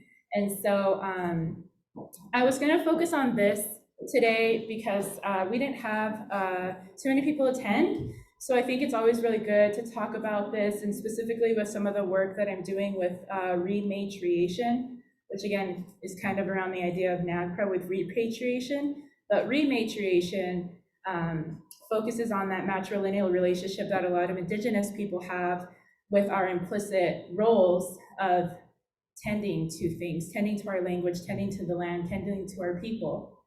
And the next slide. So these are our sponsors. Ashley was on there, so great thanks to her for letting us use the gymnasium and all her help. This was actually something, I think I really want to focus on this because it wasn't something sponsored by Nevada Gold Mines. I worked with Carla Dick on getting the gymnasium, and we got tribal food donations. And I also went around to all the tribes' council meetings, or, if they didn't have a council meeting, I talked to their administrator about, letting them know about what was happening and getting support for it. So we're able to fully fund all of the food. And we wrote a grant to fund the facilitator, travel expenses, hotel room, supplies, materials. And the next. So today, I'm definitely going to start with sharing a little of the PowerPoints that were shared with us. This one is going to focus on language reclamation and indigenizing language work. It was presented by, his name's Dr. Wesley Leonard. He's Miami tribe of Oklahoma, and they were forcibly removed from Iowa and brought down to Oklahoma. And his tribe is really unique. Their language is called Miamia, and it was effectively described as extinct by white linguists, and they brought it back because nothing is extinct. So that's a really important concept to share. Indigenizing that is that, our language is alive, it's a being, it needs to be tended to, but it can never die. It may go to sleep, it may be dormant, which is what a lot of indigenous, native linguists are pushing to recognize our language as it could go to sleep, but we could always bring it back. And so he classifies language work under the umbrella, language documentation and description, language learning and teaching. He talks about language development, writing systems, dictionaries, human resources, and the engagement in language activism.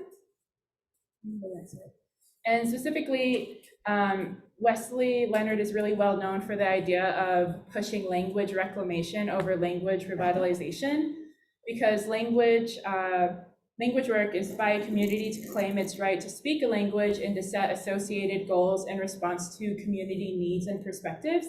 So instead of a linguist coming in and deciding what's best for our community, how language work should be handled, this is something that needs to be a community push. And so language reclamation is actually specifically for Indigenous people. White linguists can't come in and try to do language reclamation. It's just kind of another form of, they call it neo-colonialism. It's just like a new form and concept of colonization. And he goes further to why I call it language reclamation over language revitalization, which we know is like a huge buzzword, I think a lot of times being thrown around by Nevada gold mines. The framing of language reclamation as a social process is important because it assumes that Indigenous languages within themselves are already vital. And so he also says revitalization tends to call for a focus on creating speakers and locates its effort around mastery of linguistic units, such as words and grammatical rules, as opposed to language reclamation, which goes beyond identifying the causes of language shift to actively address them. So there's a big, of course, study around why we lost our language, but again, just as Julie was talking about, it never explicitly deals with the ongoing processes of colonization. And instead they'll say that we lost it because our communities have changed, because we don't live off the land anymore, because our family units have changed. They don't specifically address their complicit role in ongoing colonization, which erases active processes of harm that continue to hurt us, and how actively, white linguists specifically gatekeep our language from us. And so language reclamation, response to naysayers, it evokes the right to use language varieties, again, which is kind of like dialects and different ways that we speak, not a grammatical standardized form. And it challenges the beliefs and rhetorics, just the beliefs and theories around endangered languages versus language recovery, which of course, we're told by anthropologists today that, or we have been for probably the past 50 to 100 years, that our languages are in a critically endangered point to where we're going to be losing our languages within the next generation. When I was a student a decade ago, they were saying within 50 years it's going to be gone. But if we reframe it and look at it in an Indigenous framework, we're in language recovery. So we're looking at the ways how we can address how we engage and interact with our languages to make sure that it continues to have use to us today. So that's what it means by language recovery. It's in recovery. It's not something that's necessarily gone away, and it's not something that will go away. And then of course it addresses cultural, political, economic, and other issues historically and contemporarily that underlie language shift. And just the idea of language shift is how language has been used from one generation to the next. So obviously we have a lot of elders here, so your language is obviously, Shoshone is used a lot more. And that language shift occurred with my mom's generations, where they don't even use the language. And it's funny, my mom, she tells me she doesn't know how to speak Shoshone, we'll be going out pine picking or something and she'll rattle off. And I'm like, I thought you said you didn't know how to speak.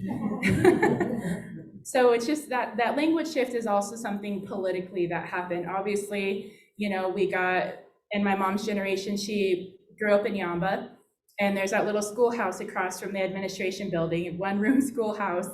And I know that their teachers would hit them when they would speak Shoshone. And my mom's first language was Shoshone.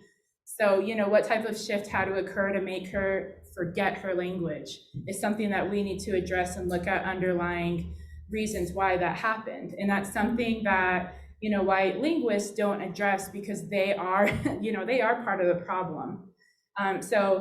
A large part of language reclamation is making sure that it's in our hands to make sure that we find creative solutions and, you know, rebuild, you know, cultural transmissions to ensure that our language, and along with not just our language because it's part of our culture, but that they call it cultural context, how that's passed along. Like, for instance, I saw at the Shoshone language reunion that Reno Sparks Indian Colony hosted, they have a lot of non-natives speaking Paiute, but they don't focus on their own people. They focus on non-natives because that's better, right? It's better if people speak our language, but not our own people. And so they were showing a word there in Paiute, and he was saying, oh, it means teacher. And, you know, of course, that's called anglicization, where they make it fit to what, you know, how white people would think about a word. And so that word did not mean teacher. I think it actually meant band leader. And so the native people knew, but that guy was saying it's teacher. And of course, he was the first one to comment on it. So that's what I mean by cultural context, was some of the language that we're being taught in our teaching in universities and in schools, it's being heavily anglicized. So, you know, it just means it's matching closer to how English is spoken instead of teaching that cultural context of how we would talk and communicate with each other. Like everyone will ask, how do you say hello? And of course, we say there is no way to say hello. We ask you, have you eaten, or come in and sit down, or, you know, so it's kind of around those same ideas that linguists don't actually think about or confront.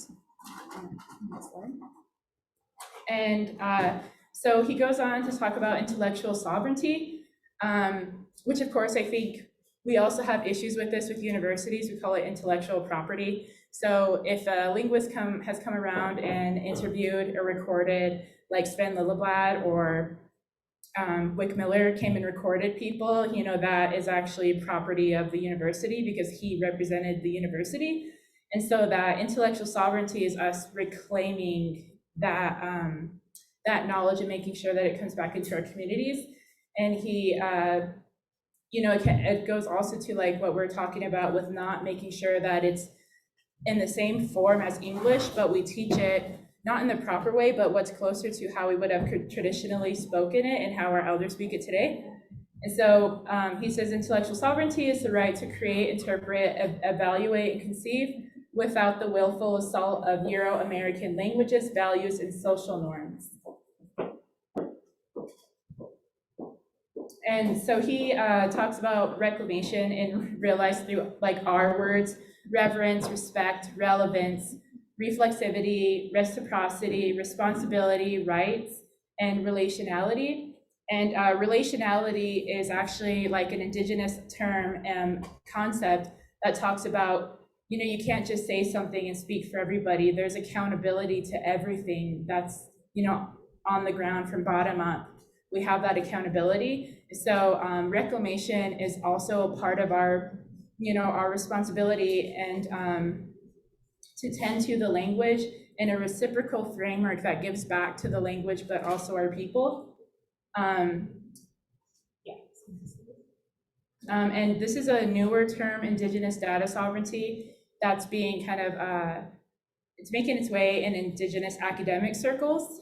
And so what it talks about is how the right to choose how our data is represented, where it's housed, how specifically how we are represented is controlled by us, and that data sovereignty is inherent within our own tribal nation sovereignty. And so that is something that we should absolutely control, that no university should have control over our recordings, over our written documents, over anything that has to do with us. No one should control that but tribes, because that is our sovereign right. And he talks about another term which is pretty big, again, in Indigenous academia. It's called refusal. And refusal understands a wisdom in a story as well as a wisdom in not passing that story on. Refusal in research makes way for other R words for resistance, reclaiming, recovery, reciprocity, repatriation, and regeneration.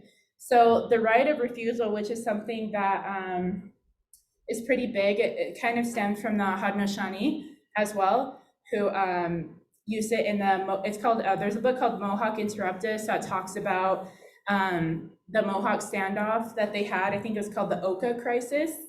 And so it's a broader term on that, but kind of what I'm talking about and what I'm urging, and something that I've specifically dealt with as being a Native person, a Shoshone woman, doing my research for, to bring back to my people, is elders refusing to talk to me, but as soon as there's a white person, they become an open book. And so what I'm urging is our elders take account of these ongoing processes of colonization, recognize that there is this bias that we hold because there is no, they call valor, or there is no better way to package it if it goes to our Native people, as opposed to the attention that it will be given when it's given to a white person. And I'm kind of seeing this happen right now, and it's, some of our oral histories being housed down in University of Florida. And kind of the biggest thing that we were specifically talking about is the Wick R. Miller collection at the house, and it belongs to the University of Utah. And I'm sure we may have all be aware of this, the Wick R. Miller collection.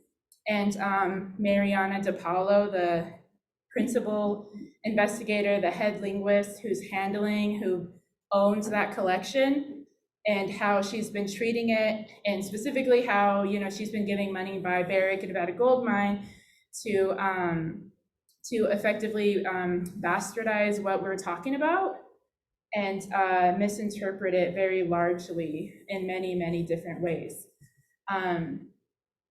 And so, language reclamations require centering community knowledges, what language work is occurring, whose views of language are guiding it, which are really important principles to consider. The Wick R. Miller collection is being completely handled by non-Native people, by white linguists, and it has been handled for decades by white linguists.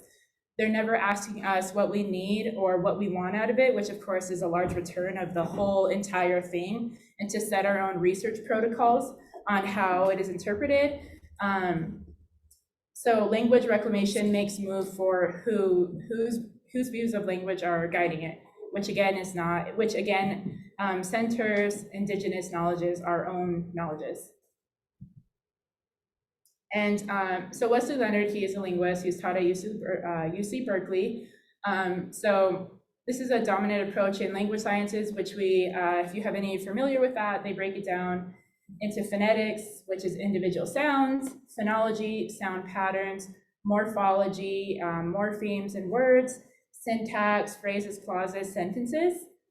And in the next slide, Wesley Leonard pushes back on that same type of concept, which completely strips language out of culture and looks at it down to these very scientific, very like a morpheme could be like MA, like one little sound. It's a very tiny sound, what they decide, not us.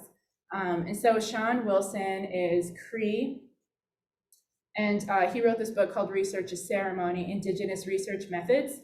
And so what he says instead is analysis from a Western perspective breaks everything down to look at it.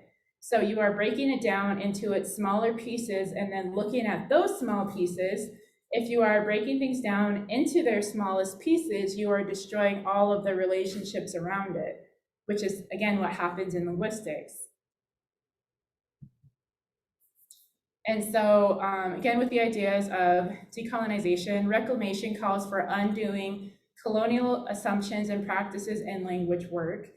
which goes as far as talking about how our language is even written.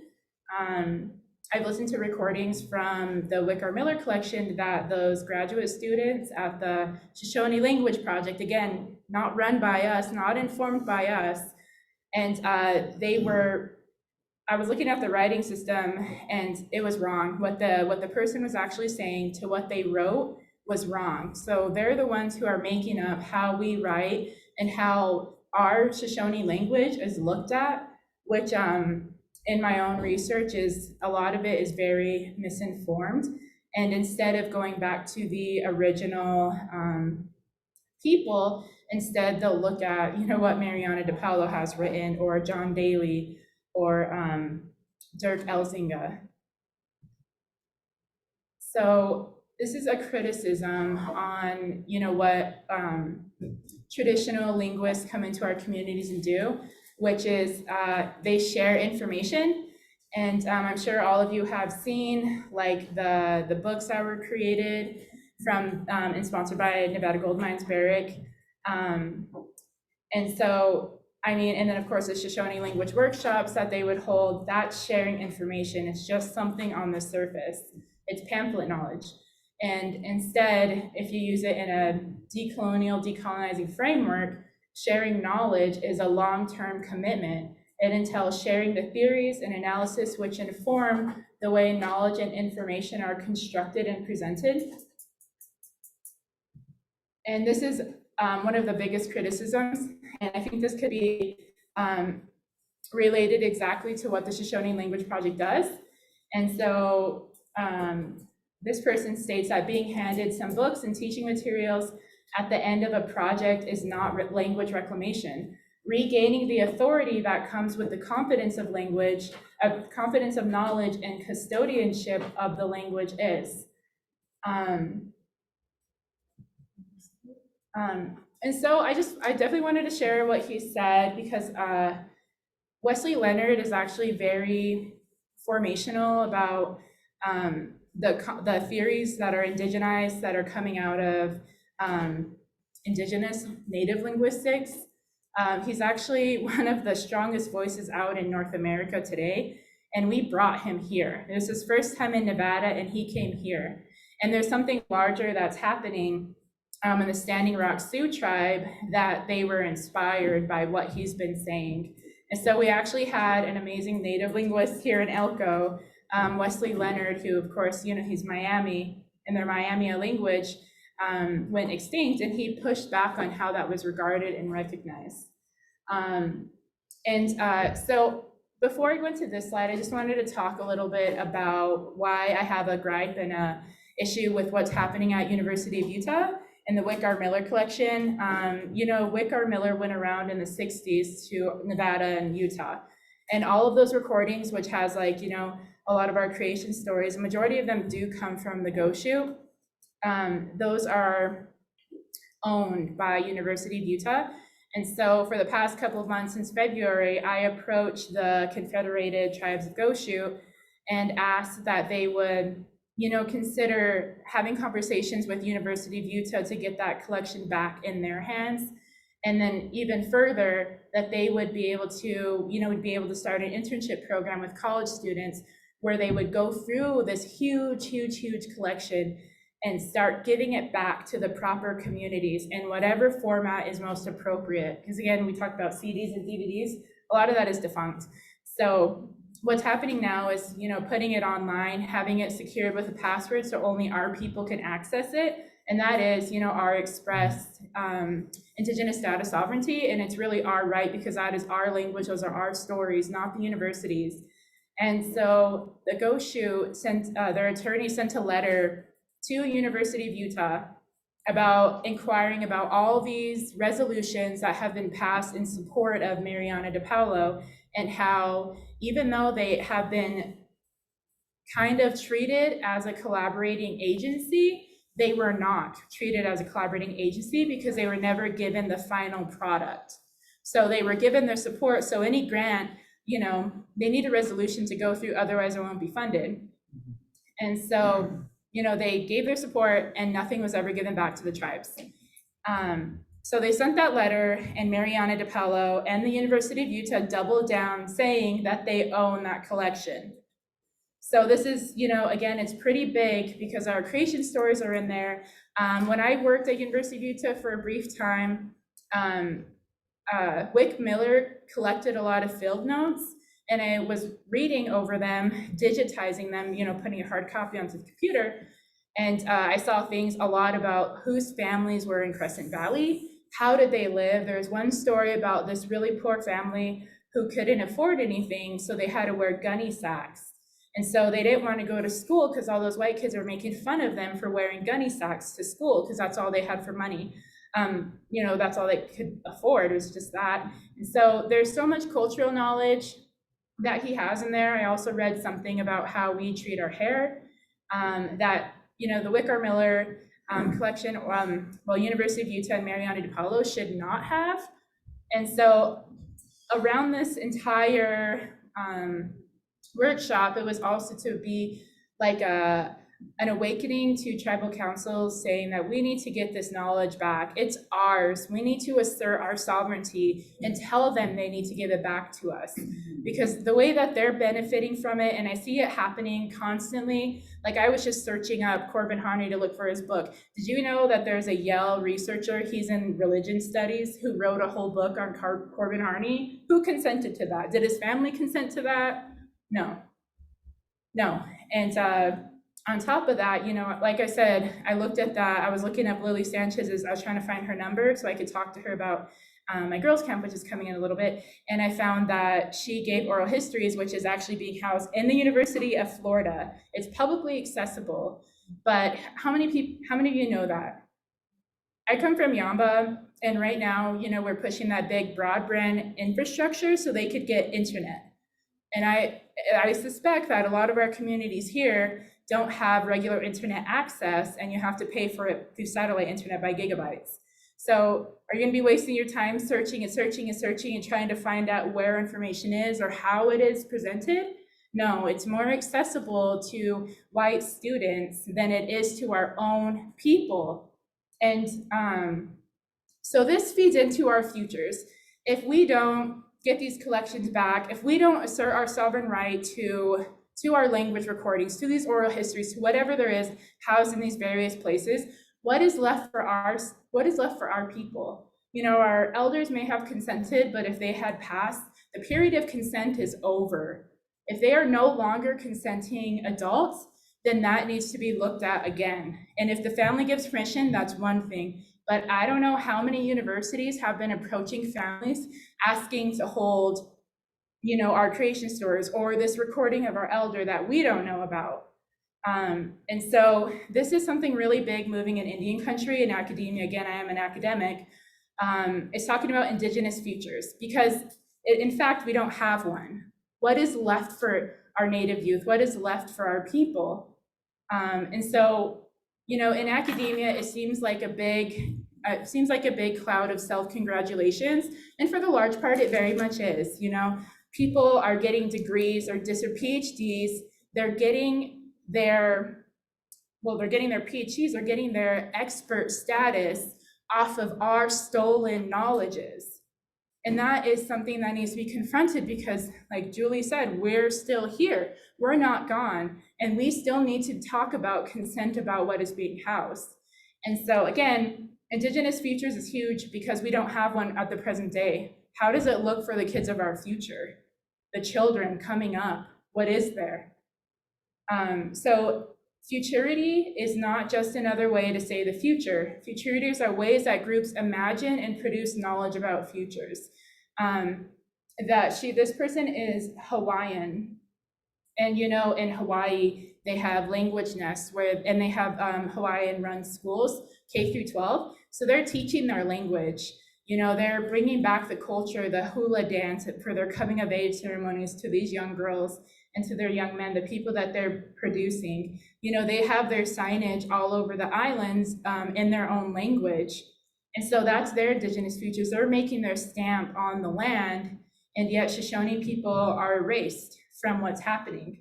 And the idea of having, again, We need to get those back because our kids need to have a future. We need to know about these knowledges, not settler people, not white people. We need to know about it. We need to know where our families were. And again, that just strengthens our battles against the gold mines happening, the lithium mines, geothermals, because it strengthens our evidence to say we were here.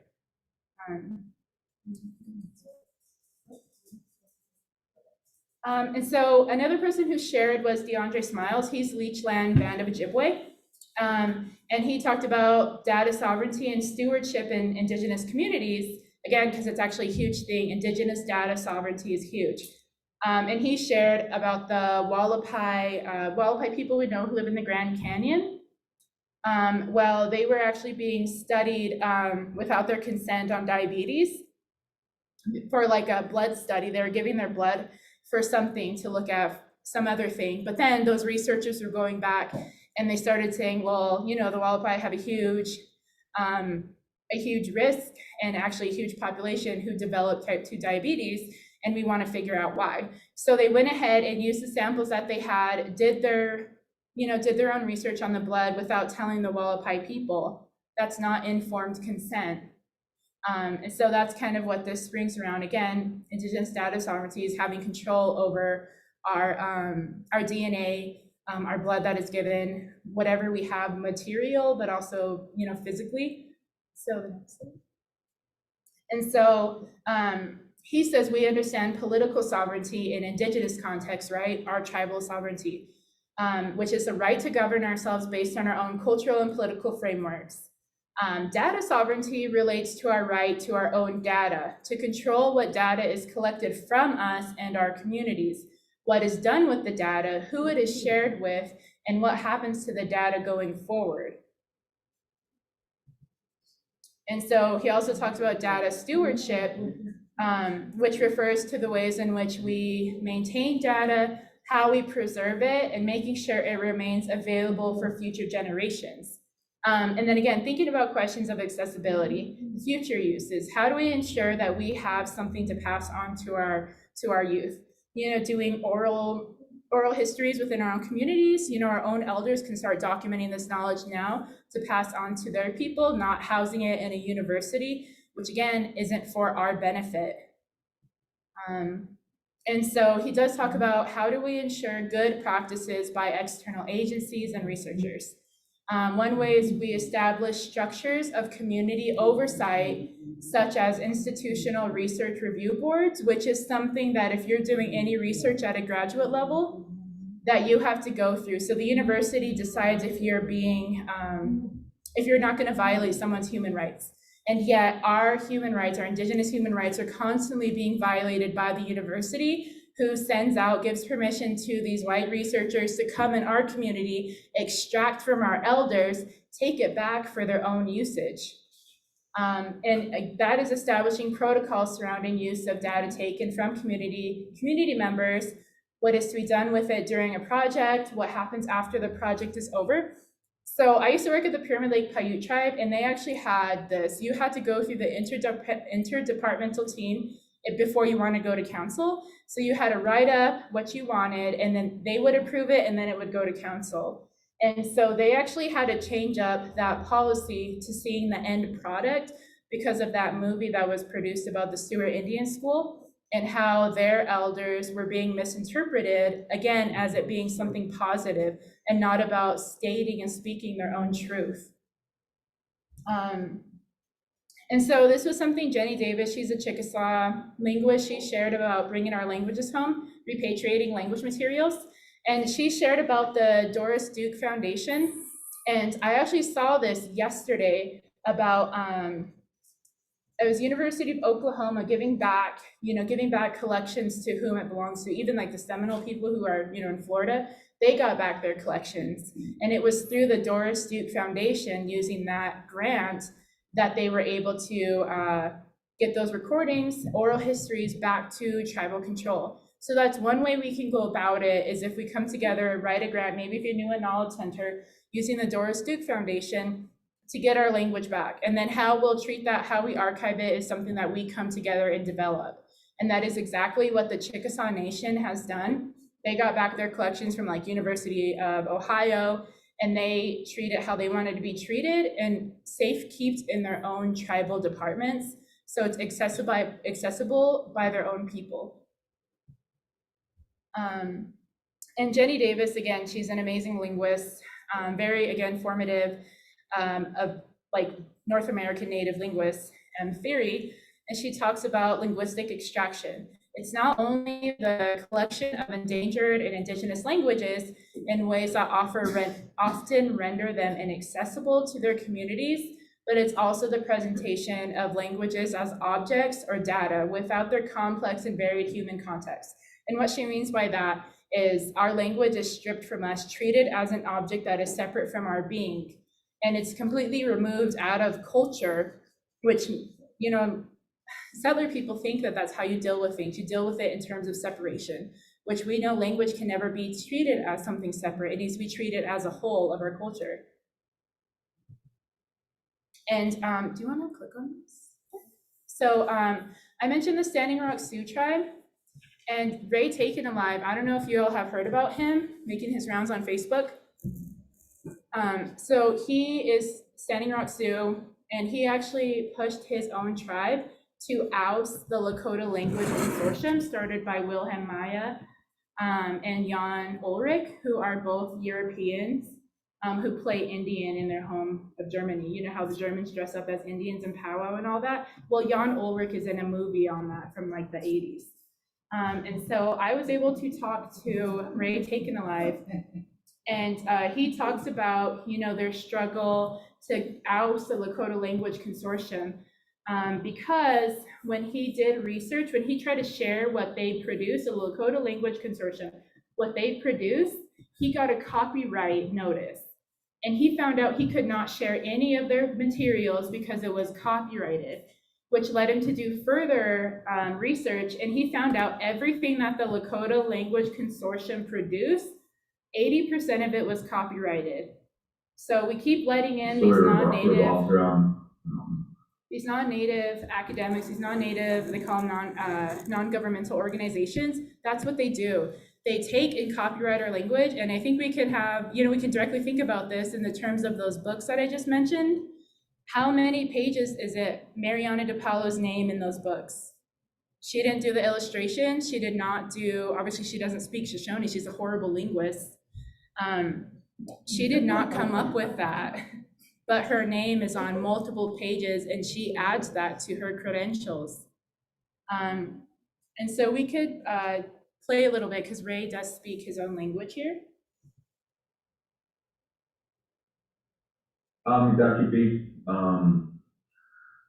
Ray Taken Alive, the matcha, malakota, yamos laha, the matahalo, Chuncha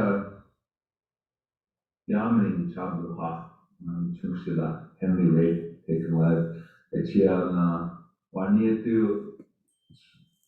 Shagohan, in college, Lisa Taken Alive, Chiana Rosewood, hello, relatives, friends, I shake your hand with a good heart. I am Lakota, I'm from Standing Rock. My wife is Lisa, and she is from the Rosebud Sioux tribe, and then my daughter is Henry. She's about 8 years old. So, let's see. So I just want to talk about a little bit about my story and what kind of happened here. First of all, the story revolves around our language, of course, but with my Unchi Dolores. Unchi Dolores was my person.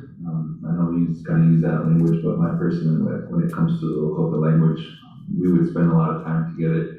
We'd go to language events. I would pick her up, give her rides. I would go and take my recorder, and I would go and record her over at her house. One thing I like to do too is I like to take picture books, and I would take them to her and have her describe the pictures, not translate the words, but describe the pictures. And she would do that for me. Anytime I called her, she'd always translate. She never asked for anything. She never told me no. So my Unchi passed away August 2020 to COVID. And in the last few hours of her life, on her what would become her deathbed, my dad was there. her son, and one of the last things she told him was she told my father to help me with the language, and that I'm gonna need his support. And so he agreed to do that. Little did my dad know what that would fully entail. We kind of laugh and joke about it in that I bet he thought it was a few translations and different things. My dad is a silent speaker of our language. He fully understands our language fluently. When he was younger, he kind of experienced a little bit of lateral trauma, and that when he started to speak, others would kind of make fun of his pronunciation, different things like that. And so he didn't want to speak, and now he's going back to get it. But anyway, he's what we call a silent speaker of our language. And so when she passed away in 2020, I asked the language consortium, the Lakota Language Consortium, Jan Ulrich, their director, their linguistic director. So Jan Ulrich is from the Czech Republic. You can find him in a documentary called If Only I Were Indian, or Becoming Native American in the Czech Republic on Vimeo. He, in the early 90s, he was into live action role playing. Our Lakota ways of life, carrying a chinupa, taking sweat lodge, trying to understand our language and speak our language, wearing feathers, wearing buckskins, different things like that.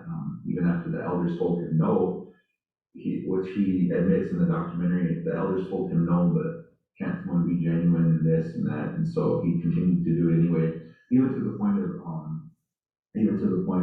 recording that, being a part of that documentary. Anyway, I had asked him for the recordings of my own tree, and this is one thing that my wife always asked me to do, is to always make sure that they know that you didn't set out to do this.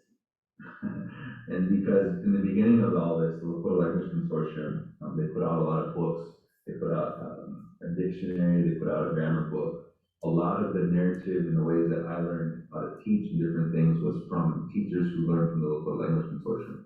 They use their resources, they use their writing system, different things like that, and some of the methods, but that's important too. The methods aren't the Lakota Language Consortium's. The methods come from previous researchers, Dr. Terrell of natural language acquisition, Dr. Fashion, natural language acquisition, TPR, Dr. Asher, task-based learning, all these different things. These come from different researchers, and then that's important to make that little distinction, and I'll share why in a little bit. But my own sheet, so I asked Jan Ulrich for these recordings, and I kind of came through this narrative, and I spent 5 years defending the LLC to our people online, different places like that. And so my wife always says, make sure you make that point clear that you just didn't set out to do this, and I didn't. And so when I asked for the recordings for my grandmother, because she worked with Jan Ulrich, Wilhelm Meyer, and the LLC and TLC, is that I asked for the recordings, and at first Jan Ulrich told me that they needed a grant, and I asked for recordings for all of our Standing Rock people. They hold on to a lot of our recordings, and so I asked for our recordings from them, and what happened was he told me that they needed a grant, that they do high quality work, and it didn't sit right with me. But at the time, I didn't understand how they viewed our data. They viewed it very paternalistically, and that they're going to take control of it, and they're going to maintain it, and they're going to dictate how it's shared and when it's shared and where it's shared. Instead of what I thought would just be a simple data transfer, a simple Dropbox link, a simple YouTube link. He had sent me a recording of my grandfather Pete catches before, and it just sent me a Dropbox, and so this is what I was expecting. And then he told me all of these things, and what they wanted to do is they wanted to put these things into their writing system and put it out through their channels, their YouTube channels, their websites, whatever, and then copyright that production. And so this is a big part of what ended up happening, and I felt really uncomfortable with this. Who would become their future, who's now their recently named deputy director, he reached out to me and said, Jan probably doesn't mean it like that, give him another shot, ask again, and so I did. And then it actually emboldened Jan Ulrich and made him condescending to me and talk down to me even worse. And so this kind of interaction set me off on this journey. And so I was asking these questions and I was looking through the materials, and what I found was these copyright notices that all rights reserved, no part of this publication may be reproduced or transmitted in any form by any means, electronic or mechanical, including photocopy, recording, or any information stored in retrieval systems without permission or writing from the publisher. So I have to ask these people, these non-equipped people, if I can use our own language that we're working to revitalize, that we're working to reclaim inside of ourselves, inside of our families, inside of our homes, inside of our schools. So at this present juncture as well, with us as well, you know, you have to request permission from Mariana DePaulo, the Shoshone Language Project, for any of those recordings, for any of the materials produced back. And because I'm friends with the people that work with her and they helped me, you know, on organizing this on the ground, I put in a lot of work to it, but, you know, Mariana DePaulo would ignore requests. She would say, we're not giving that to them. We're not sending this to them because it's hers. And not only that, you know, a lot of these, they call it hard drives, what they put all of the collection on because it's massive, like data-wise. I have a little tiny flash drive there. I think it's 32 gigabytes. The collections that she has is well past that 32 gigabytes. So they have it on external hard drives. There's like, I don't know, 30 of them. Those are currently at her house. They're at her house. And again, this brings about, this is what I push with the Goshu tribe, is if she dies, because she's old, is she gonna will that to her son? Can she legally will that to her family? This is stuff we need to interrogate and question, because if you look on those books again that nobody can read anyhow, there's copyrights on there. It's owned by University of Utah. It's not owned by us. And then even further on our, you know, to speak very bluntly, even further on our workshop, there is an elder that I'm not going to name him that works with her very closely and has for, I think, close to a decade. And, you know, the kids and, you know, the Shoshone kids would go there and interview elders and they would write down that story in English. And then when that was all said and done, when the Shoshone language apprenticeship program was done, this elder would come in and correct every way that these people, our regional dialects, the way our dialects that represent our familial relationships, because those are developed in our family bands, he would go through and correct them because she only trusted this man to do it. And he was there at the Shoshone language workshop, and I had seen that he sent her the agenda, and all she did was, you know, disparage everyone. She said Wesley Leonard says the same thing over and over, so it's nothing new. She said, we showed a movie based on the Wampanoag language revitalization. They brought back their language again because Wampanoags were first contact on the eastern side where Plymouth Rock was. The Wampanoag people were already there. And so it was on there how they got their language back, how they reawoke it because it's not gone. They reawoke their language. And she was like, well, I showed that movie first. You know, she was very, very mad about this happening. And this elder shared it with her so she could put her negativity and her feelings of insecurity on it. And then even more, I called him out in the workshop and he called her after it ended. And she called up my friend, of course, who still works for the Shoshone Language Workshop as a double agent, we call her. She told me that Mariana said the workshop was a waste of time. She said that it probably cost $10,000, which it didn't, and that we could have used that towards a master apprenticeship program instead of this. She also called us stupid. She said that we cannot understand what these people are saying. She said it's too academic heavy. She said the people will not understand. So this isn't just Mariana DePaulo. If you listen to what he says, this is a pervasive across white academia of what they think about us. We cannot be trusted to have our own knowledges, our own recordings housed within our own tribes. They need to be housed externally, right, for posterity. We can't handle them. It's too much of a burden is what they think. And it's just like how we're treated today, you know, the Department of Interior, you know, our trusters, you know, they say the same thing. Indians can't be trusted. We have to put everything in trust and decide on how it is interpreted or how they want to interpret it for us to handle it on a very minimal level. And so it stems from this very colonial thought process of the Indian cannot be trusted to handle themselves, which is the same thought process that went into the treaty to put us on reservations, to give us commodities. And of course, the biggest thing of what led to boarding schools is we cannot live the way that we lived, and we need to be taught how to live properly. And with the boarding schools, if you talk to some elders, they'll say it was good. It taught them how to be white. It taught them how to put sheets on their bed. And so if we can go back to the slide. So this recording, if you want it, I could share the link because he just shared it and created it for our people. It wasn't something that he sent around to everybody. And so if we can go around. So I want to shift gears a little bit. I do have my bachelor's and I have my master's in anthropology. It was the worst thing I ever did, don't do it. It was horribly, horribly stressful. You know, throughout my career, actually, we found out that my department, the anthropology department, was housing ancestral remains just down the hall in the museum, in the anthropology museum.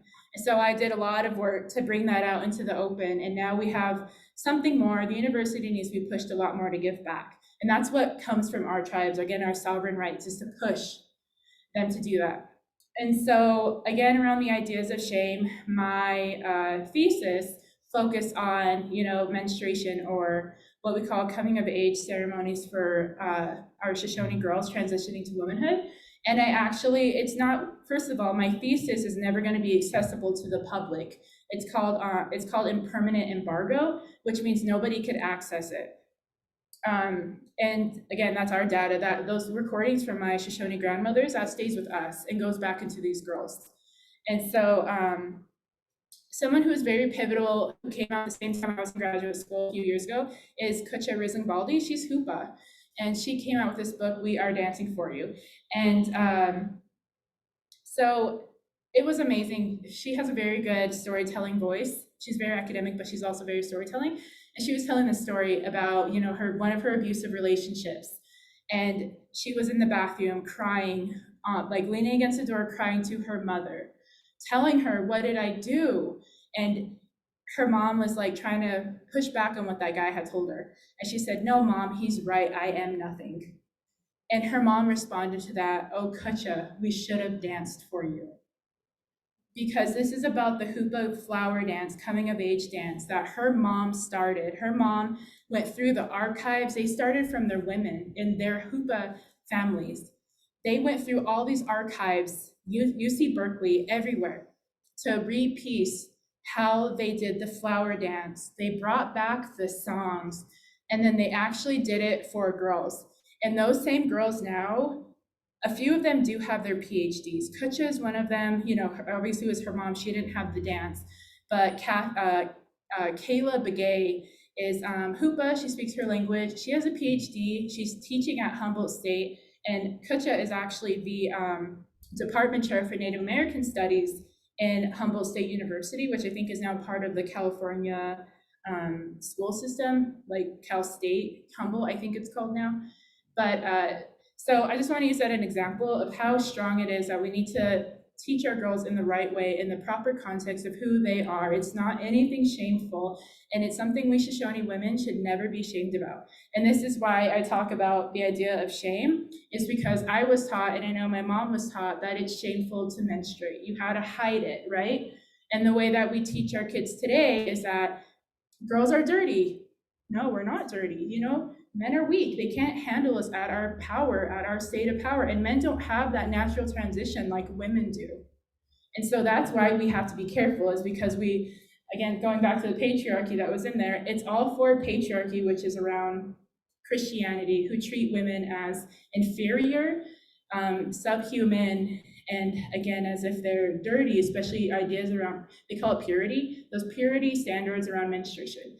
And so Kucha states, again, because anthropologists messed everything up, the narrative states that the narrative that anthropologists created about menstruation in indigenous cultures created a scholarly record of menstrual studies and menstrual discourse that was built with rhetoric and analysis that rendered indigenous people, their cultures, and their philosophies as oppressive to women. And that's what I hear a lot about today. You know, we used to send the girls to their andagani so that they could have their time away from everybody and take care of themselves. The way that anthropologists viewed that is that they had to be separated from everybody else because they were harmful. But in reality, it was a time to teach women how to take care of themselves, which is something we don't have now. Our moms, our women, our matriarchs just go, go, go, and they never get any time for themselves. With the idea of going to an andagani, you just take care of yourself, and our women need that. And that is exactly in all cultures globally, indigenous cultures, they have the same concept of a moon house. So the next slide. And so this is something, again, the shame came around, but also how the women were treated with colonization when white people came in. So the women's coming of age ceremony was at one time an important public celebration of girls' first menstruation. But with pressures of assimilation and colonization, Hoopa people could no longer perform the ceremony for each young woman who started menstruating. Throughout the invasion of California, Native American women were targets of devaluation and conquest, exploitation and exclusion. At a point, it became dangerous for Hoopa people to do this dance. There were old stories about miners specifically targeting young women in this dance by coming to the dance and taking the young women to rape her. They said it was justified. They said that we were letting everybody know she was a woman now, which meant we were letting everybody know that she was ready to have sex willingly or unwillingly. And this is something really important to look at, why we have to safeguard, which is why I'm not fully sharing what we do and how it's done with everybody, because there are men here. Why we have to safeguard our coming of age ceremonies, because we have a lot of perversion which was brought in with Christianity, that women are not people that stand on their own. Just as Julie mentioned earlier with the Haudenosaunee people, the women were the deciders. They were, the governance. But when white people came in, they only saw, it's called patriarchy, they only saw men having value. And so what happened was these white men would only speak to men. They never looked at the role of women because in their culture, women were not important. Women were objects of sexual desire, which of course we know with rape, like the rape culture now, we can see it. Women were not important. Women don't have a voice. And, a rape is another way to subjugate women. There's a lot around that, but it's a power move. And so that's what happened. These white people came in, specifically white men, because that's their culture. And we see it today. Again, white men are the most important people in the world. They have all the power. They make all the decisions. They know everything. Yeah. Yeah. And, they have this movement of feminism. And, specifically in indigenous worldviews, we call that white feminism because their idea of feminism is doing the march with their little pea caps. It's making brown and black women miss work because they're crowding train stations where everyday people have to get to work, because that's their idea of feminism. It's like, be what the white man did, no matter how bad it is, And so indigenous feminisms is a refocusing on the way that we view ourselves. We're not subordinate. We're very important in our communities. We're matriarchs. We're strong. We have that connection to the land even more so than men. And I know that's something that's really, I know a lot of people don't like to hear me say that because, again, we're in a dominant white culture. And again, dominant white culture only regard men as important. But women in my whole life are the most important, strongest people that move all of us forward. Women are the ones who teach the children who come up. But a lot of times men forget about that. And so,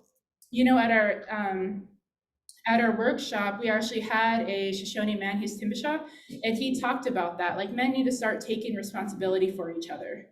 They need to start calling out their brothers and telling them, you can't hurt women. You need to go to therapy, first of all. But, because we have to untangle this colonization, that's what they call it. It's a big, huge mess. And it's all masked in American culture.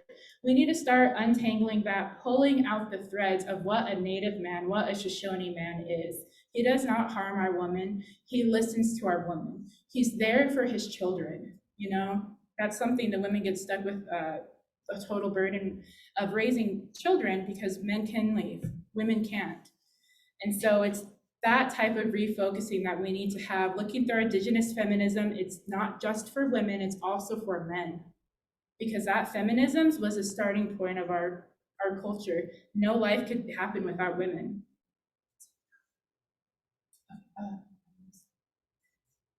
So Western anthropological and historical findings treated as cultural truisms portrayed Indigenous cultures as devaluing women. Our Native feminisms were erased from the historical record, and they are still overlooked by many contemporary scholars. Contemporary rewriting and rewriting, if you notice the parentheses, that's the type of work that I do. By writing and featuring our voice is how we rewrite this history of our Indigenous epistemologies, or how we view the world, of gender equality are dismissed as utopian visions because of a continuing settler colonial desire to render Indigenous cultures as primitive, backward, and essentially obsolete. She views the revitalization of women's coming of age ceremonies as intervening in this discourse and tangibly recapitulating Native feminisms, not only in the modern context, but also as foundational to Native cultures and societies. And that is a direct quote from someone who has passed a grandmother, Violet Knott Brigham. When I found these words, I found what I was looking for in 2019 from her when I was talking to her about pine nut harvesting. She told me what the underbook is. And she said it's going alone, but today we can't go alone. Today we need to reinforce that culture. Today we need to reinforce that community and reinforce the idea of matriarchal kinship, of looking at you all as my grandmothers and Mary as my auntie. That's what we need to reinforce as our community, to make sure that our girls have a way of always, first of all, realizing that we're related, that we can go to you all for help, but that we're kin, we're still relative, we're still related. And so the Unda book was going off on its own. That's what Unda, go off, stranger. So that, it was going off on your own, but today we need to come together as community, and it definitely starts with women, because we are the foundational, and we're foundational, and women are the ones who are gonna undo a lot of this ongoing colonization. We're gonna disrupt it, and it's through doing our cultural ceremonies, our coming of age ceremonies, which I hope you all will support, is how we will begin, and start with our girls, putting them again as important subjects on the land. And so, she just goes on further. Anthropologists usually relied on Native consultants, otherwise called informants, for their work. Anthropologists and archaeologists ultimately became the experts and authorities on us. And she just gives further context to the narrative of loss. We're always losing something. We're always on the way to losing something. That's how we're viewed by the dominant culture. But it's up to us to reimagine and to stand up and say what we're doing, because nobody can speak on our behalf, but we have many people who do, mostly white settlers who do speak for us and over us. And the last slide. The last slide is of particular importance. Settler colonialism is something that I center myself around because it is effectively what is happening with all of us. So it is it's a structured event set in place by settlers to eliminate Indigenous bodies, Indigenous populations, with the primary objective of acquiring land, and also dispossessing Indigenous peoples by replacing with settlers. The settler invasion is a structure, not an event. So the structure means that it's held in place, it's structured, it's embedded in this culture, this dominant culture that we see. They call it the West, this Western culture that we see globally, which is why we all speak English, right? That is a structure set in place. And, the government came around, BAA decided how a reservation could get federal recognition status, how a tribe can get federal recognition status. You have to have language, you have to have culture, you have to have land. So, we're all assimilating. Our kids are born as American now, and I know a lot of us will say, we're not American, we're Shoshone first. But our kids don't even know that anymore. They don't know they're Shoshone. And so this is what it means. They're winning, and they're dispossessing us of our identity. And again, the end goal is to acquire land, which we can see this actively happening in Nevada, because we are at the ends of, as Cliff knows, we've talked about this, We are at the end of Biden's Green Deal. What does that mean? In order to, save the humanity and, intervene into climate change, you have to extract, you have to mine for lithium, you have to do solar, you have to have geothermal. And in those same ways, they're taking away our water, they're taking away our land, they're disrupting the populations that rely on those lands. We no longer live there, but our non-human relatives still do, and we have to be the voices of them to protect them. We need to make sure that there are no loud noises from the lithium drilling to prevent the migration of our eagles, to prevent the migration of our deer. Deer is something that's scarce. There used to be so much out in Yamba, you couldn't drive without hitting one. I don't see them out there anymore. I see antelope, onesie, every once in a while.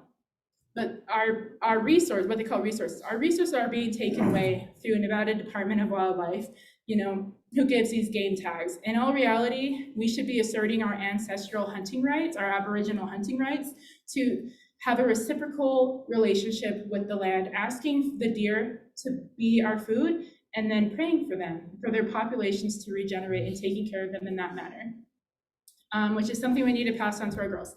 And so one more thing, I was actually recently funded by the Newe Foundation for the Shoshone Girls Camp. We got $10,000 for next year. So I'm hoping that the Shoshone grandmothers in the room will be open to coming to this, teaching these girls what you know, because you all are our knowledge keepers. You have a lot of knowledge, even if you don't recognize it. Like my mom was saying, she doesn't speak Shoshone, and then she just whips it out. There's so much that we need to pass down to these girls. Part of it is strength, but another part of it is vulnerability. And so I hope you will support that in the future. I don't think we have time for questions. Yep, you have time. I don't know if anyone has any questions. Yep, we got a question. Yeah. Oh. Thank you, that was a fantastic presentation. One of the things I see, because my world is meetings, that's pretty much it, is taking away the power of women when they speak out, when they're knowledgeable, and that I will do it all the time. And we do it to ourselves for men. And it takes a lot to find that strength to say something, especially when there's wrong information going out. And a woman says that, and they try to devalue the opinion of the woman all the time and take away the power. And also, they'll do little subtle things men do. And can you speak to that at all?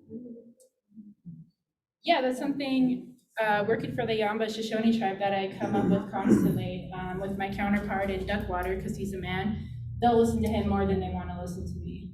And so that happens a lot. And so when I go to these meetings, I tell them that. Like, there's a clear gender bias here. Men do not speak for our Dewani, just means they speak for us. It doesn't mean they were our chiefs. They were not our total and one leaders.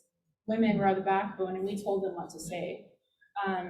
So that's something I come about frequently, and even a good friend of mine, Dan Tiemann, who I think you know her.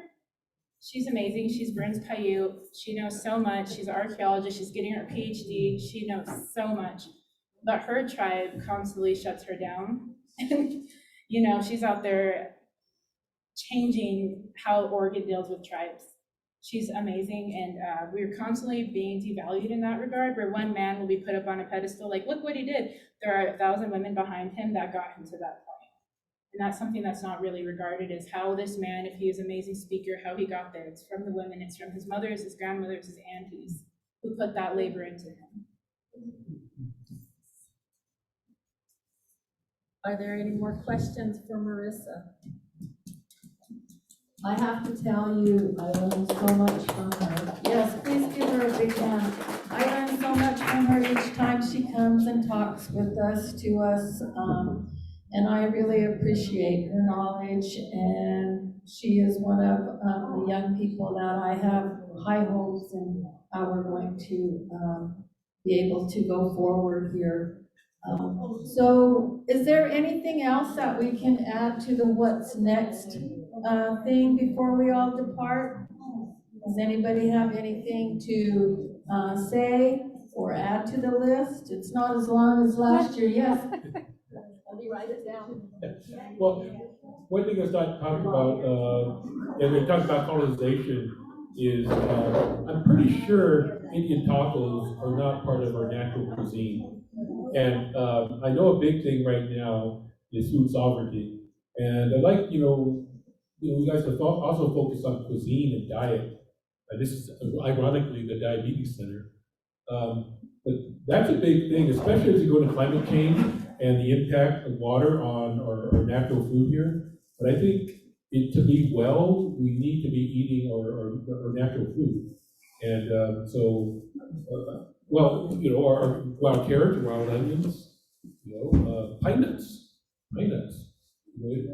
It's going to be catastrophic, the impact on pine nuts, what's going to happen in the next 20 to 30 years. I know the Washoe tribe's looking at like growing pine nuts in a different way, but can you imagine a world where it's so rare to get pine nuts and that impact on the Newe, it's going to be catastrophic. Thank you. We've got a couple more to the list. So if there aren't any more questions, I would love to have someone come do a closing prayer for us. Are there any more questions? Can I have an elder volunteer to come do a prayer for us? Are you coming up, Laverne? No. We really need that prayer from our elder. Will somebody step up? No one's stepping up. Will you come say a prayer for us? Thank you. Thank you. Mr. Knight's going to end our session in a prayer, and thank you for doing this.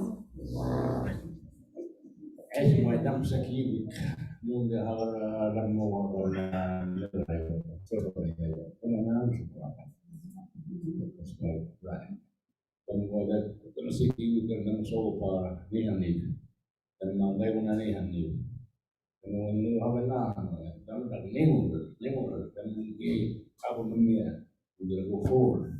I'm not that neighborhood. But John Smith me. And I'm also my daughter. I'm so young.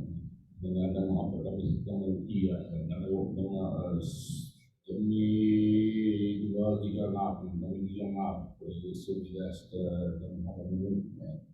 You got them so you not that and deep and how maybe not many years.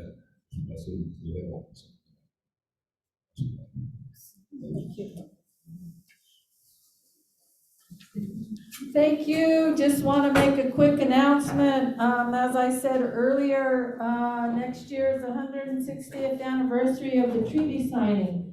Newe Knowledge Center is going to do our best to find funding. We are going to do this on an annual basis, we hope. So if anybody's interested in being on the planning committee for our next session, please contact me. Please come see me, and we'd love to have people help us out. It's hard doing even this small session, so trying to get a big session will be really challenging. Thank you. You want to say something? Oh, okay.